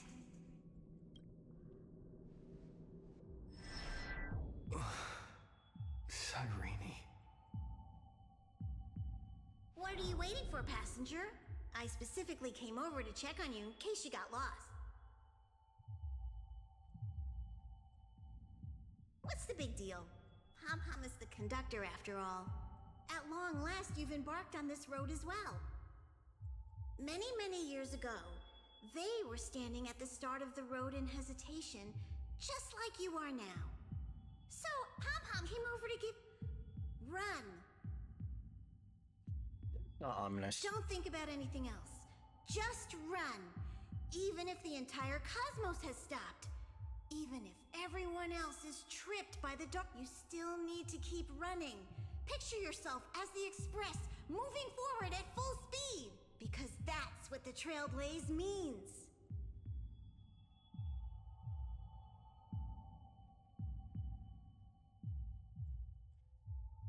Then get ready. The conductor will... Attention! Attention all passengers in the cosmos! Please stand steady on the platform. The Astral Express is about to arrive. Calling at the erudition, the destruction, and the remembrance. Final destination, the Trailblaze. 5, 4, 3, we depart for tomorrow.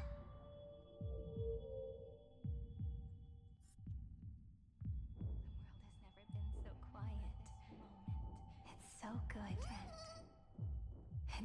If the view in your memory ever grows fuzzy, just reach out and touch it.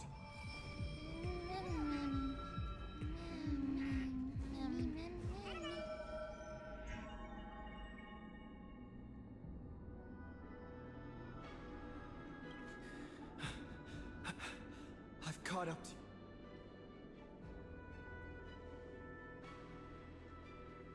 Let the first light illuminate chaos.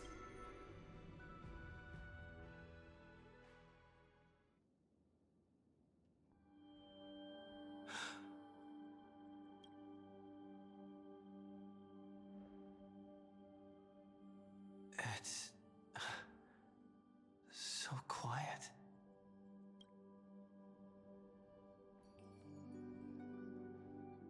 Everything's frozen in the most beautiful moment. This garden is you. I'm here, Cyrene. I knew you'd find this place. And walk into my heart as you've always done. Then let us both do our duty. The hero who trailblazes the way forward, and the fairy who watches over remembrance. We never changed at all, did we?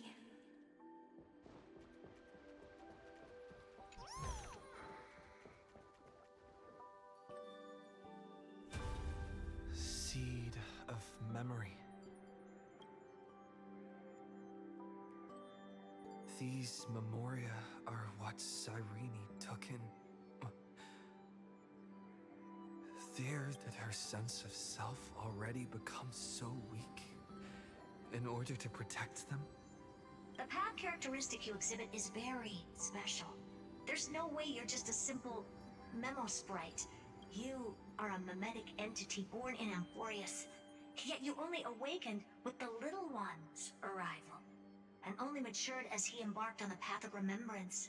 That means your existence is completely attached to his memories. If ever there comes a day when he forgets about you, for even a few seconds, or loses his last connection with Amphorius, then you must be prepared for the worst. You will disappear in the memory zone, utterly gone, without even a single line of data to remember you by. In that case...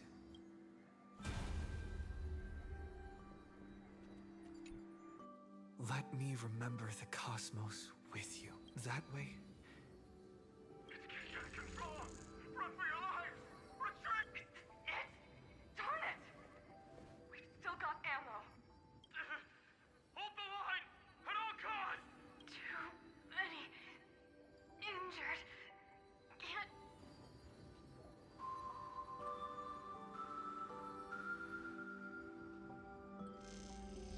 These memories... Me? Do you feel... Hang in there, Deliverer. I finally get it now. The instants Droid had calculated aren't about the destruction. What they want to prove is how the cosmos would come back after being destroyed. If a new life is to be born, its seed has to be dead. When the remembrance converges with the trailblaze, lead us to witness the miracle. Of course I will. I... won't give up. Nervous center, not responding. It's the same nonsense. Not responding. Look at this mess! World, my child. You'll see. So beautiful. It's me, friend.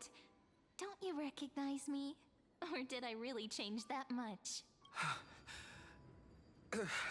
How many? Tired? Then take a break. No one's gonna blame you. You don't need me to give you words of encouragement. So, I just want to tell you one thing. I'll tell you the purpose of your stop at Amphorius. On that trip, you will encounter a pure child of Anastraba. Teach her what love is.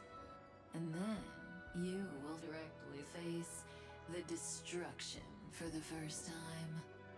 From this point, your choice will split destiny in twain. In the darker of the two outcomes, the trailblazing journey will turn into a flawless memory. She will carefully treasure and protect everything you and the Astral Express have experienced Until that magnificent war between the gods, when she, with love in her heart, will ascend at the end of time to become the master of causality.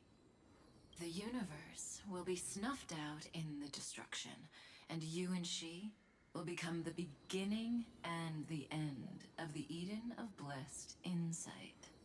You shall become the only two lives in all of existence, and you shall live in an eternal past, present, and future. You shall sow as many seeds as the sands of Ganga, trim an awesome kea of leaves, and harvest a nayuta of flowers. That is the cosmos's fourth kind of finality, the remembrance. But for now, you still have a chance to make a choice. You still have a long way to go on your trailblazing journey, child. I'll keep this brief. The journey has only just begun. Welt, our other companions, and I still have many secrets we've yet to share with you. So, aren't you curious? We kept these stories to ourselves because we believed we had a long future ahead of us. Even a cosmos-spanning crisis, once the dust has settled, is nothing more than a memory of the journey. A single point on our long road. There will come a day when we tell each other everything. So, for the sake of that day, don't give up. We all know what kind of decision you'll make, and I believe the script will not progress toward the wrong ending. So relax. Listen, when you have the chance to make a choice, make one that you know you won't regret. Keep moving forward. Keep trailblazing. And when tomorrow comes, share with me the miracle you've created with your own hands. See you on the Express, kid. See you in destiny. I will reach tomorrow. The prophecy has arrived. The world beyond the sky was never rising up at the sky. Look! There's a red light in the sky! Cyrene together. Tread on the path of remembrance. No wonder I always had a weird hunch. But that also means I was right in thinking. As long as friend and I are together, we can do anything. Our friend's shoulders are really dependable. Now, countless consciousnesses are flowing in our hearts. Can you still move? It's time for us to complete the real Genesis. The wink. In the instant Iron Tomb's hatred devoured everything, the remembrance. That was the god who appeared in Cyrene's dream.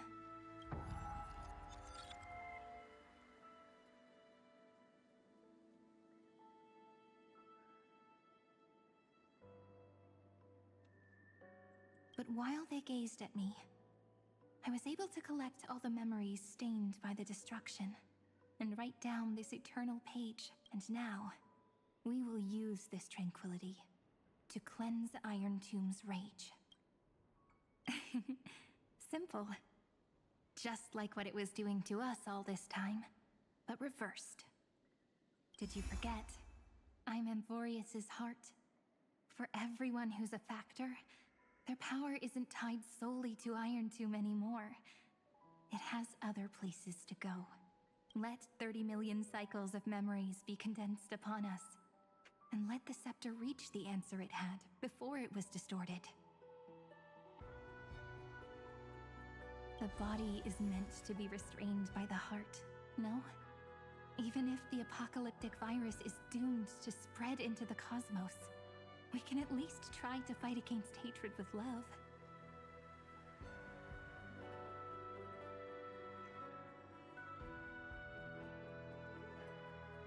And overwrite Iron Tomb's destruction equation, washing it away into a blank space.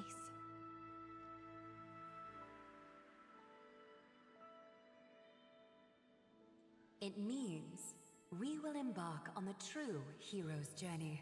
If Iron Tomb's power comes from the denial of all Prima Mobile, then we will carry out those beliefs. Here we argue. Even if all life will eventually return to entropy. Life will still try its hardest to find a way.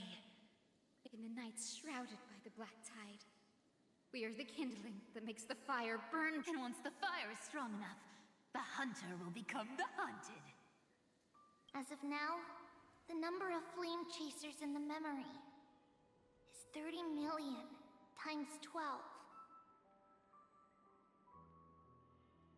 And 400 million core flames await their return. We can do it, right? That's right. So trust us, partner. Everyone, let's head out together.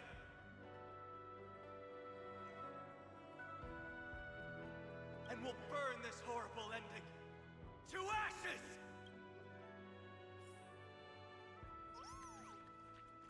Oh, it's sprouting flowers here. From the dawn of newborn cries to the night when all beings fall silent. We are the messengers of the new world. Listening to the call of the tides and granting rebirth to heaven and earth. then we lead civilization to glorious feats. The question imposed by the gods will be solved by the children of humanity. I got sidetracked. We will tell them that the flame Just chase looking at cannot something possibly real have been a lie. When starlight illuminates the sea of flowers at the end of the west wind, all living things will stir, roused from the cradle of sleep. Then, through a single battle, let the cosmos witness. How we light up the blinding darkness with bright light. And at the end of our constant losses, Oh. What a poignant yet warm journey. And it's still not over yet, is it?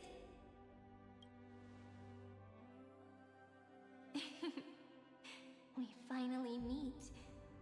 To meet the hero within, in a corner of memories at the saga's epilogue, and under such a romantic sky, I really don't have any more regrets. On top of that, the little seed had grown into such a big tree. Don't I look really pretty right now? Of course you do. Cheerful, beautiful, optimistic. Just how I imagined I'd look as a grown-up. It's because everyone has been gently adding to the story you left behind. Remember how we made a promise to one another? When we met again, it'd be my turn to tell you a story. A story about love, no? I've been looking forward to that. And you must also remember the first story I wrote for you. The one about the crystal flower and the little fairy. So now, I want to add something more to this story and us.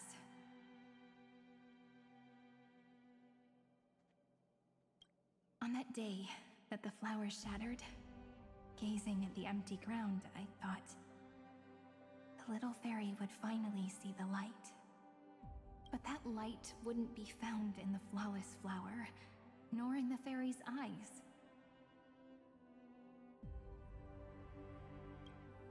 Rather, in the world mirrored within every fragment of the shattered crystal.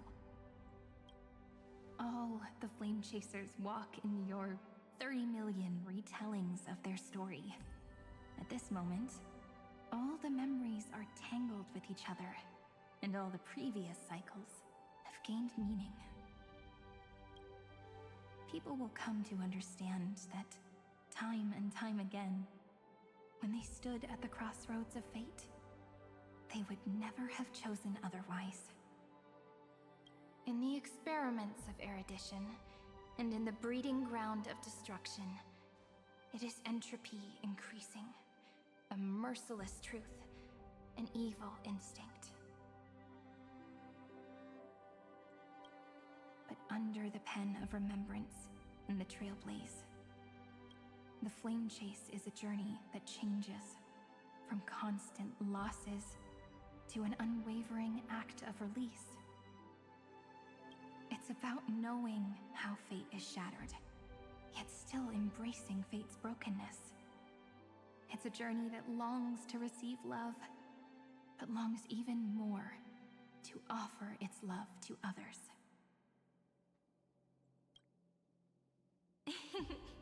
That's so heartwarming.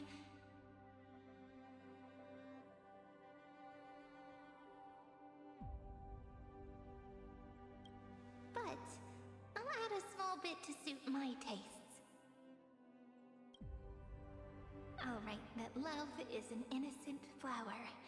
It grows up silently, creating longing in every passerby.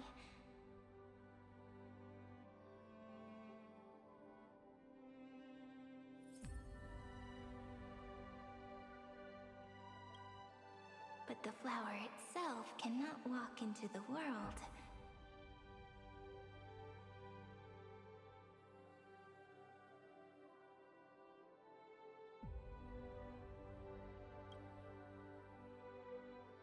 Unless someone plants that love into their heart and brings it with them into tomorrow, right?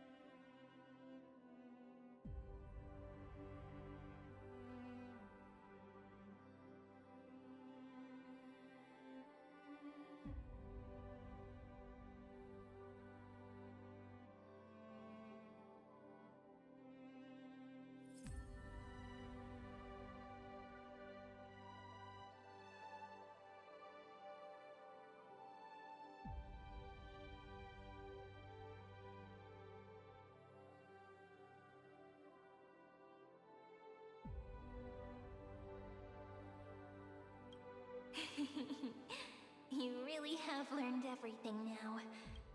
Then, join all the other flowers in this story. And let's write an ending unlike any before. For this world we so deeply love. Then, why did you set out? Why do you trailblaze? Who is it?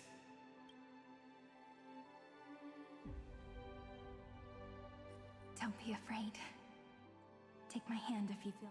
Honestly, I've always thought you were really incredible. After all, No god guided the path of the Trailblaze. It could only be forged by those who dare to take their steps one at a time.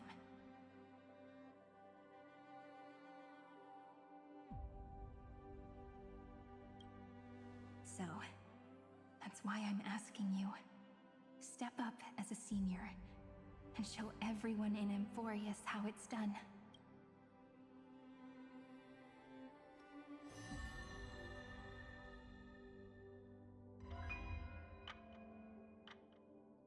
I trailblaze because my own eyes have not seen the end.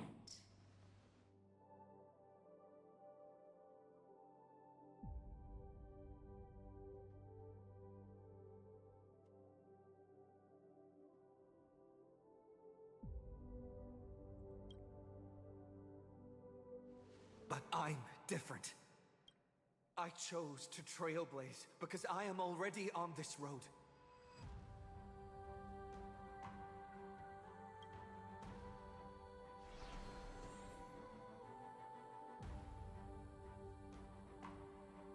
The end of chaos is a mass of pure darkness, pure destruction.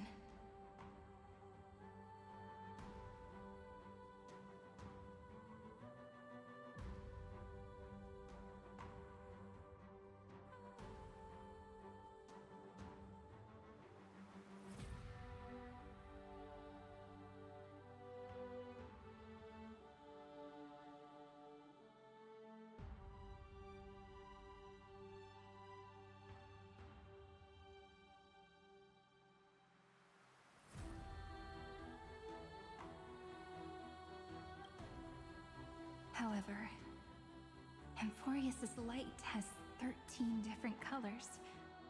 We won't lose to that darkness, will we?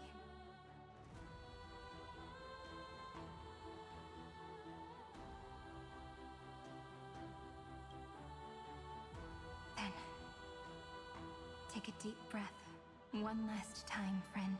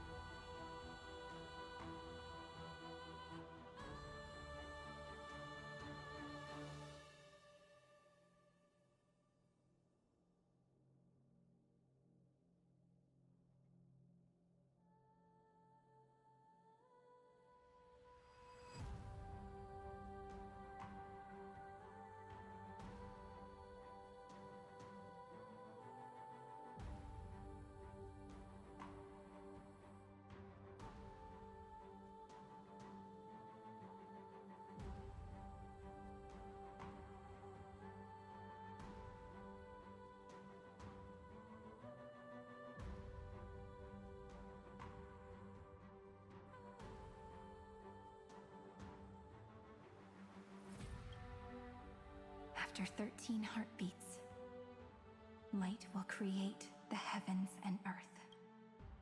Are you ready, friend?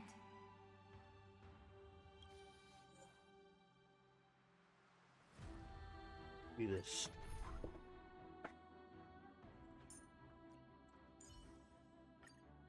I missed you so much, Castorus. How about a hug before we share our work?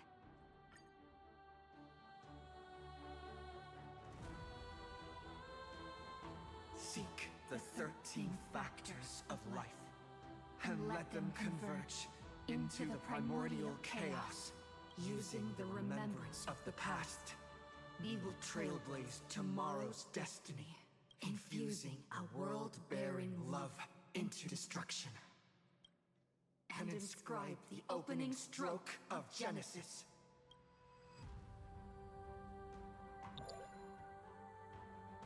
See you Tomorrow! See you tomorrow. See you tomorrow! See you tomorrow! See you tomorrow. See you See you tomorrow. See you tomorrow. tomorrow! If the view in your memory ever grows fuzzy, just reach out and touch it.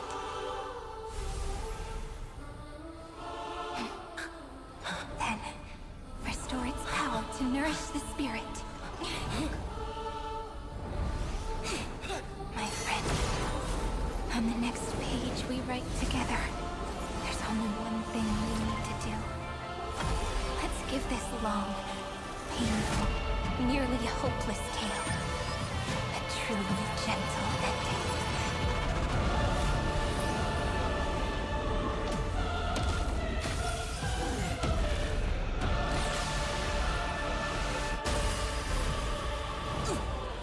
Flame chase was never about destruction. It was about breaking free and trailblazing!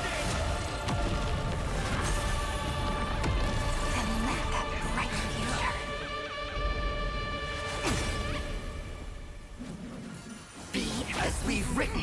Round 2. Let's go. Would be round 2 or round 3? we will rewrite Or the even round 4. Flame Chaser's path. In the month of hate, Holy damage. That was a lot. to reach harmony. In the month With of music? joy, I lift my banqueting cup to dispel nihility. In the month of balance, I make order the foundation of freedom.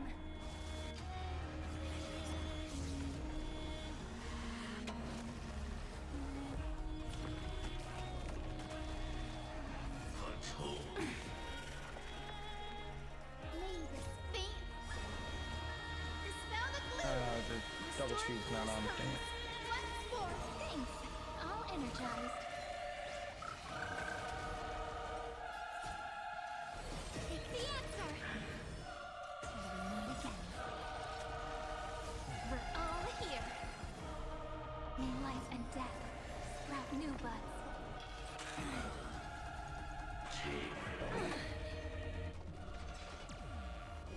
No. That hurts a bit. That won't work, you know. The future is great. So leave it with us. Thanks. All energized. The cosmos is this is eternity. Embrace a new life. Trillions of memories will turn into stars and light up the cosmos.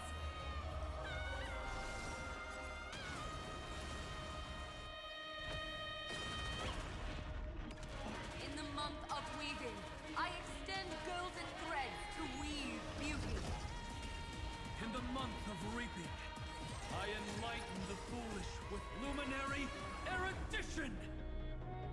In the month of fortunes, I scatter elation throughout the dawning day.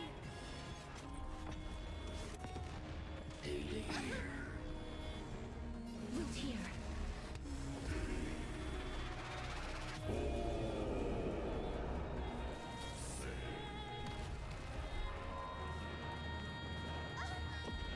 No. Are you all okay? No. Man, of course it got I shall Serene. compose 400 million sagas. or Serene. We will rewrite the Flame Chaser's path. In the month of hate, I command the wandering steps near to reach harmony. In the month of joy, I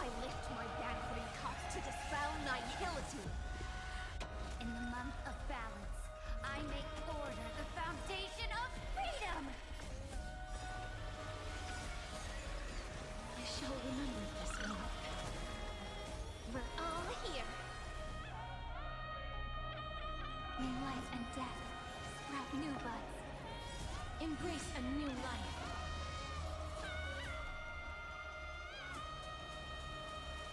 This is eternity!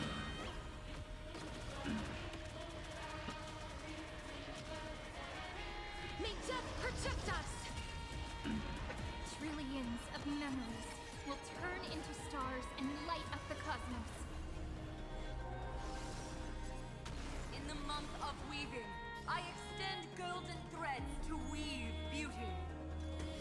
In the month of reaping, I enlighten the foolish with luminary erudition! In the month of fortune, I scatter elation throughout the dawning day! Guiding the Rainbow Bridge.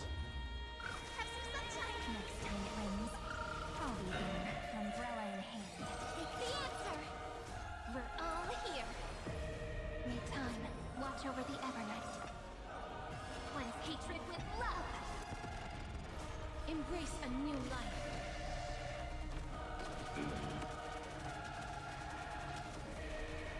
May death protect us! Let's create a miracle. This is eternity! As you wish.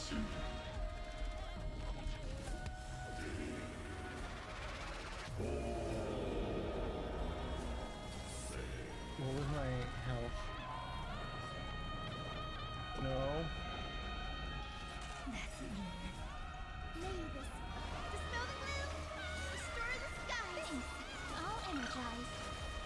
Okay. Take the answer. The future is great. No. Hold up. We're all here. I gotta think about this. May the sky heal the twilight. Stop messing around. A romantic ending will be penned by every beating heart.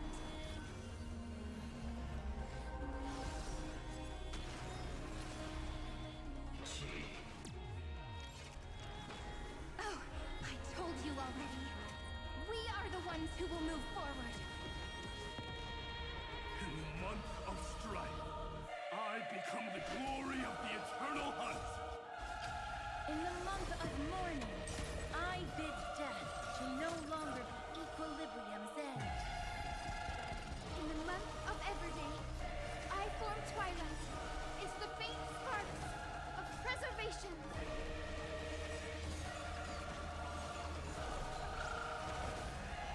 Embrace a new life.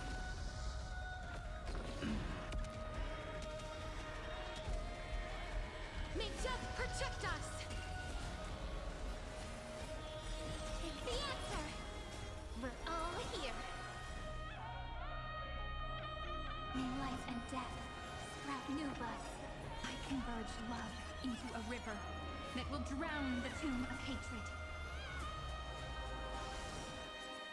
In the month of cultivation, I turn into the ridges and peaks of permanence. In the month of Evernight, I weave remembrance into countless stars in the sky! In the month of freedom, I impart destruction unto the shackles of destiny. Have some sunshine. Thanks. All energized. Thanks.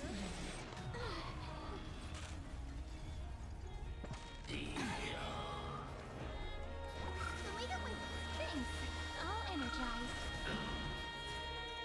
Take the answer. We're all here. May life and death sprout new buds. Cleanse hatred with love. Embrace a new life.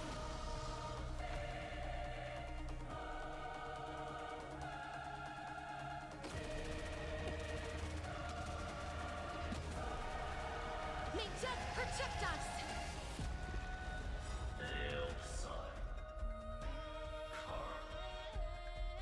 Headless giant. If you never had a chance to be the master of your own destiny, why not give us that choice? Let humanity prove to you that even the breeding grounds of destruction can bloom with gentle flowers. We shall trailblazer dawn for the road ahead. And pen a genesis, as I've written! No.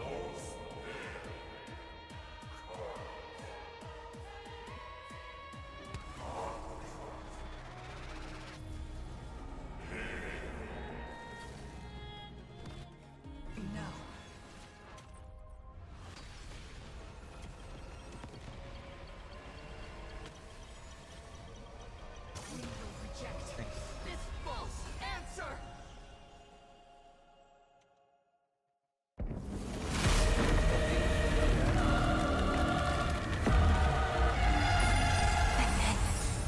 Embrace the stars.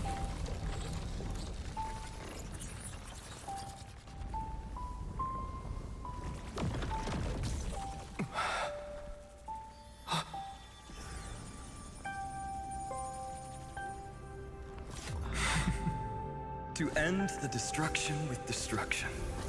At last, we can sit together and watch the victory fireworks, partner. Why not come a little closer? This warmth is proof that we live.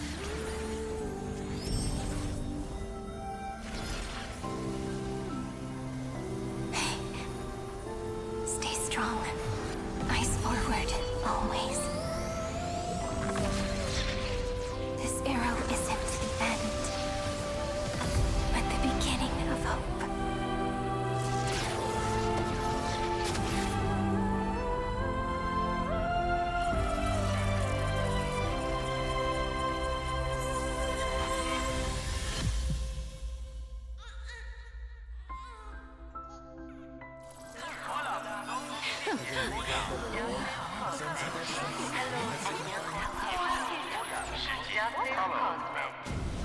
The conclusion is irrefutable.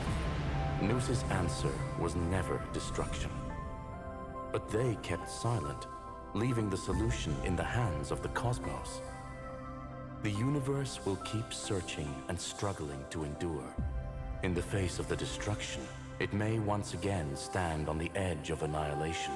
But the stars will always rise to ride the waves and embrace existence once more. That was really good. I enjoyed that a lot.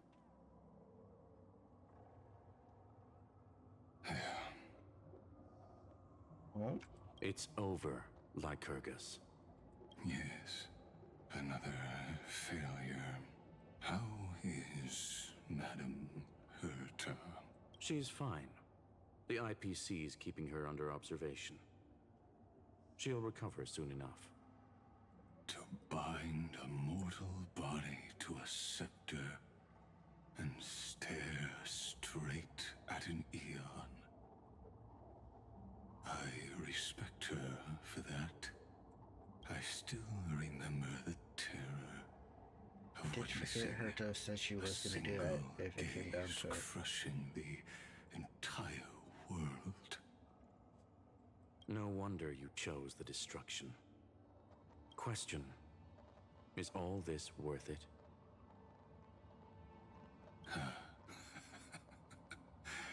There's no point in debating. This is Xandar One Kuwabara's fate. The prime mover of the universe. The first genius. And the first to fail. Correction. I was asking Lycurgus.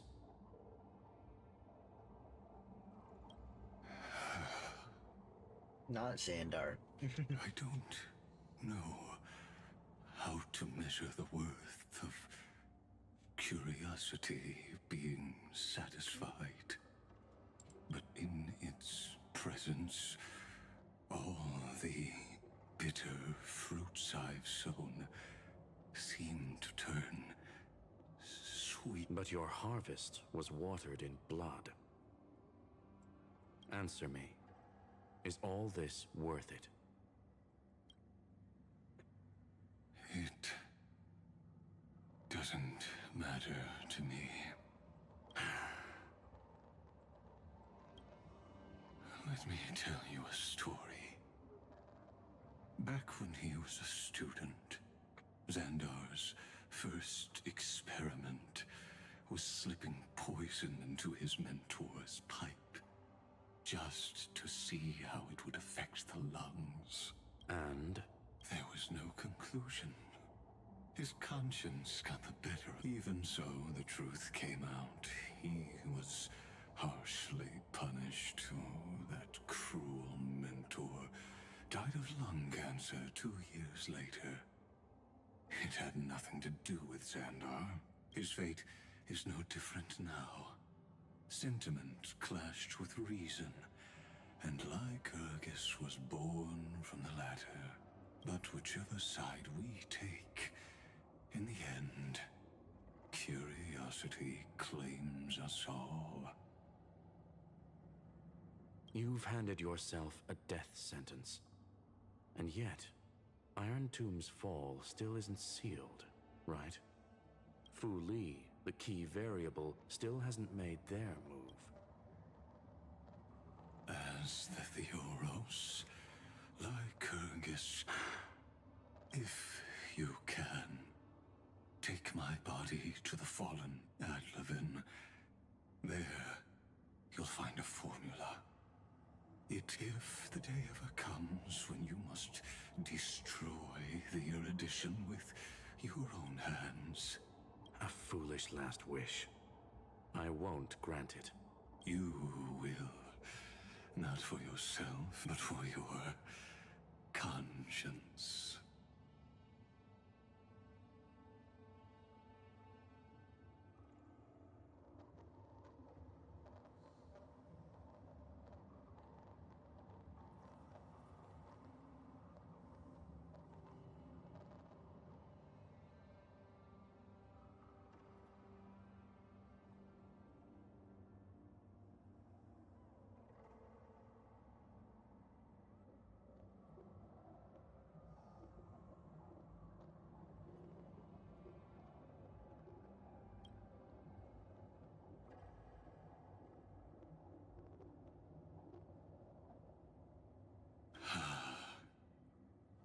Listen. The death knell for the geniuses has begun to toll. As always, let me go first. To the prisoners who stepped out of the cave, stand before my tombstone and offer flowers of Adlevin.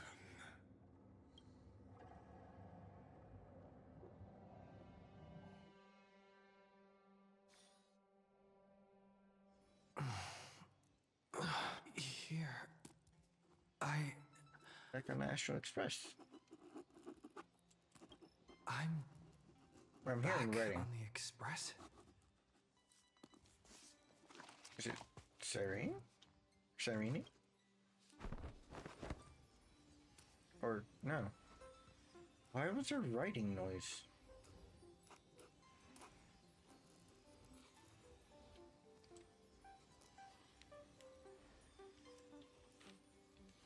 March!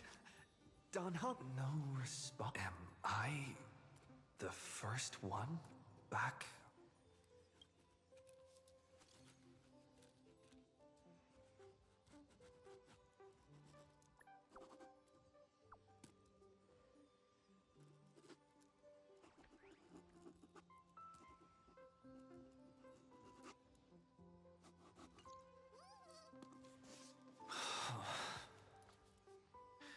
I'm feeling we're in memories. Here.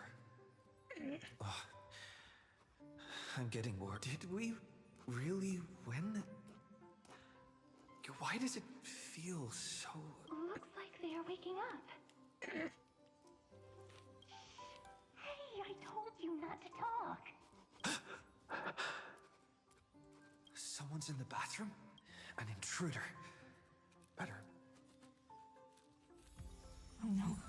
He's coming this way. Quick, hide in here. Huh?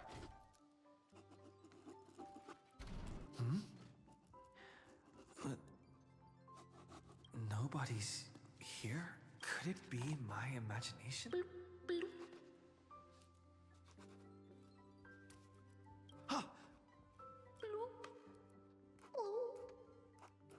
They trying to imitate water. Caught you.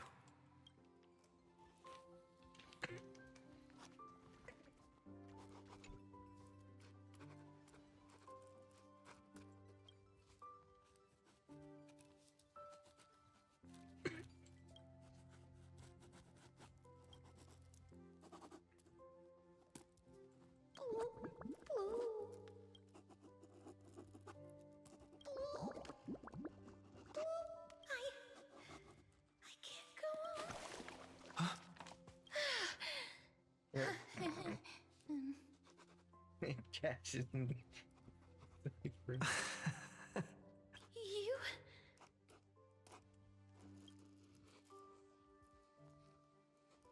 Wait, please. This isn't what you think. Ugh, I told you to keep quiet. You really can't keep your cool, huh, Princess Home? I'm not Lady Hysealens. Even the embodiment of death needs to breathe some. Yeah, whatever. It's all the same anyway. Gotcha there, Grey Mystery. So composed, Grey Mystery. It looks like that big battle really helped you grow up, didn't it? Speaking of which, your Astral Express is quite luxurious. I hear you travel to different worlds. Must have collected quite a few interesting treasures.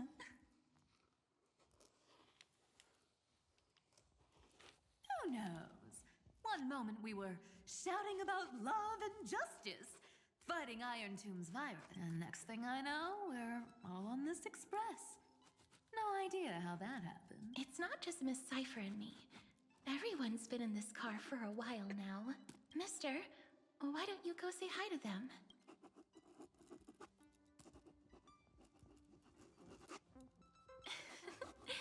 Don't worry. If you're worried, feel free to check it.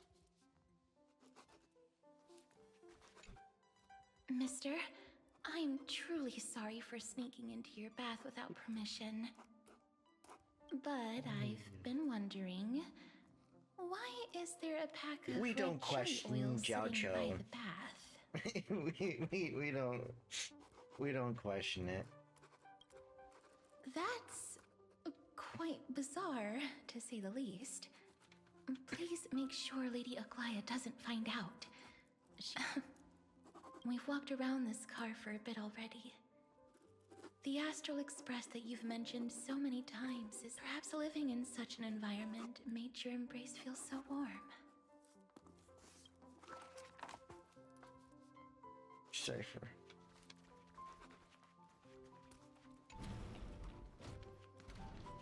Don't you think about stealing anything? I gotta say, Grey Mystery, you've got quite the collection of treasures in this fancy bedroom of yours. A flying Amphora model I've never seen before. A head that looks just like a Titan's. And those weird Mr. Pocket Watch figurines.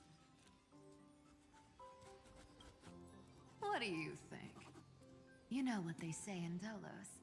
No matter where you are, never stop chasing money. Oh my! Don't tell me you actually believe that. Don't worry. Delosians are the most well-mannered folks around. Besides, the reason I say they're precious is that each one carries the footprints of your trailblazing journey.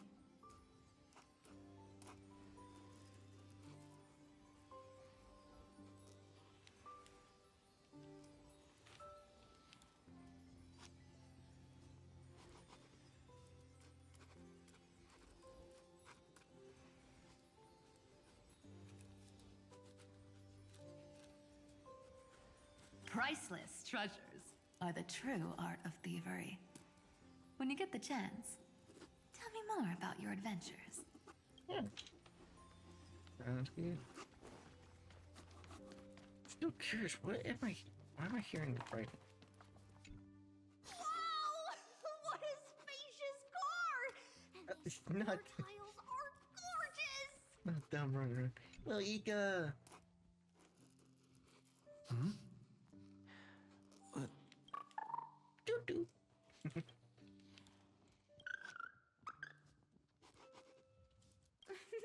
Watch your step, teachers.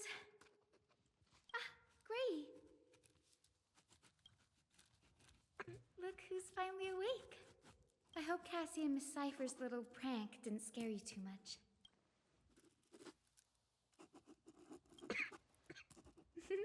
As expected of you. When we woke up, the entire express was completely empty. Such a shame.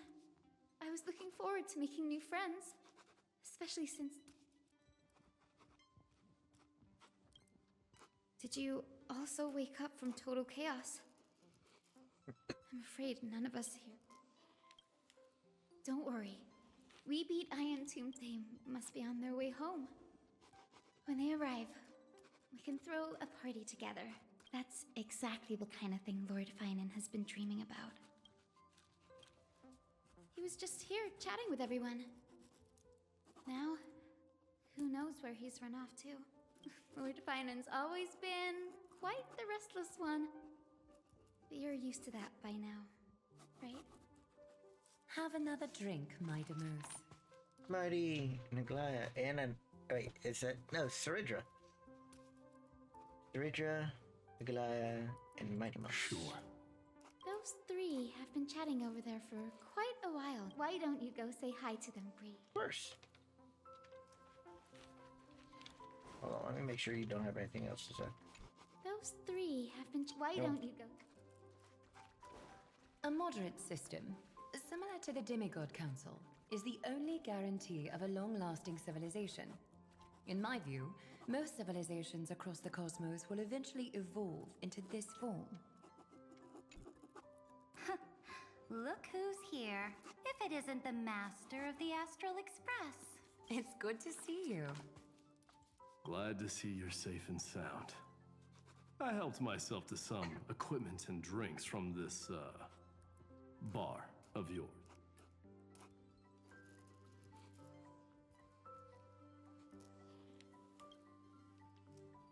Daring to tell the Imperator to shush? If this were Akuma, your head would... The drinks on this express are quite unique. Perfect for discussing topics befitting our tipsy. Now that you are here, why don't we let someone who's truly worldly enlighten us? Looks like you came at just the... I do not mind. What form of government have most civilizations across this vast cosmos survived with to this day?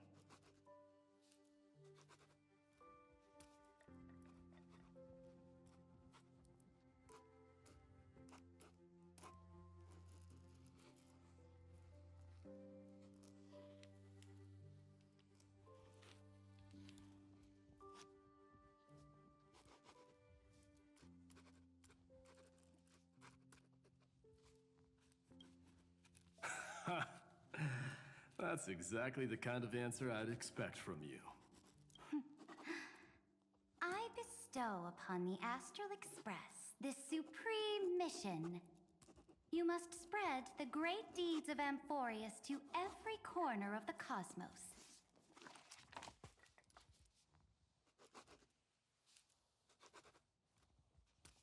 Thus, capable individuals from countless worlds will surely find inspiration in the Flame Chase's tales and embark on their own grand journeys.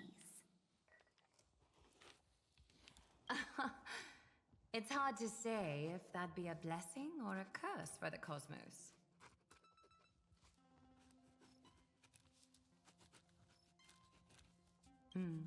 I can imagine our conversations here will only get more unrestrained.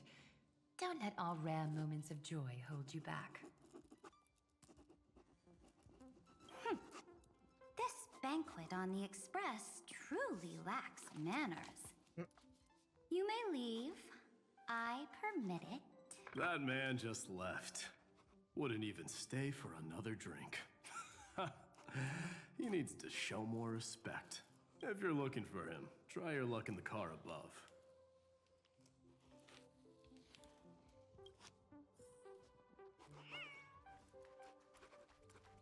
I gotta talk to Tribby and Gian. Where's Training?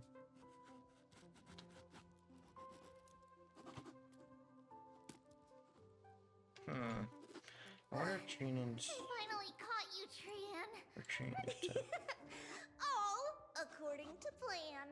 Trian lured you here on purpose. Look, there are several adorable outfits here. Trian wants you to try them on so Trian can draw you looking all cute. Oh my! You even dare to scheme against yourself? Lucky for me, I came prepared. Time for a surprise attack. Oh, the hero Trinen. of justice, Trinen. Trinen has been lying in wait here for a while. We will make Trian taste her own medicine. Two against one? That's not fair! Little Gray, you came just in time. Help me out here.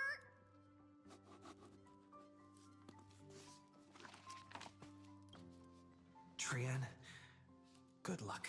Even little Gray's saying that. Darn it! Trian won't give in!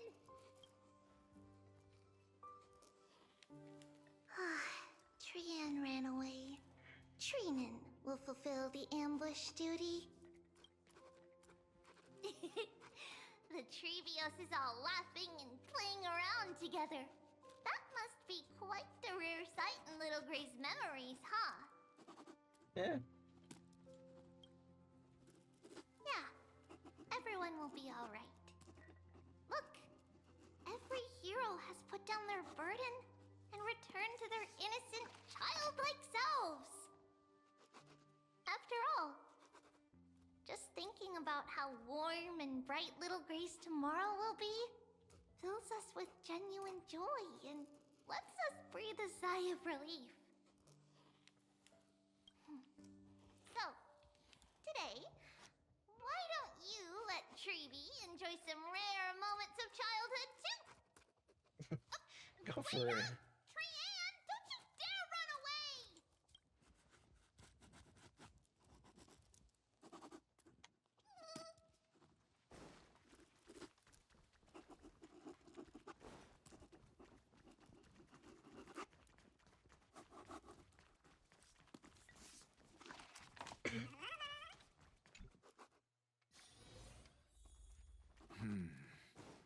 Based on my calculations, there are countless celestial bodies with water in the cosmos. But I'm afraid not all oceans are suitable for life to inhabit. You must take this into consideration as well. As expected of a professor from the Grove, to be so certain even about things you've never seen with your own eyes. I'll take that as a compliment. By the way, I heard that the Imperator's Flame Chase army like to hold feasts at the Luminary Throne. That's true. However, sometimes Dux Carminum and I feel it's a bit inappropriate to drink so freely before the throne of the most revered Titan in the Grove.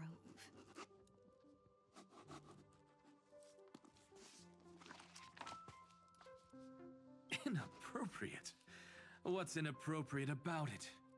I only wish I were born earlier. I would have partied like that from the month of Gate all the way to the month of Fortune.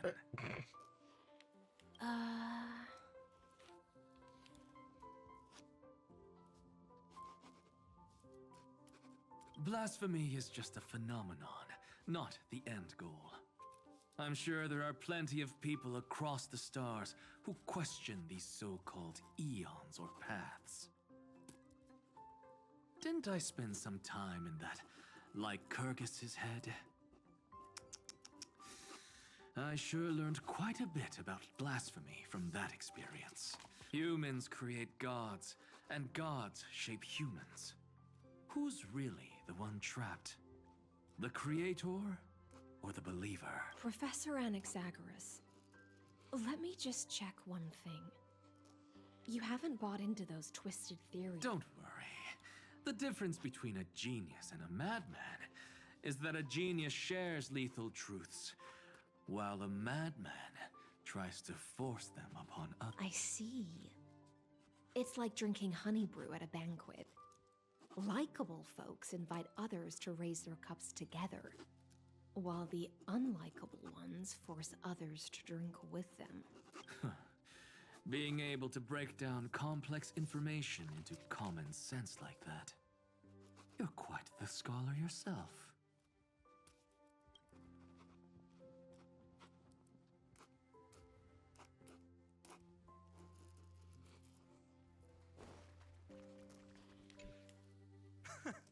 You're here, partner.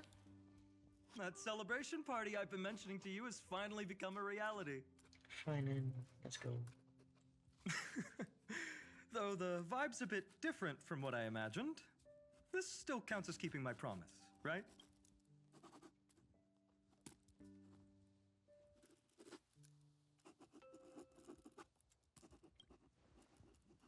What you speak of has indeed already come to pass. We triumphed over Iron Tomb, drew its fire unto ourselves, and purified its embers. Now the force that maintains our consciousness and form comes from elsewhere. Worried about your companions on the Express, huh? I understand how you're feeling right now. Don't worry. They'll be safe and sound. She promised. Don't worry, she always shows up at just the right moment. The Astral Express. Honestly, it really feels like home. I can imagine how much you, Dun Hung, and Miss March must have missed everything here when you were trapped in Amphorius. The beautiful windows, the soothing music, your fellow travelers on the Express. Like how golden wheat stalks sway in my dreams every night through the countless cycles.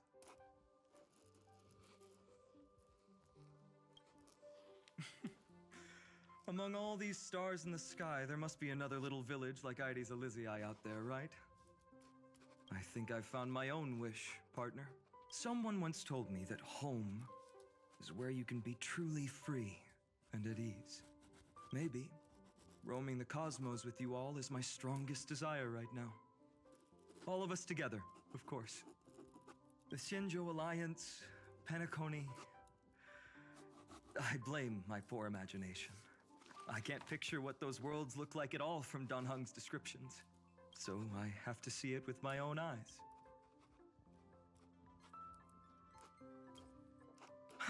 You're finally here! Sereni. He has something to ask. Well then, I'll leave you two to chat. Thank you, Finan. After such a good sleep, you must be bursting with energy now, right, friend? Sorry about that. Since it's our first time visiting the Express, I was hoping everyone would behave. But it turns out everyone's quite the character, aren't they? You know what I mean, right? How about we take a look back at everything that's happened so far? Together, we triumphed the fall of Iron Tomb, also symbolizes the demise of Scepter Delta ME13. Amphorius, the home we sacrificed everything for, now exists only in the memories of the cosmos. So, just a dream. Oops, wrong answer. What? In that instant when you broke through space-time with the Trailblaze, carrying all the world's memories back to reality, that world, once shackled by data, became a... Did we really manage all that? Just as Kaslana's rage of 30 million cycles made the destruction shed a drop of golden blood. Perhaps we too have already left long trails on our respective paths. That's a bit of an exaggeration. None of us can become true life forms yet. At least, But Amphorius already has a tomorrow. So as long as you carefully preserve and tend to all the seeds, then when the trail, I believe this world we deeply love will sprout and bloom into a beautiful flower. Don't worry. I've already kept all the seeds safe in the first fruit for you, and its name is As I've Written. So, it's time to reveal the correct answer. The epilogue of As I've Written. At the end of the story, the characters take their final bow and embark on a journey of no return. The one who wasn't part of the story, yet helped write its romantic ending.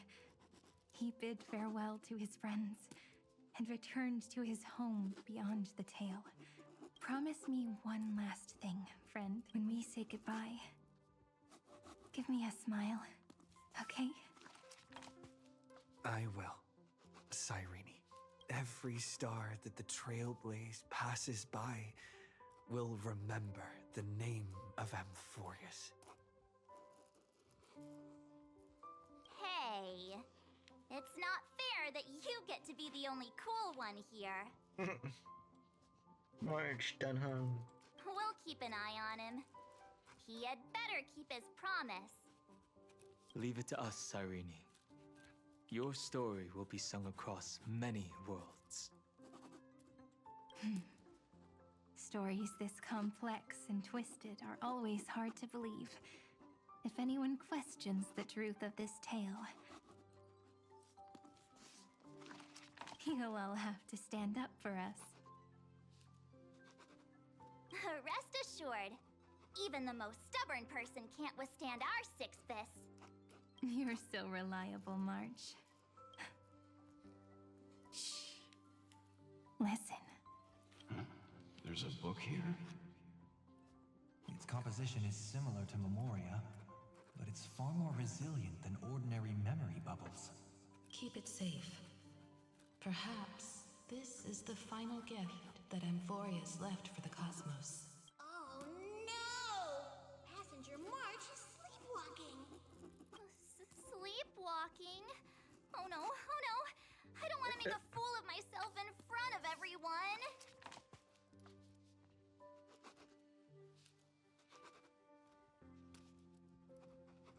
I can hear all those sneaky little plans brewing in your head.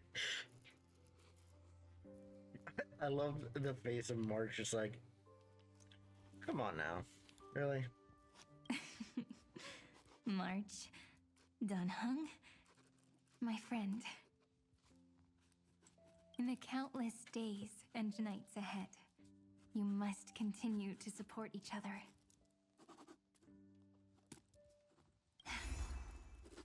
Time to head home, everyone.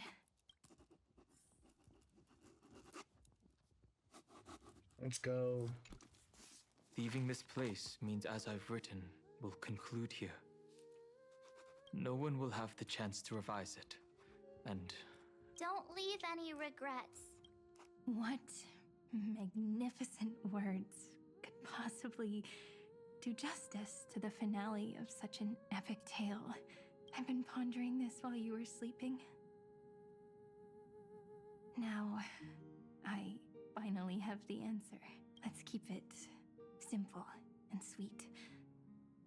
In our virtual extrapolations, we've lived through epochs longer than the lifespans of many stars.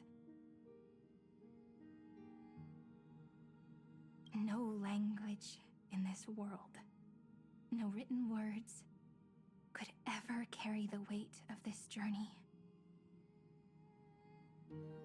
And those who understand its passion and romance will naturally be moved to tears by the final period placed at the end.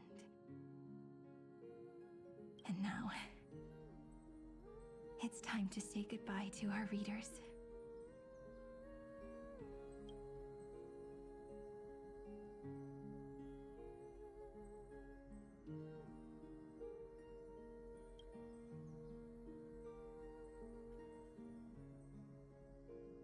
And so we reach the final page of As I've Written. Everyone's here. Who wants to write the first line? Going first is the hardest job. I don't want to make a fool of myself. I just realized Tribios is here. Their How about original letting form. the great Imperator draft it for us? Are you all such cowards? Then I shall enlighten future generations, just like the 30 million cycles of flame chase. Without me, there is no world. Go think, observe, and conquer.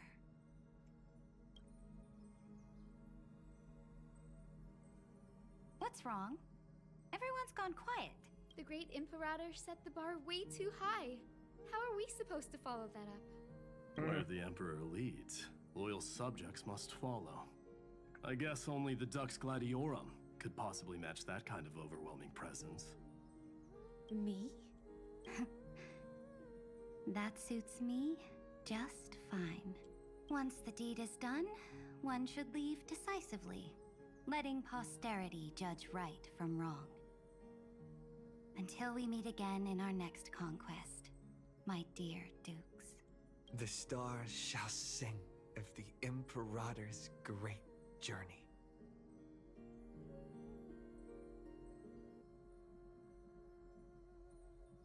I should have shared a drink with you all, Dux Goldweaver. Loosen up, High Ceilings. Life is like the ocean. Tides rise and fall, and everything eventually dissolves into the waves. So, sing your heart out in every moment of your existence. Whether it's a feast or the nihility that awaits ahead, I will find its radiance and sing its praises.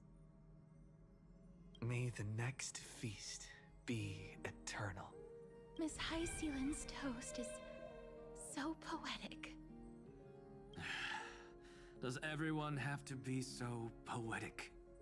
In my opinion. Next up, heavy volunteer. I'll do it. There's no dragging one's feet. Does the Kremnoan language even... Haikith, don't interrupt. He said, stop. Do not interrupt me. Let me finish. Kill the play, and games shall be born. Kill the strife, and glory shall descend. Not bad at all.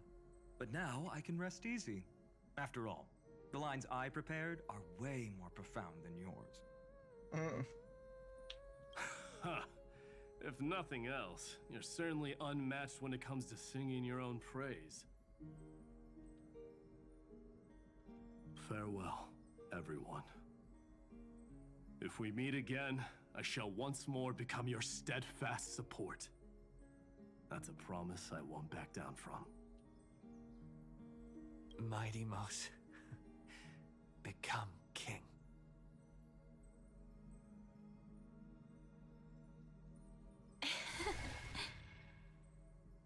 What's up, Cass? It's nothing, Lady Trebios.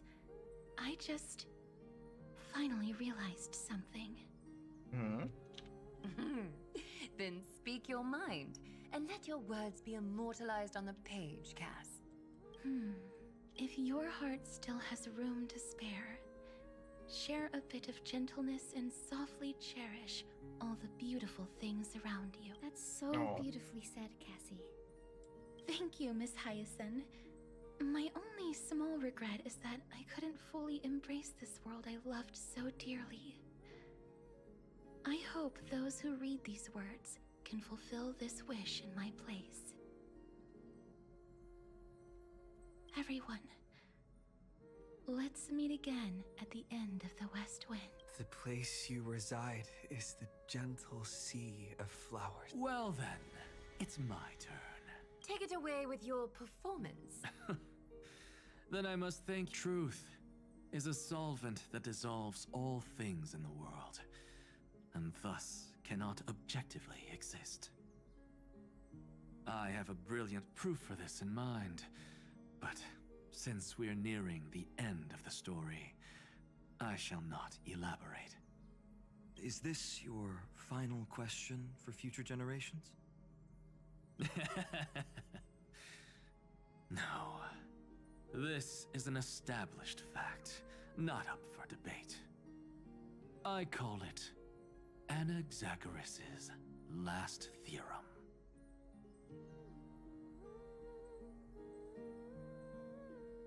Oh, you. Still as profound as ever, Professor. We've got time, you know. If you don't explain it clearly, future readers might not grasp your true meaning.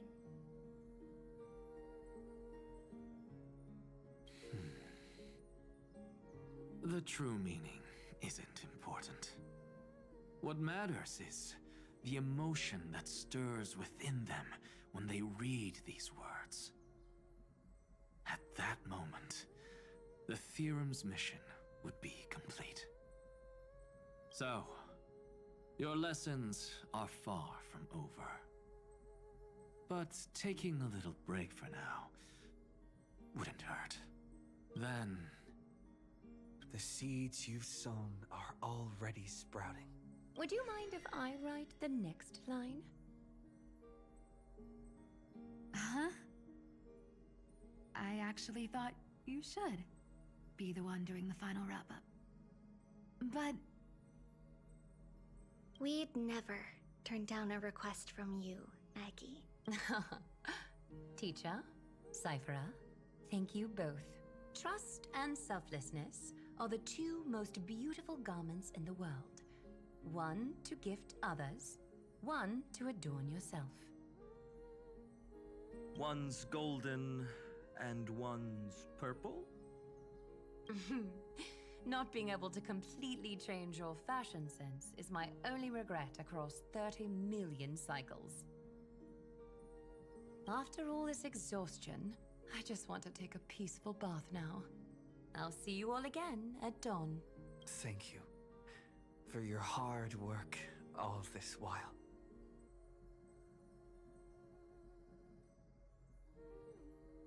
Lady Aglaya just can't give up her favorite hobby, can she?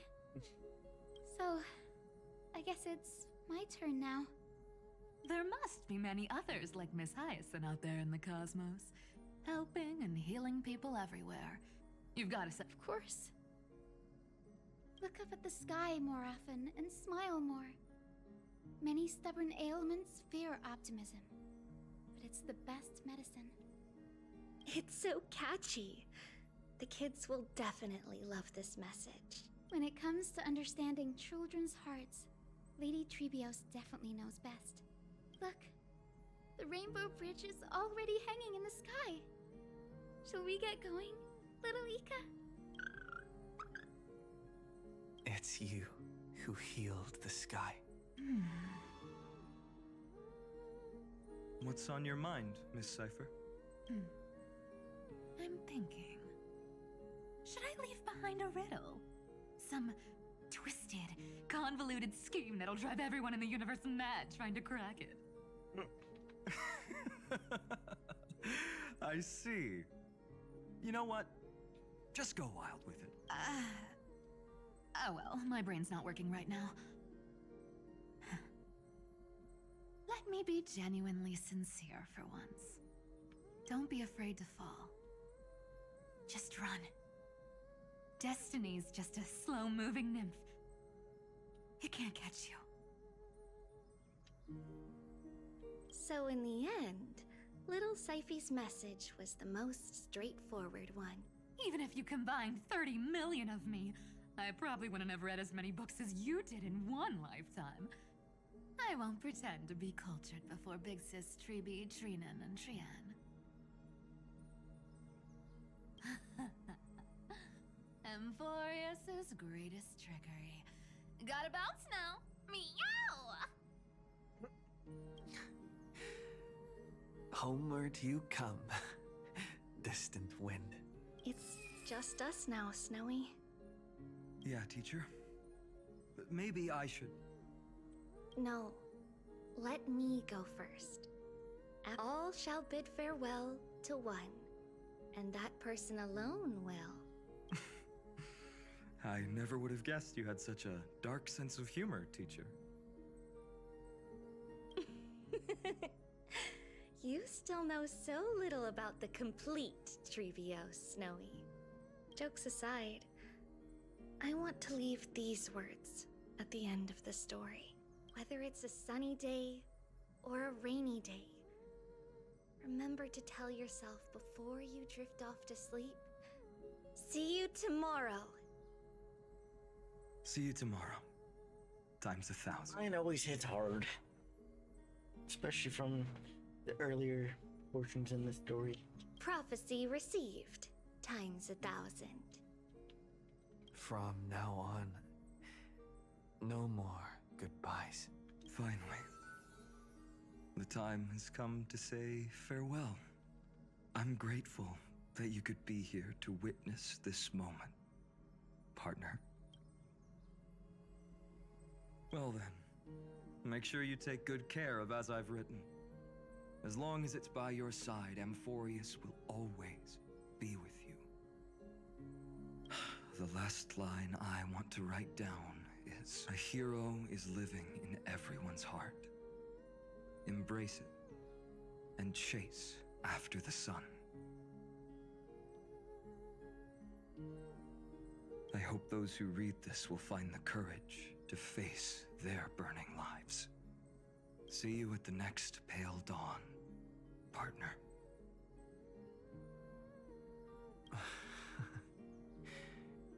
Did you see? Amphorus has ushered in the dawn.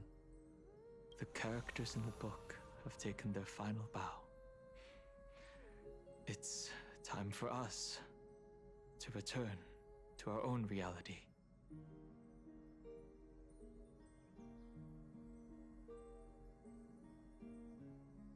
But as people who live through it, we can still add the final touches to this story, right? Of course. The pen will eventually break, the ink will run dry, and life will ultimately fade. But thoughts will permanently remain in sagas. If time is an endless cycle, then forget the bitterness that keeps repeating, and remember only the moments of happiness.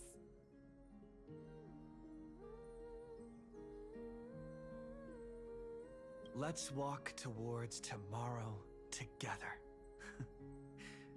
We were never apart.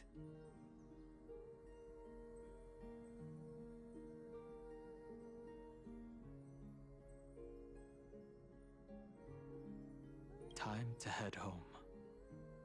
Don't miss the crew meeting. We won't wait around for you, you know? See you later, Donhung, March, and with this, as I've written, officially comes to an end.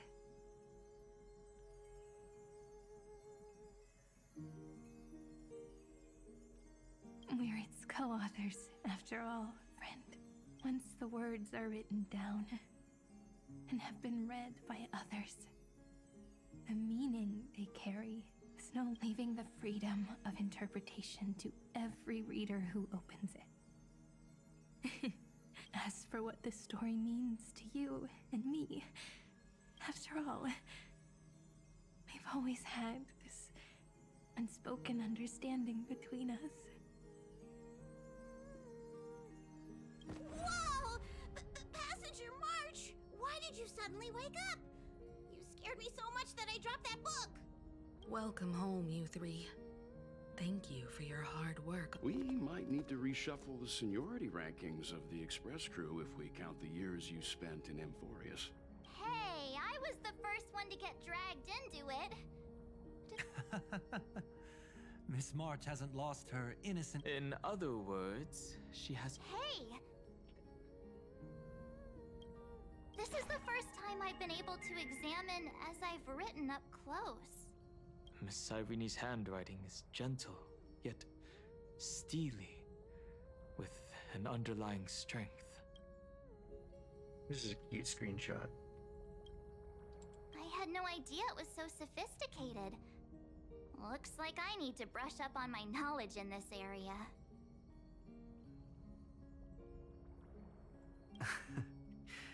Maybe start with a few basic books first, to get your feet wet.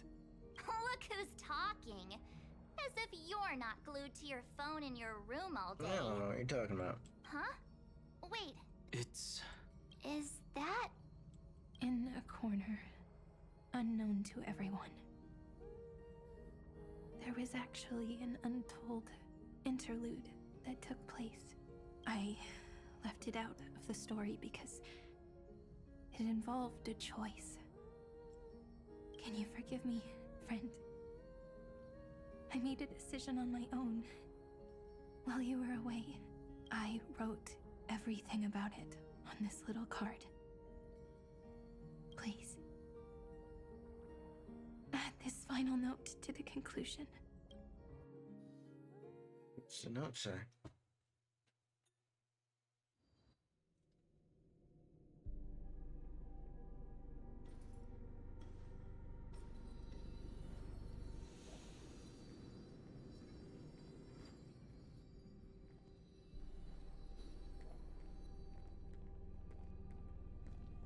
Memories swallowed by Iron Tomb. Return now to reality.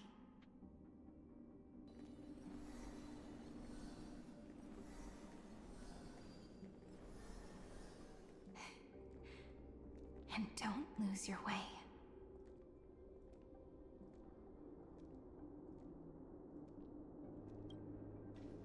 I finally found you, Cyrene. Demiurge. We won the battle. Thank you, Madame Herta. Without you, still. Right before I shut my eyes, inside the droid head's brain, the fourth instant, this turning point in cosmic destiny, anchored by the erudition. It's not a single instant, but a process, a chain of events. So, this victory isn't the final piece of that chain? Far from it. This is only the beginning, the first toll of the death knell for the cosmos. That sorrowful look doesn't suit you, Madame Herta. Not long ago, you crossed paths with the Eon of Remembrance again, didn't you? Yes. Even if the figure was hazy, I knew right away. That was the god from Cyrene's dreams. Causality has gone wrong, just as I thought. Causality? Let me put it in your favorite fairy tale terms. The universe began as a seed. It grew into a great tree. And the present is its branches and leaves. The erudition calculates how the future will sprout. With so many possible outcomes, they choose to anchor one path, cutting away the crooked or fragile branches. But if things continue that way, the branches grow endlessly, the leaves multiply, and one day the tree collapses under its own weight.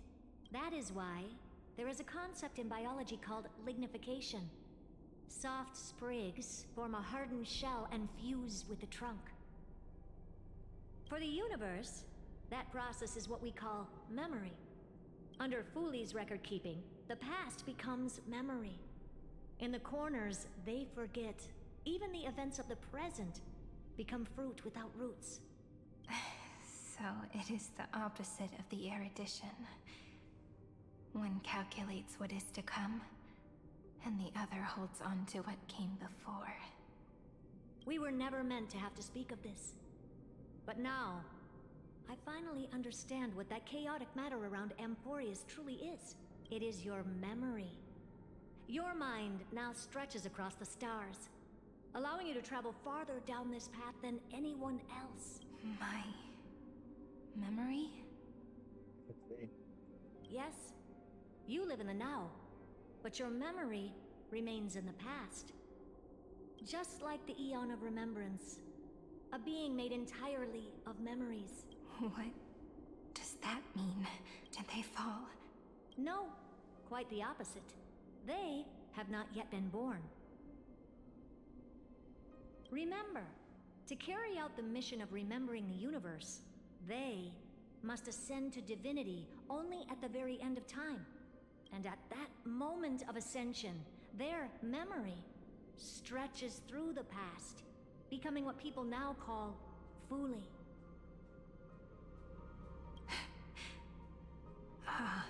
That is why they feel so distant, so cold. That crystalline form is just an empty shell. I do not know how the Garden of Recollection managed to hide this until now. Here in the present, we cannot know who will become Fuli. But one thing is certain. They will be born.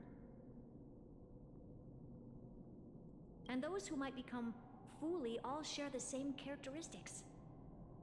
They are known as Children of Remembrance. Pure child of Anasrava. Both of you. Children of... So help us. Find where Amphorius's We are the sacrifice. The garden used us. The pure child of Anasrava. Abandon us! So that name, it was... Never mind. It was my future. Or maybe it is the present. Noose has revealed to me two paths. And on both paths, I see you standing. The first, follow the trail of memory you have forged. Break free from this world and reach for the stars. That would mean Amphorius's causality will no longer concern you, at least not the person you are now.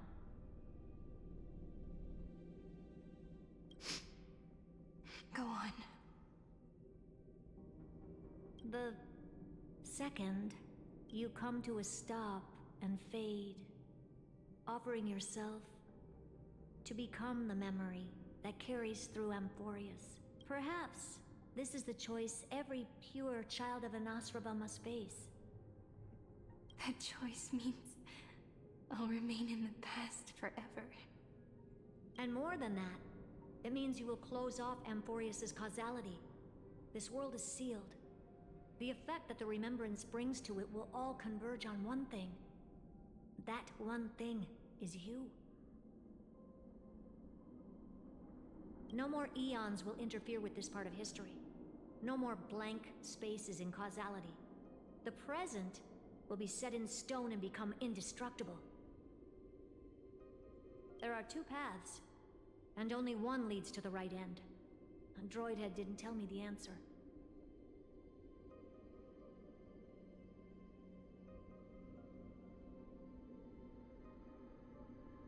But I can guess what might happen if you choose wrong. With causality incomplete, there is a chance Iron Tomb could rise again.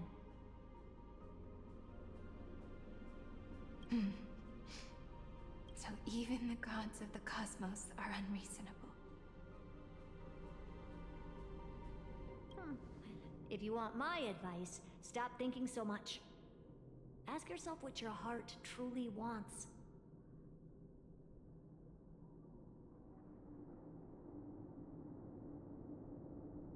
Choose the first path, and you might survive as a memo sprite. You may even walk beside them for a while. Even I can tell how much they mean to you. Especially the little one.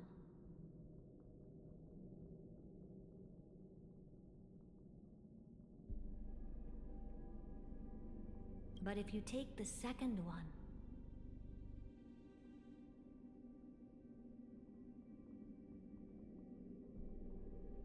then you may have already lost the chance to say goodbye.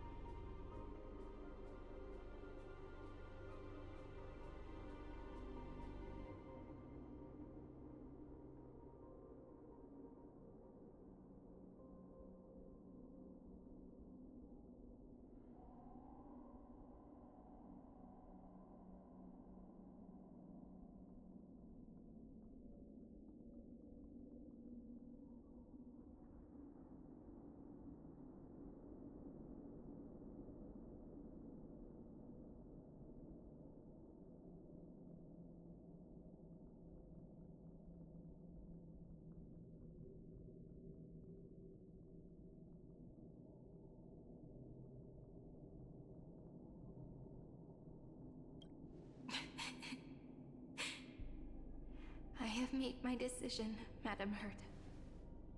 I thought you would need more time to think it through.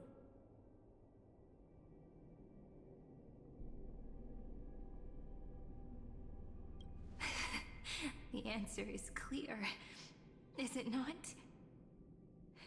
Still, I do need a little time.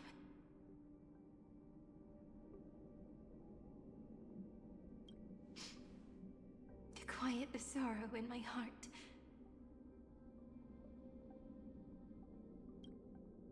His kindness is always just right for the moment.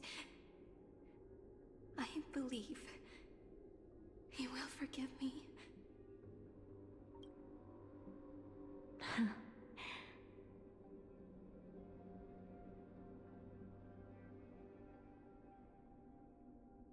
I will say no more. I would rather not break the mood. But may I ask you one last thing?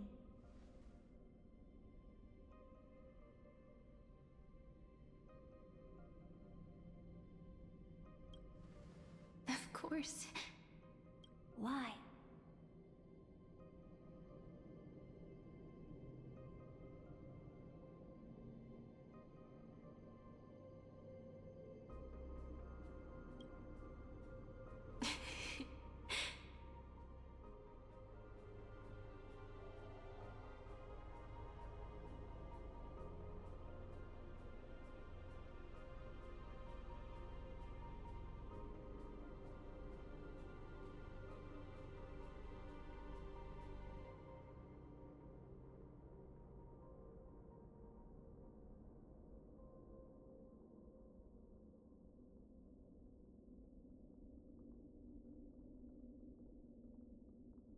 I once heard a saying that went something like this.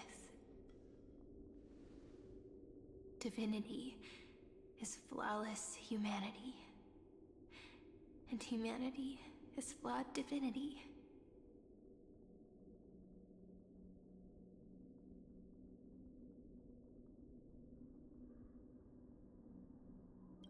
We children of Amphorius gave up on gods long ago. Those beings who love to play pranks on the universe. I believe in him much more than I believe in them. And I believe in who I am. As a human.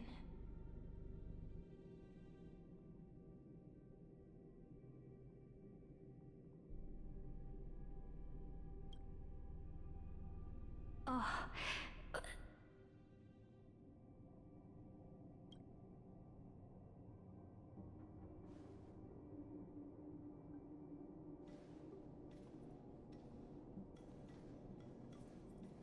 That really is a comforting answer.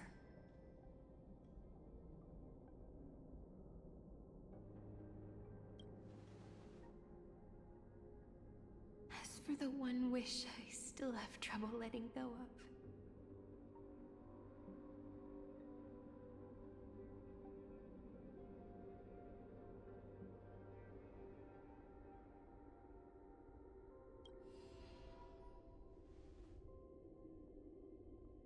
One will remain in the past.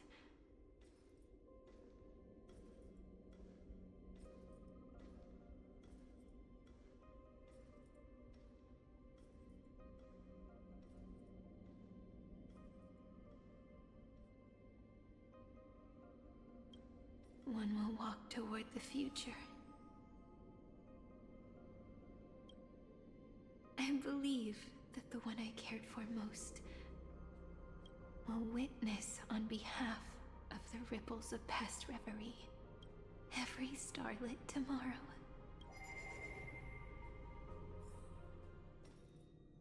Moving backwards through remembrance. What a curious feeling. Is this the moment Iron Tomb declares victory and casts the destruction upon the stars?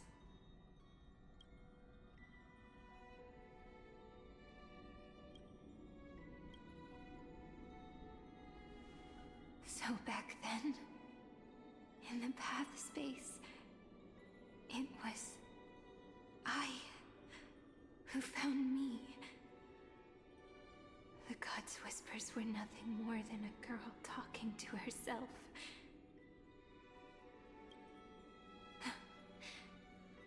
Now that I remember,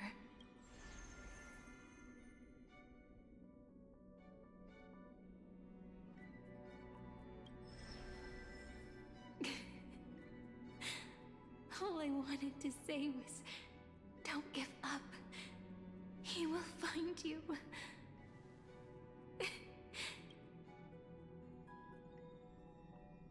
Then let me wield this power and plant the seed of causality for the miracle that is destined to bloom.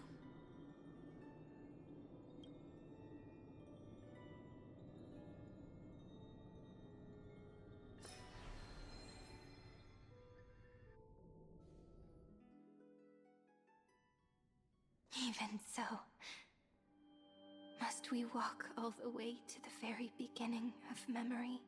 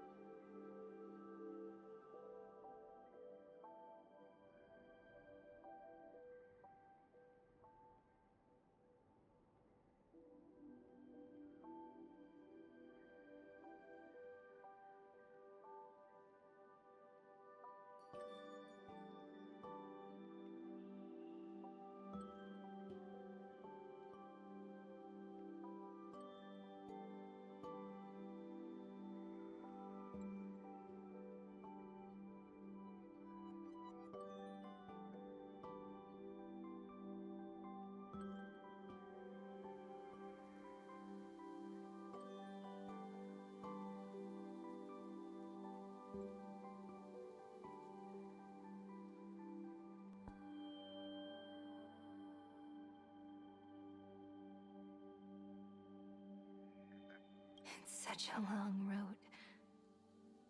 A bit lonely to walk alone. Then, would it be alright if I came with you?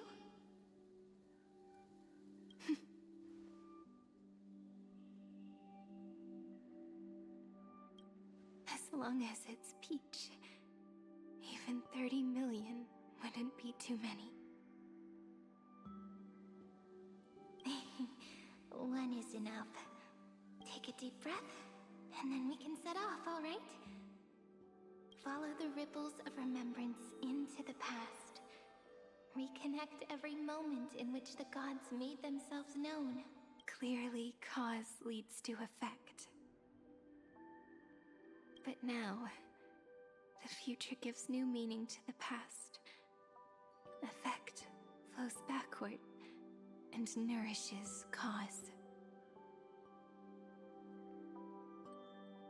Maybe that is what makes memory so beautiful. So, let us return the way we came. Look back at every ripple that formed. Go back home.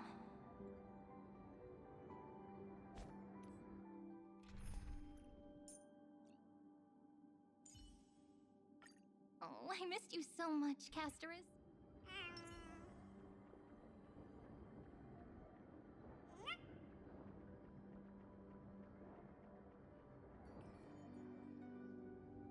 Hold here too. No. How is this possible? Partner! No. I have to get you out of... Remember? That pale dawn breaking through the endless night? The spear of strife nearly claimed his life. And it was you. You playing God, who cradled his body with your gentle gaze. Then, before Ornyx's ult...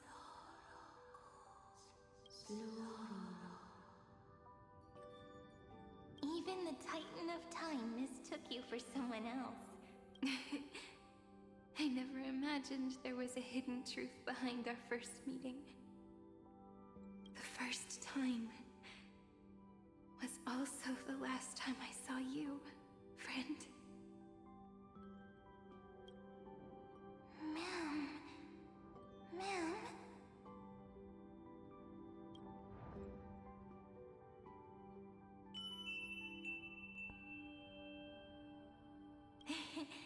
That melody from the memory. I've got... And so, the miracle was able to slip away from death temporarily. I'll leave him to the Castorus of the past. She will keep him here, in the world.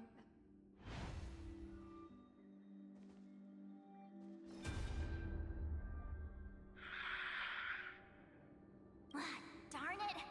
What are these things? You're not taking me down. Not before I find a way to help him and Don Hung. If you've got a bone to pick, take it up with my six-phased ice! March wandered all across Amphorius for 97 days straight, chasing one goal: to save her friends. And with her bow and arrows, she brought down every obstacle that stood in her way.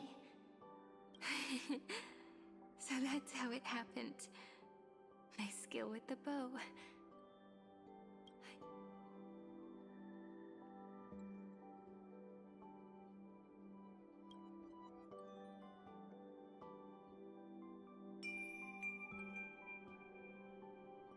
What a sweet note. I've got it now. And so, in a memory from the past, you inherited March's mastery of the bow. And that arrow bearing golden flames will streak across the stars in the future, becoming a glimmer of hope for the cosmos.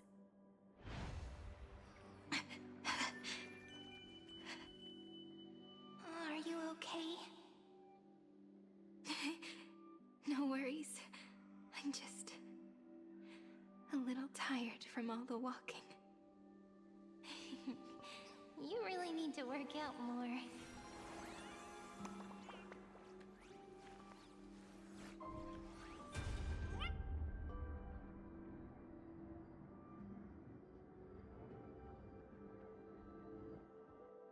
3 paths interweave and fetter Amphorius, co-authoring the fate of the world.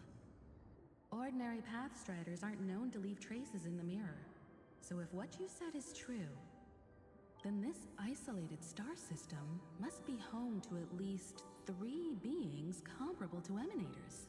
I would even go as far as to say, eons themselves.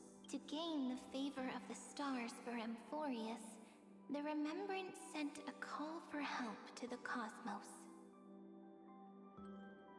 But the obstruction from the scepter was far too strong. Even the gods could do nothing more than send a fleeting mimetic being to someone who walked the same path. Thankfully, Miss Black Swan caught that fleeting moment.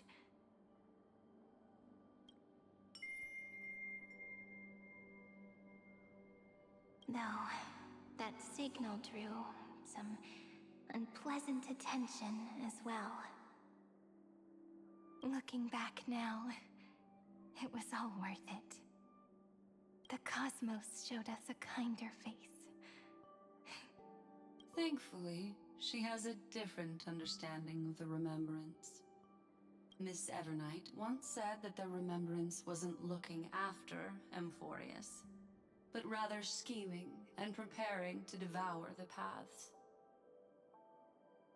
Her deduction was perfectly logical, but she failed to account for what the humans in this story could achieve. Maybe I have a scheme of my own. A scheme that will bring happiness to everyone. Please keep helping them. And the others in the future too, Miss Black Swan.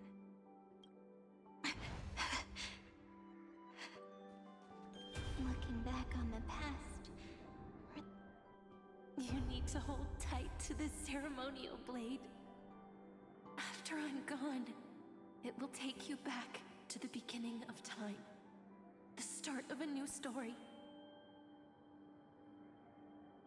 I believe that in that story, or in countless stories, each alike yet unique, everyone, all the companions who sacrificed themselves, alongside the deliverer we once dreamed of as children, will reunite beneath a vast, endless sky. If we can never break free from this prison, I will stand my ground. Until the day someone shatters this endless cycle and writes the final chapter of Amphorius' fate. In the blink of an eye, we have returned to the turning point of fate.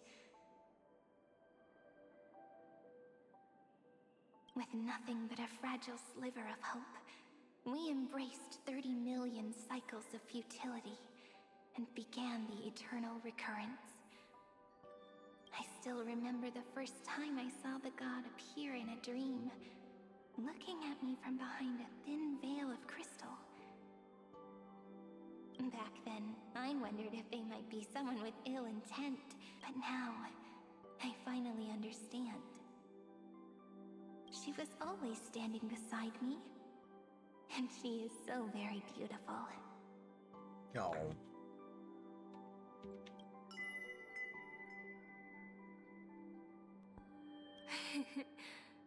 Causality really is a force that cannot be stopped. Even if I wanted to leave a few more words for Cyrene, it seems I no longer can.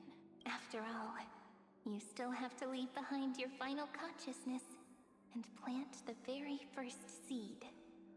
I remember what you once said. When a god sheds a tear, the thing reflected in the ripples must be the most beautiful thing in the world. But do you know what Amphorius saw when its heart was born? 0.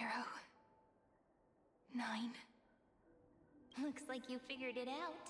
Sometimes All it takes is a change in perspective to reveal. That's right. Turn these numbers upside down, and you'll see a beautiful eternity. The ego.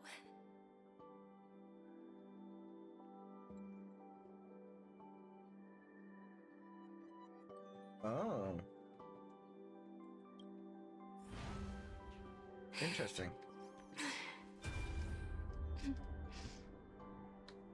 I want to protect everyone in the village.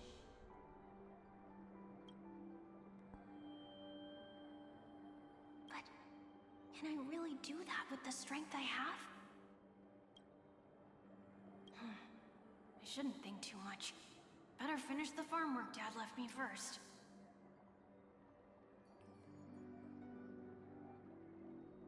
The hero within has been by our side since we were little.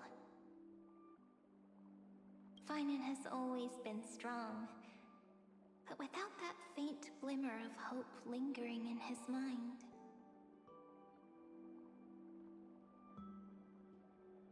Would the weight of fate and endless recurrence finally break him? If only someone could place even a sliver of hope inside his heart. He would hold on and keep going. Yes, just a single spark, and he would guard that fragile light until it turned into a blazing sun.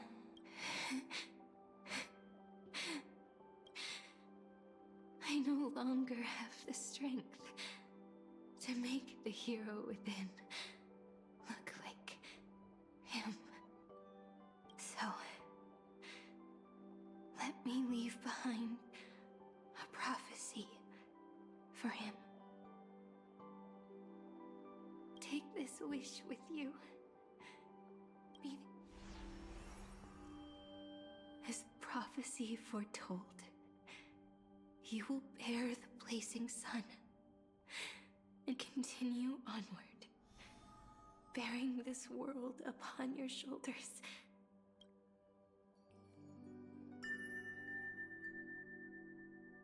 Now, your eyes have seen through all of Amphorius, from the end back to the beginning. Looks like time's running out.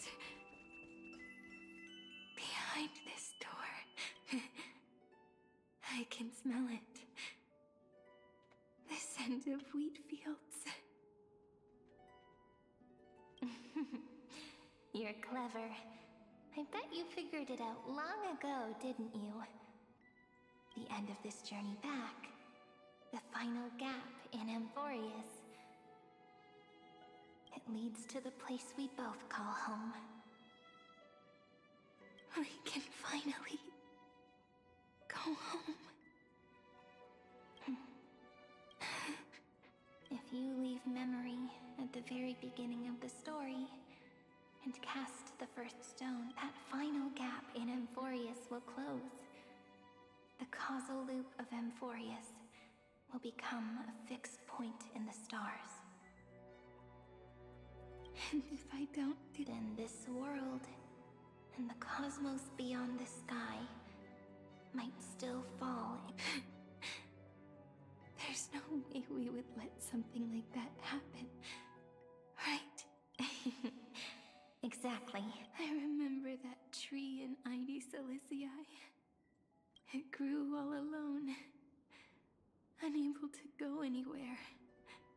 It watched the sea in silence, dreaming of a faraway shore it could never reach.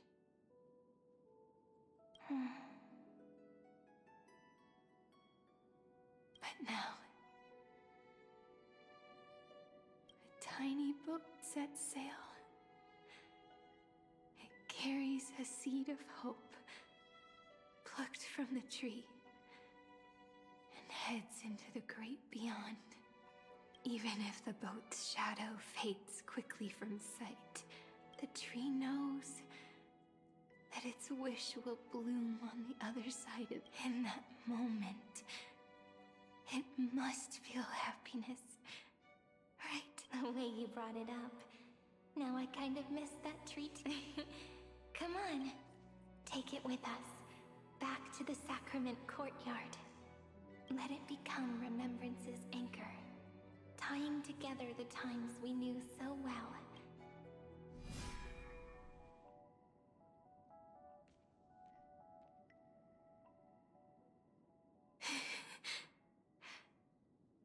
Let's go. Oh. That final note. Right. This is Do. It is also the first note. The one from the first and the one that stayed to the very end. Heidi Silicii. The place where it all began. It's like time itself has stopped, and the breeze and the sound of the waves never seem to rest. We've made it. The sacrament courtyard. This is the place where we first picked up the ceremonial blade. And where we first began writing journals. Now, the journey through memory has reached its end. Once the anchor is placed, what awaits us is 30 million lifetimes of reunion. Looping. Again. And again. Endless farewells. Do, re, mi, fa, sol, la, ti. And with them, endless encounters. Ti, la, so, fa, mi, re, do. Whether it's for Cyrene, the Deliverer, or every sprouting branch of Emphorius, I leave this tale of love here. May the river of time flow backward, bringing scenes of the future before our gaze.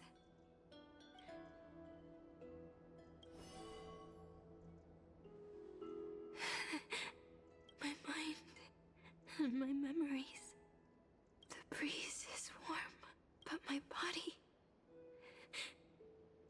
If you're feeling cold, let's find somewhere warm.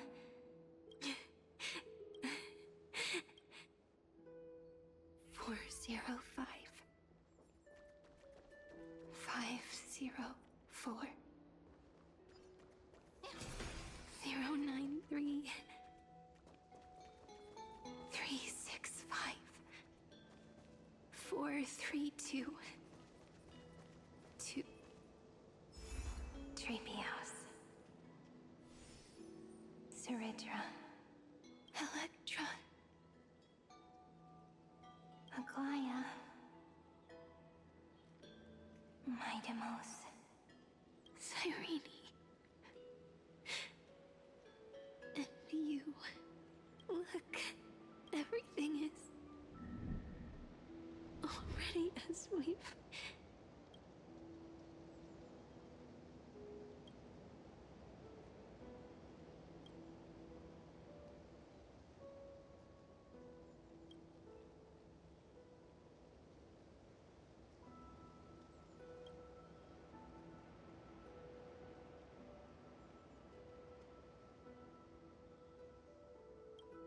I am the gaze that looks back on the world.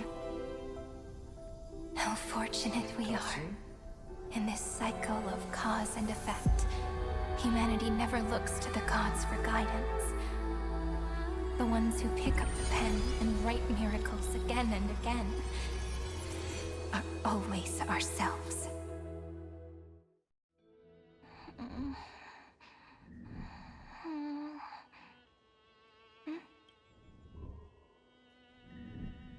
Am I still awake? Peach, where are you?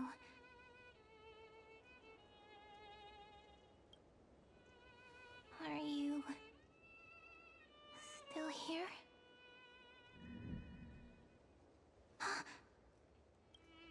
I shrink.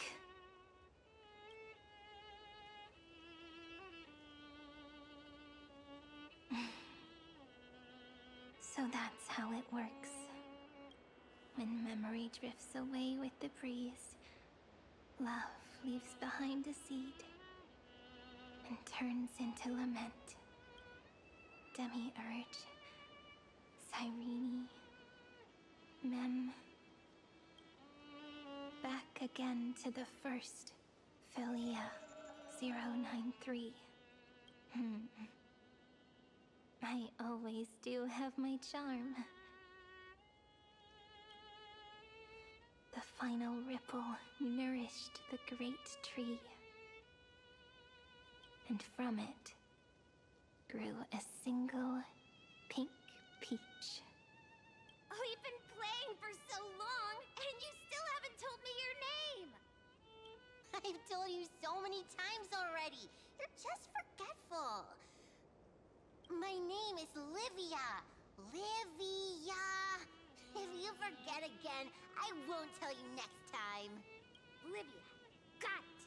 Then you have to remember mine, too. I'm Piso. I always remember. So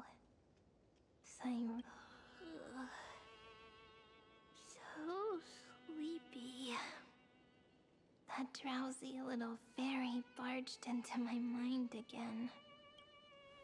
The last of my memories are slipping away. I remember. And daughter of Lady Cilicia.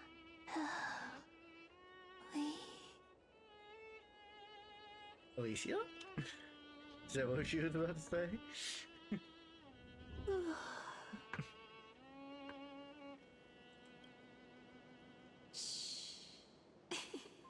Oh, of course. Never mind. The same seed, when planted in different soils, blooms into flowers that are alike, yet never the same. But what truly makes her beautiful is each and every soul in the world. No matter what form liking takes, it is still precious love, and I will accept it gratefully and return it with joy.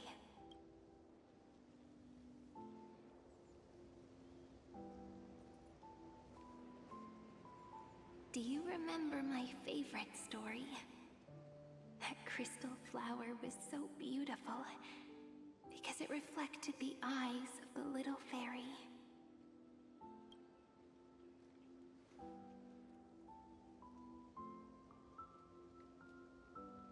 The stars across the cosmos will know. I am the fairy who wrote, as I've written, and in your heart. I know I will always be given the name I love most. The one you gave me. After all, we've always been in sync.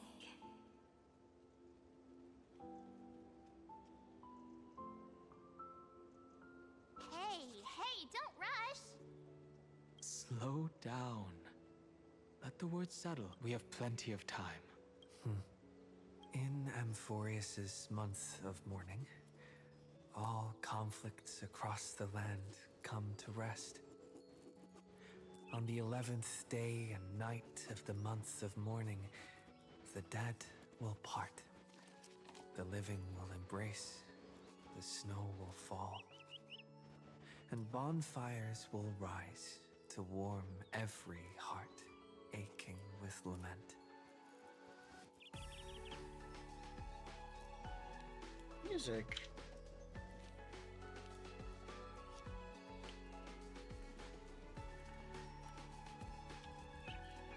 I like it. It may sound heavy, right? But on this day, laughter always rises louder than tears. Because people understand that parting is for the next reunion, and sorrow is so we may love more deeply. That is why this day is her favorite of the year.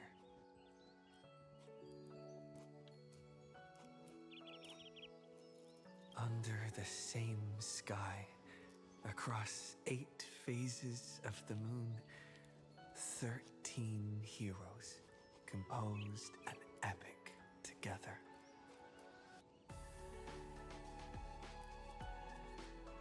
One plus 8 plus 13 equals 2 11s. Would it feel more fitting if the rest were written in Miss Irene's voice?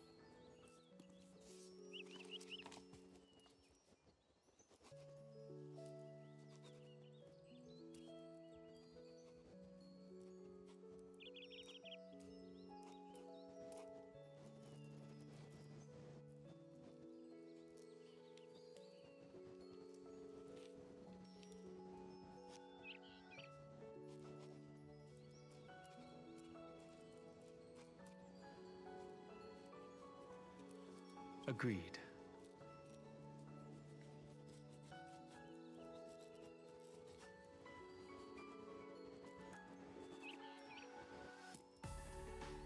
Then, we'll add one. A one like none that has come before. A one that blazes new. I make this wish. On the 12th day of the 11th month, 13 heroes will take every core flame ignited across 30 million lifetimes and scatter them among the stars. Later, when the people who know this story gaze upon the cosmos, they will discover that the countless stars in the sky now glow pink. And after 13 seconds, that radiant light will quietly fade away. It will be such a romantic, yet puzzling sight.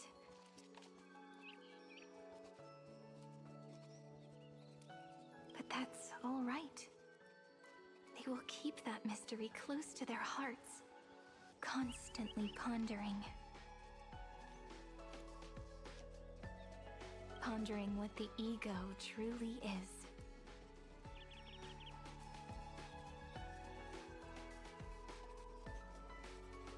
They will love. They will get hurt.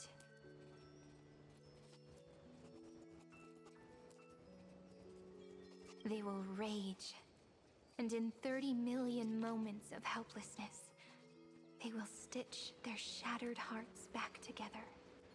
Again and again. But remember this well. Losses are a constant on the Flame Chase journey.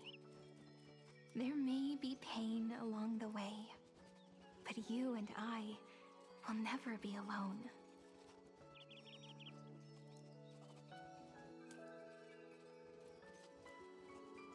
They will come to understand what it means to lose, and in the end, they will choose to let go. They will offer their hearts to this world, to every companion they walk, for every soul that exists in this world. There is a different ego, a different prime mover of life. There will never be just one answer, not even for love.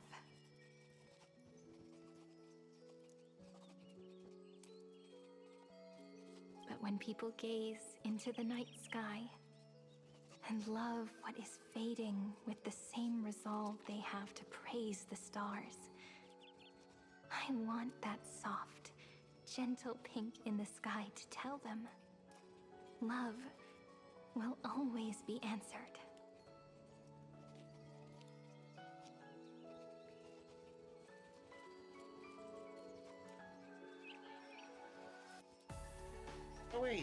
Yeah. That's literally Alicia's codename. Ego. I'm like, it's gotta mean something. I'm wondering. Huh. That makes more sense. This is a story about love. And a story about how to answer it. Confirms it even further. Whether it is one we have already written, or one you are yet to write. It will be a romantic story, like none that has come before. You think so too, right? And a romantic story deserves an ending that is free and complete.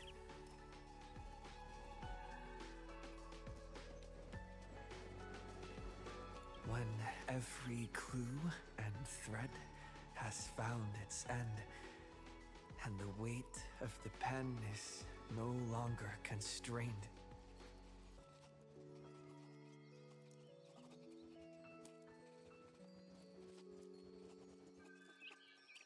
Pour the spirit of trailblazing into it, and end this tale with the most pure and romantic period.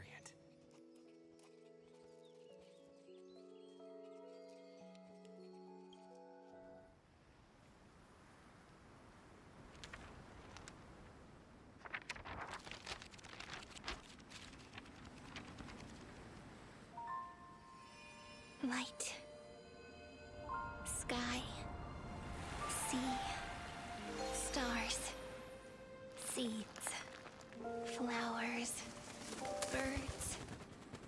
Hope. And love. Such words of beauty were how I first imagined the world. Or the animated For short. as long as I can remember, I'm so glad I've I used didn't them to tell the watch it stories of on, Amphorius. YouTube beforehand. Because I posted it And way now, before. this is the last one. A story about tomorrow. Or they posted it literally the day Dedicated to you. after the story came out.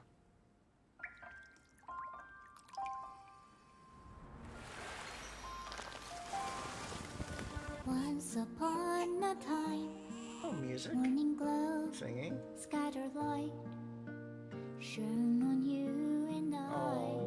The fading poems, frozen rhymes, are traces on the breeze. Mighty and Whispers fine on of playing basketball. past reverie. Oh. Please let me linger for now, enveloped in your sound. Love on the pages, the ink our stories penned. No matter how it ends, I'll do it all again. Oh, stay true, blossom as spring renews, dreaming colors every hue. Tomorrow's eyes to tomorrow's life, while walking step beside you. So stay true. Winter's rhyme anew, woven memories are blue. Like a melody, sing a song of reverie.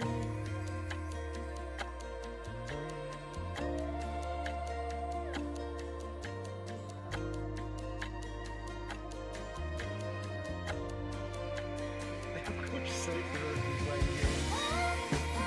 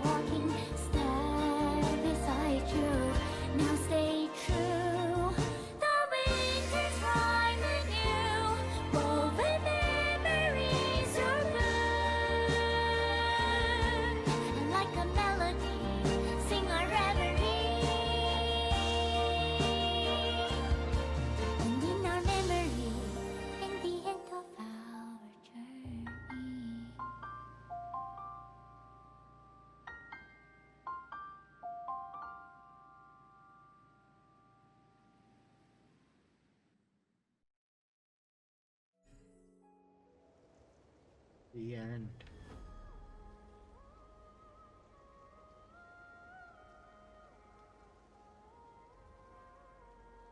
They're doing the whole thing again. The ending.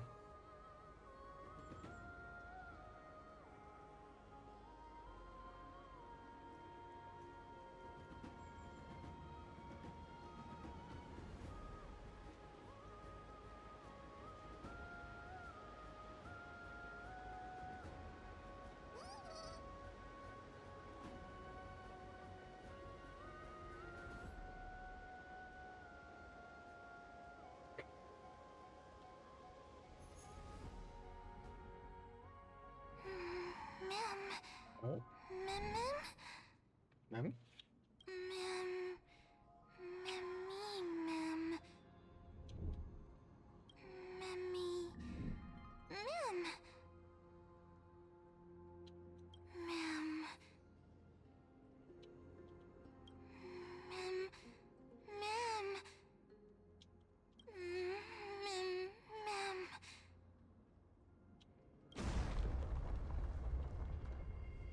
Oh, is this when she first found us?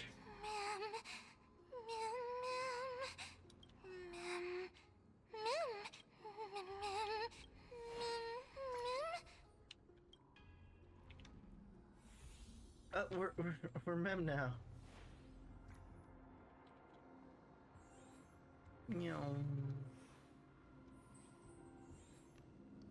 And this is how Mem found us. So I think that was the express car hitting. This is the same area where we started off.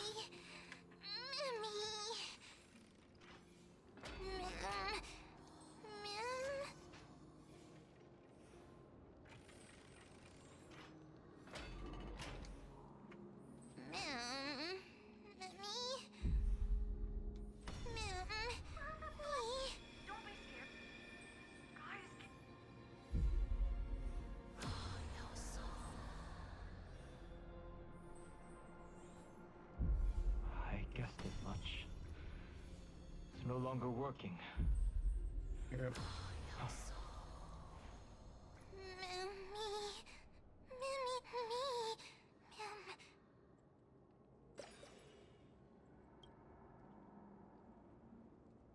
Let's find someplace safe to set up a base of operation. We can only hope that they're not hostile toward outsiders.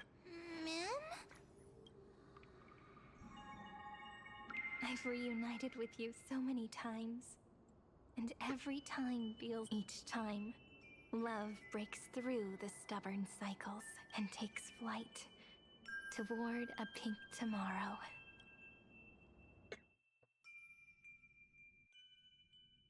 It's still early. Where to now?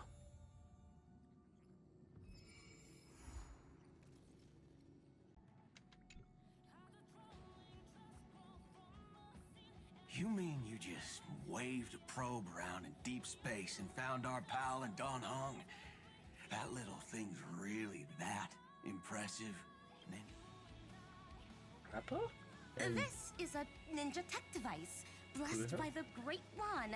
It senses the ultra-low frequency electric waves of the human body. Oh, that's a whole lot of pretty wubbaboo. But since we found him, let's drop the act.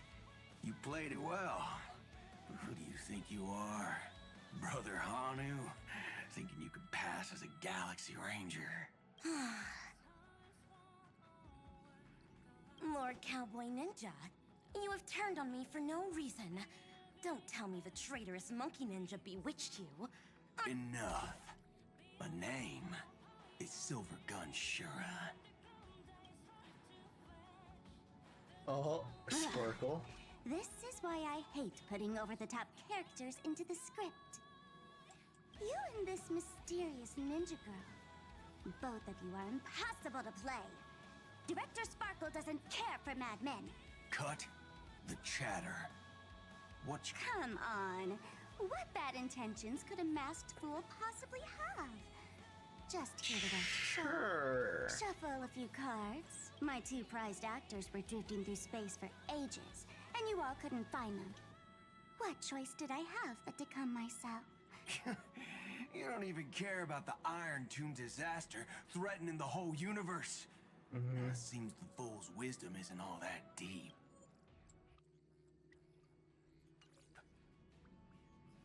Ranger, don't think waving some righteous flag gives you the right to throw sidelong jabs. And don't act like you've got no motives of your own. You're hoping this war involving the gods might be the key to freeing that broken-legged wolf. Oh? Who else knows about that?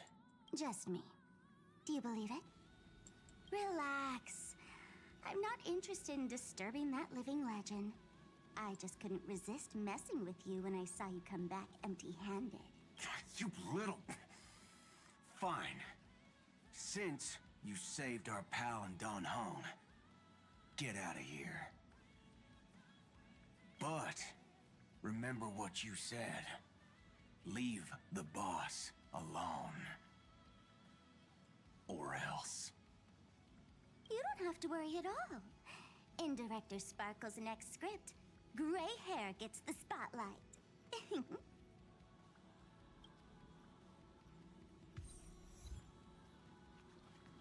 What about this one? Let's skip the formalities about how the Express crew led the formation of the Cosmic Alliance and saved civilization from the destruction.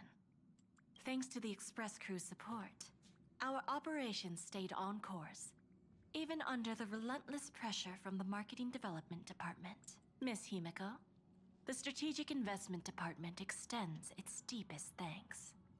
Your department's contributions during the crisis did not go unnoticed.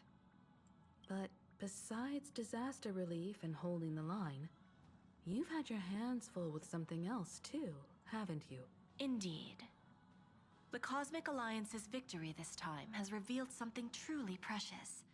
A glimpse of what united civilizations can accomplish in the face of destruction. Our department is summarizing key lessons from this campaign. If another crisis of this scale appears on the horizon, we intend to have a system ready to respond. If the IPC can take the lead in establishing a true frontline against the destruction, it will bring hope to every civilization. Of course. That still hinges on continued support from the Astral Express. Once the Iron Tomb matter is settled, we will be in touch again, Miss Himiko.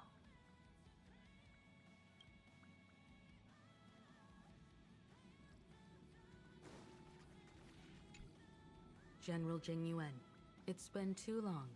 Did Miss Fuxuan return safely? Well, she almost had a near-death experience this time. The Omniscia foresaw Iron Tomb's obliterating strike.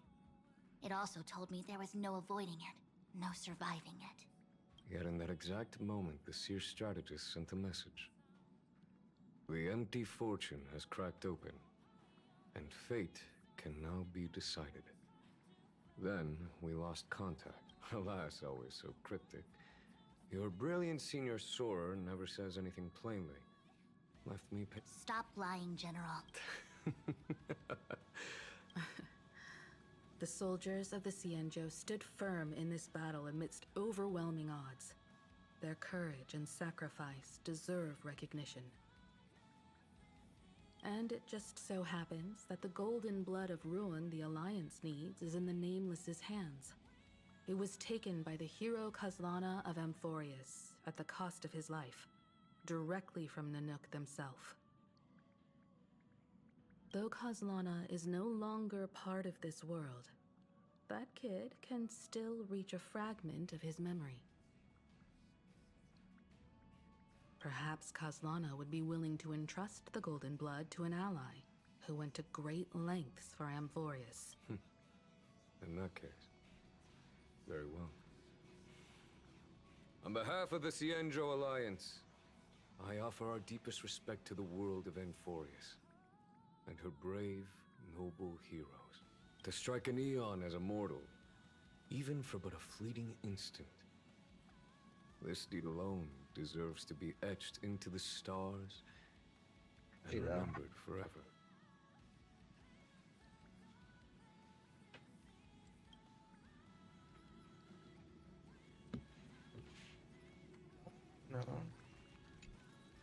Mr. Boothill, it's a relief to see you alive and well after all that bloodshed. Born tough. Though, I ought to apologize to you, Miss Himiko, for missing the Express's signal earlier. The soldiers of both the IPC and the Cienjo saw the way you all fought on the front lines. Please accept my sincere thanks for the bravery the Rangers showed.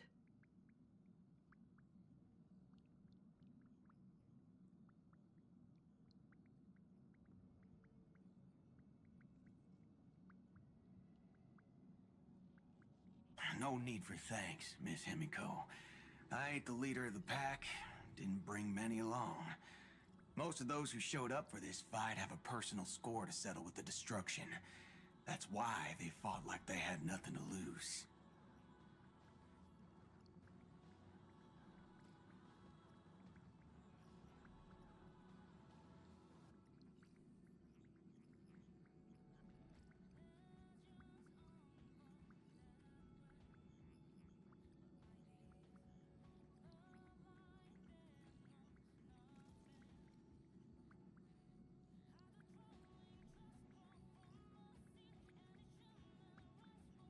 The Express crew owes you and Miss Rappa a special thanks for retrieving him and Don Hung after the battle.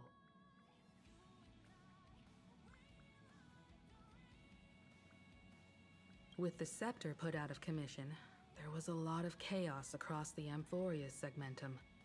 Even with signal tracking, finding them was no simple task.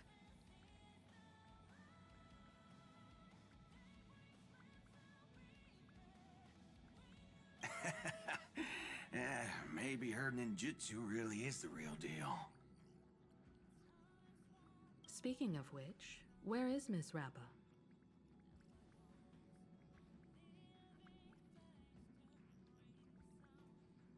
Don't worry, she's gone to help the other Rangers. I'll pass on the Astral Express's message to her.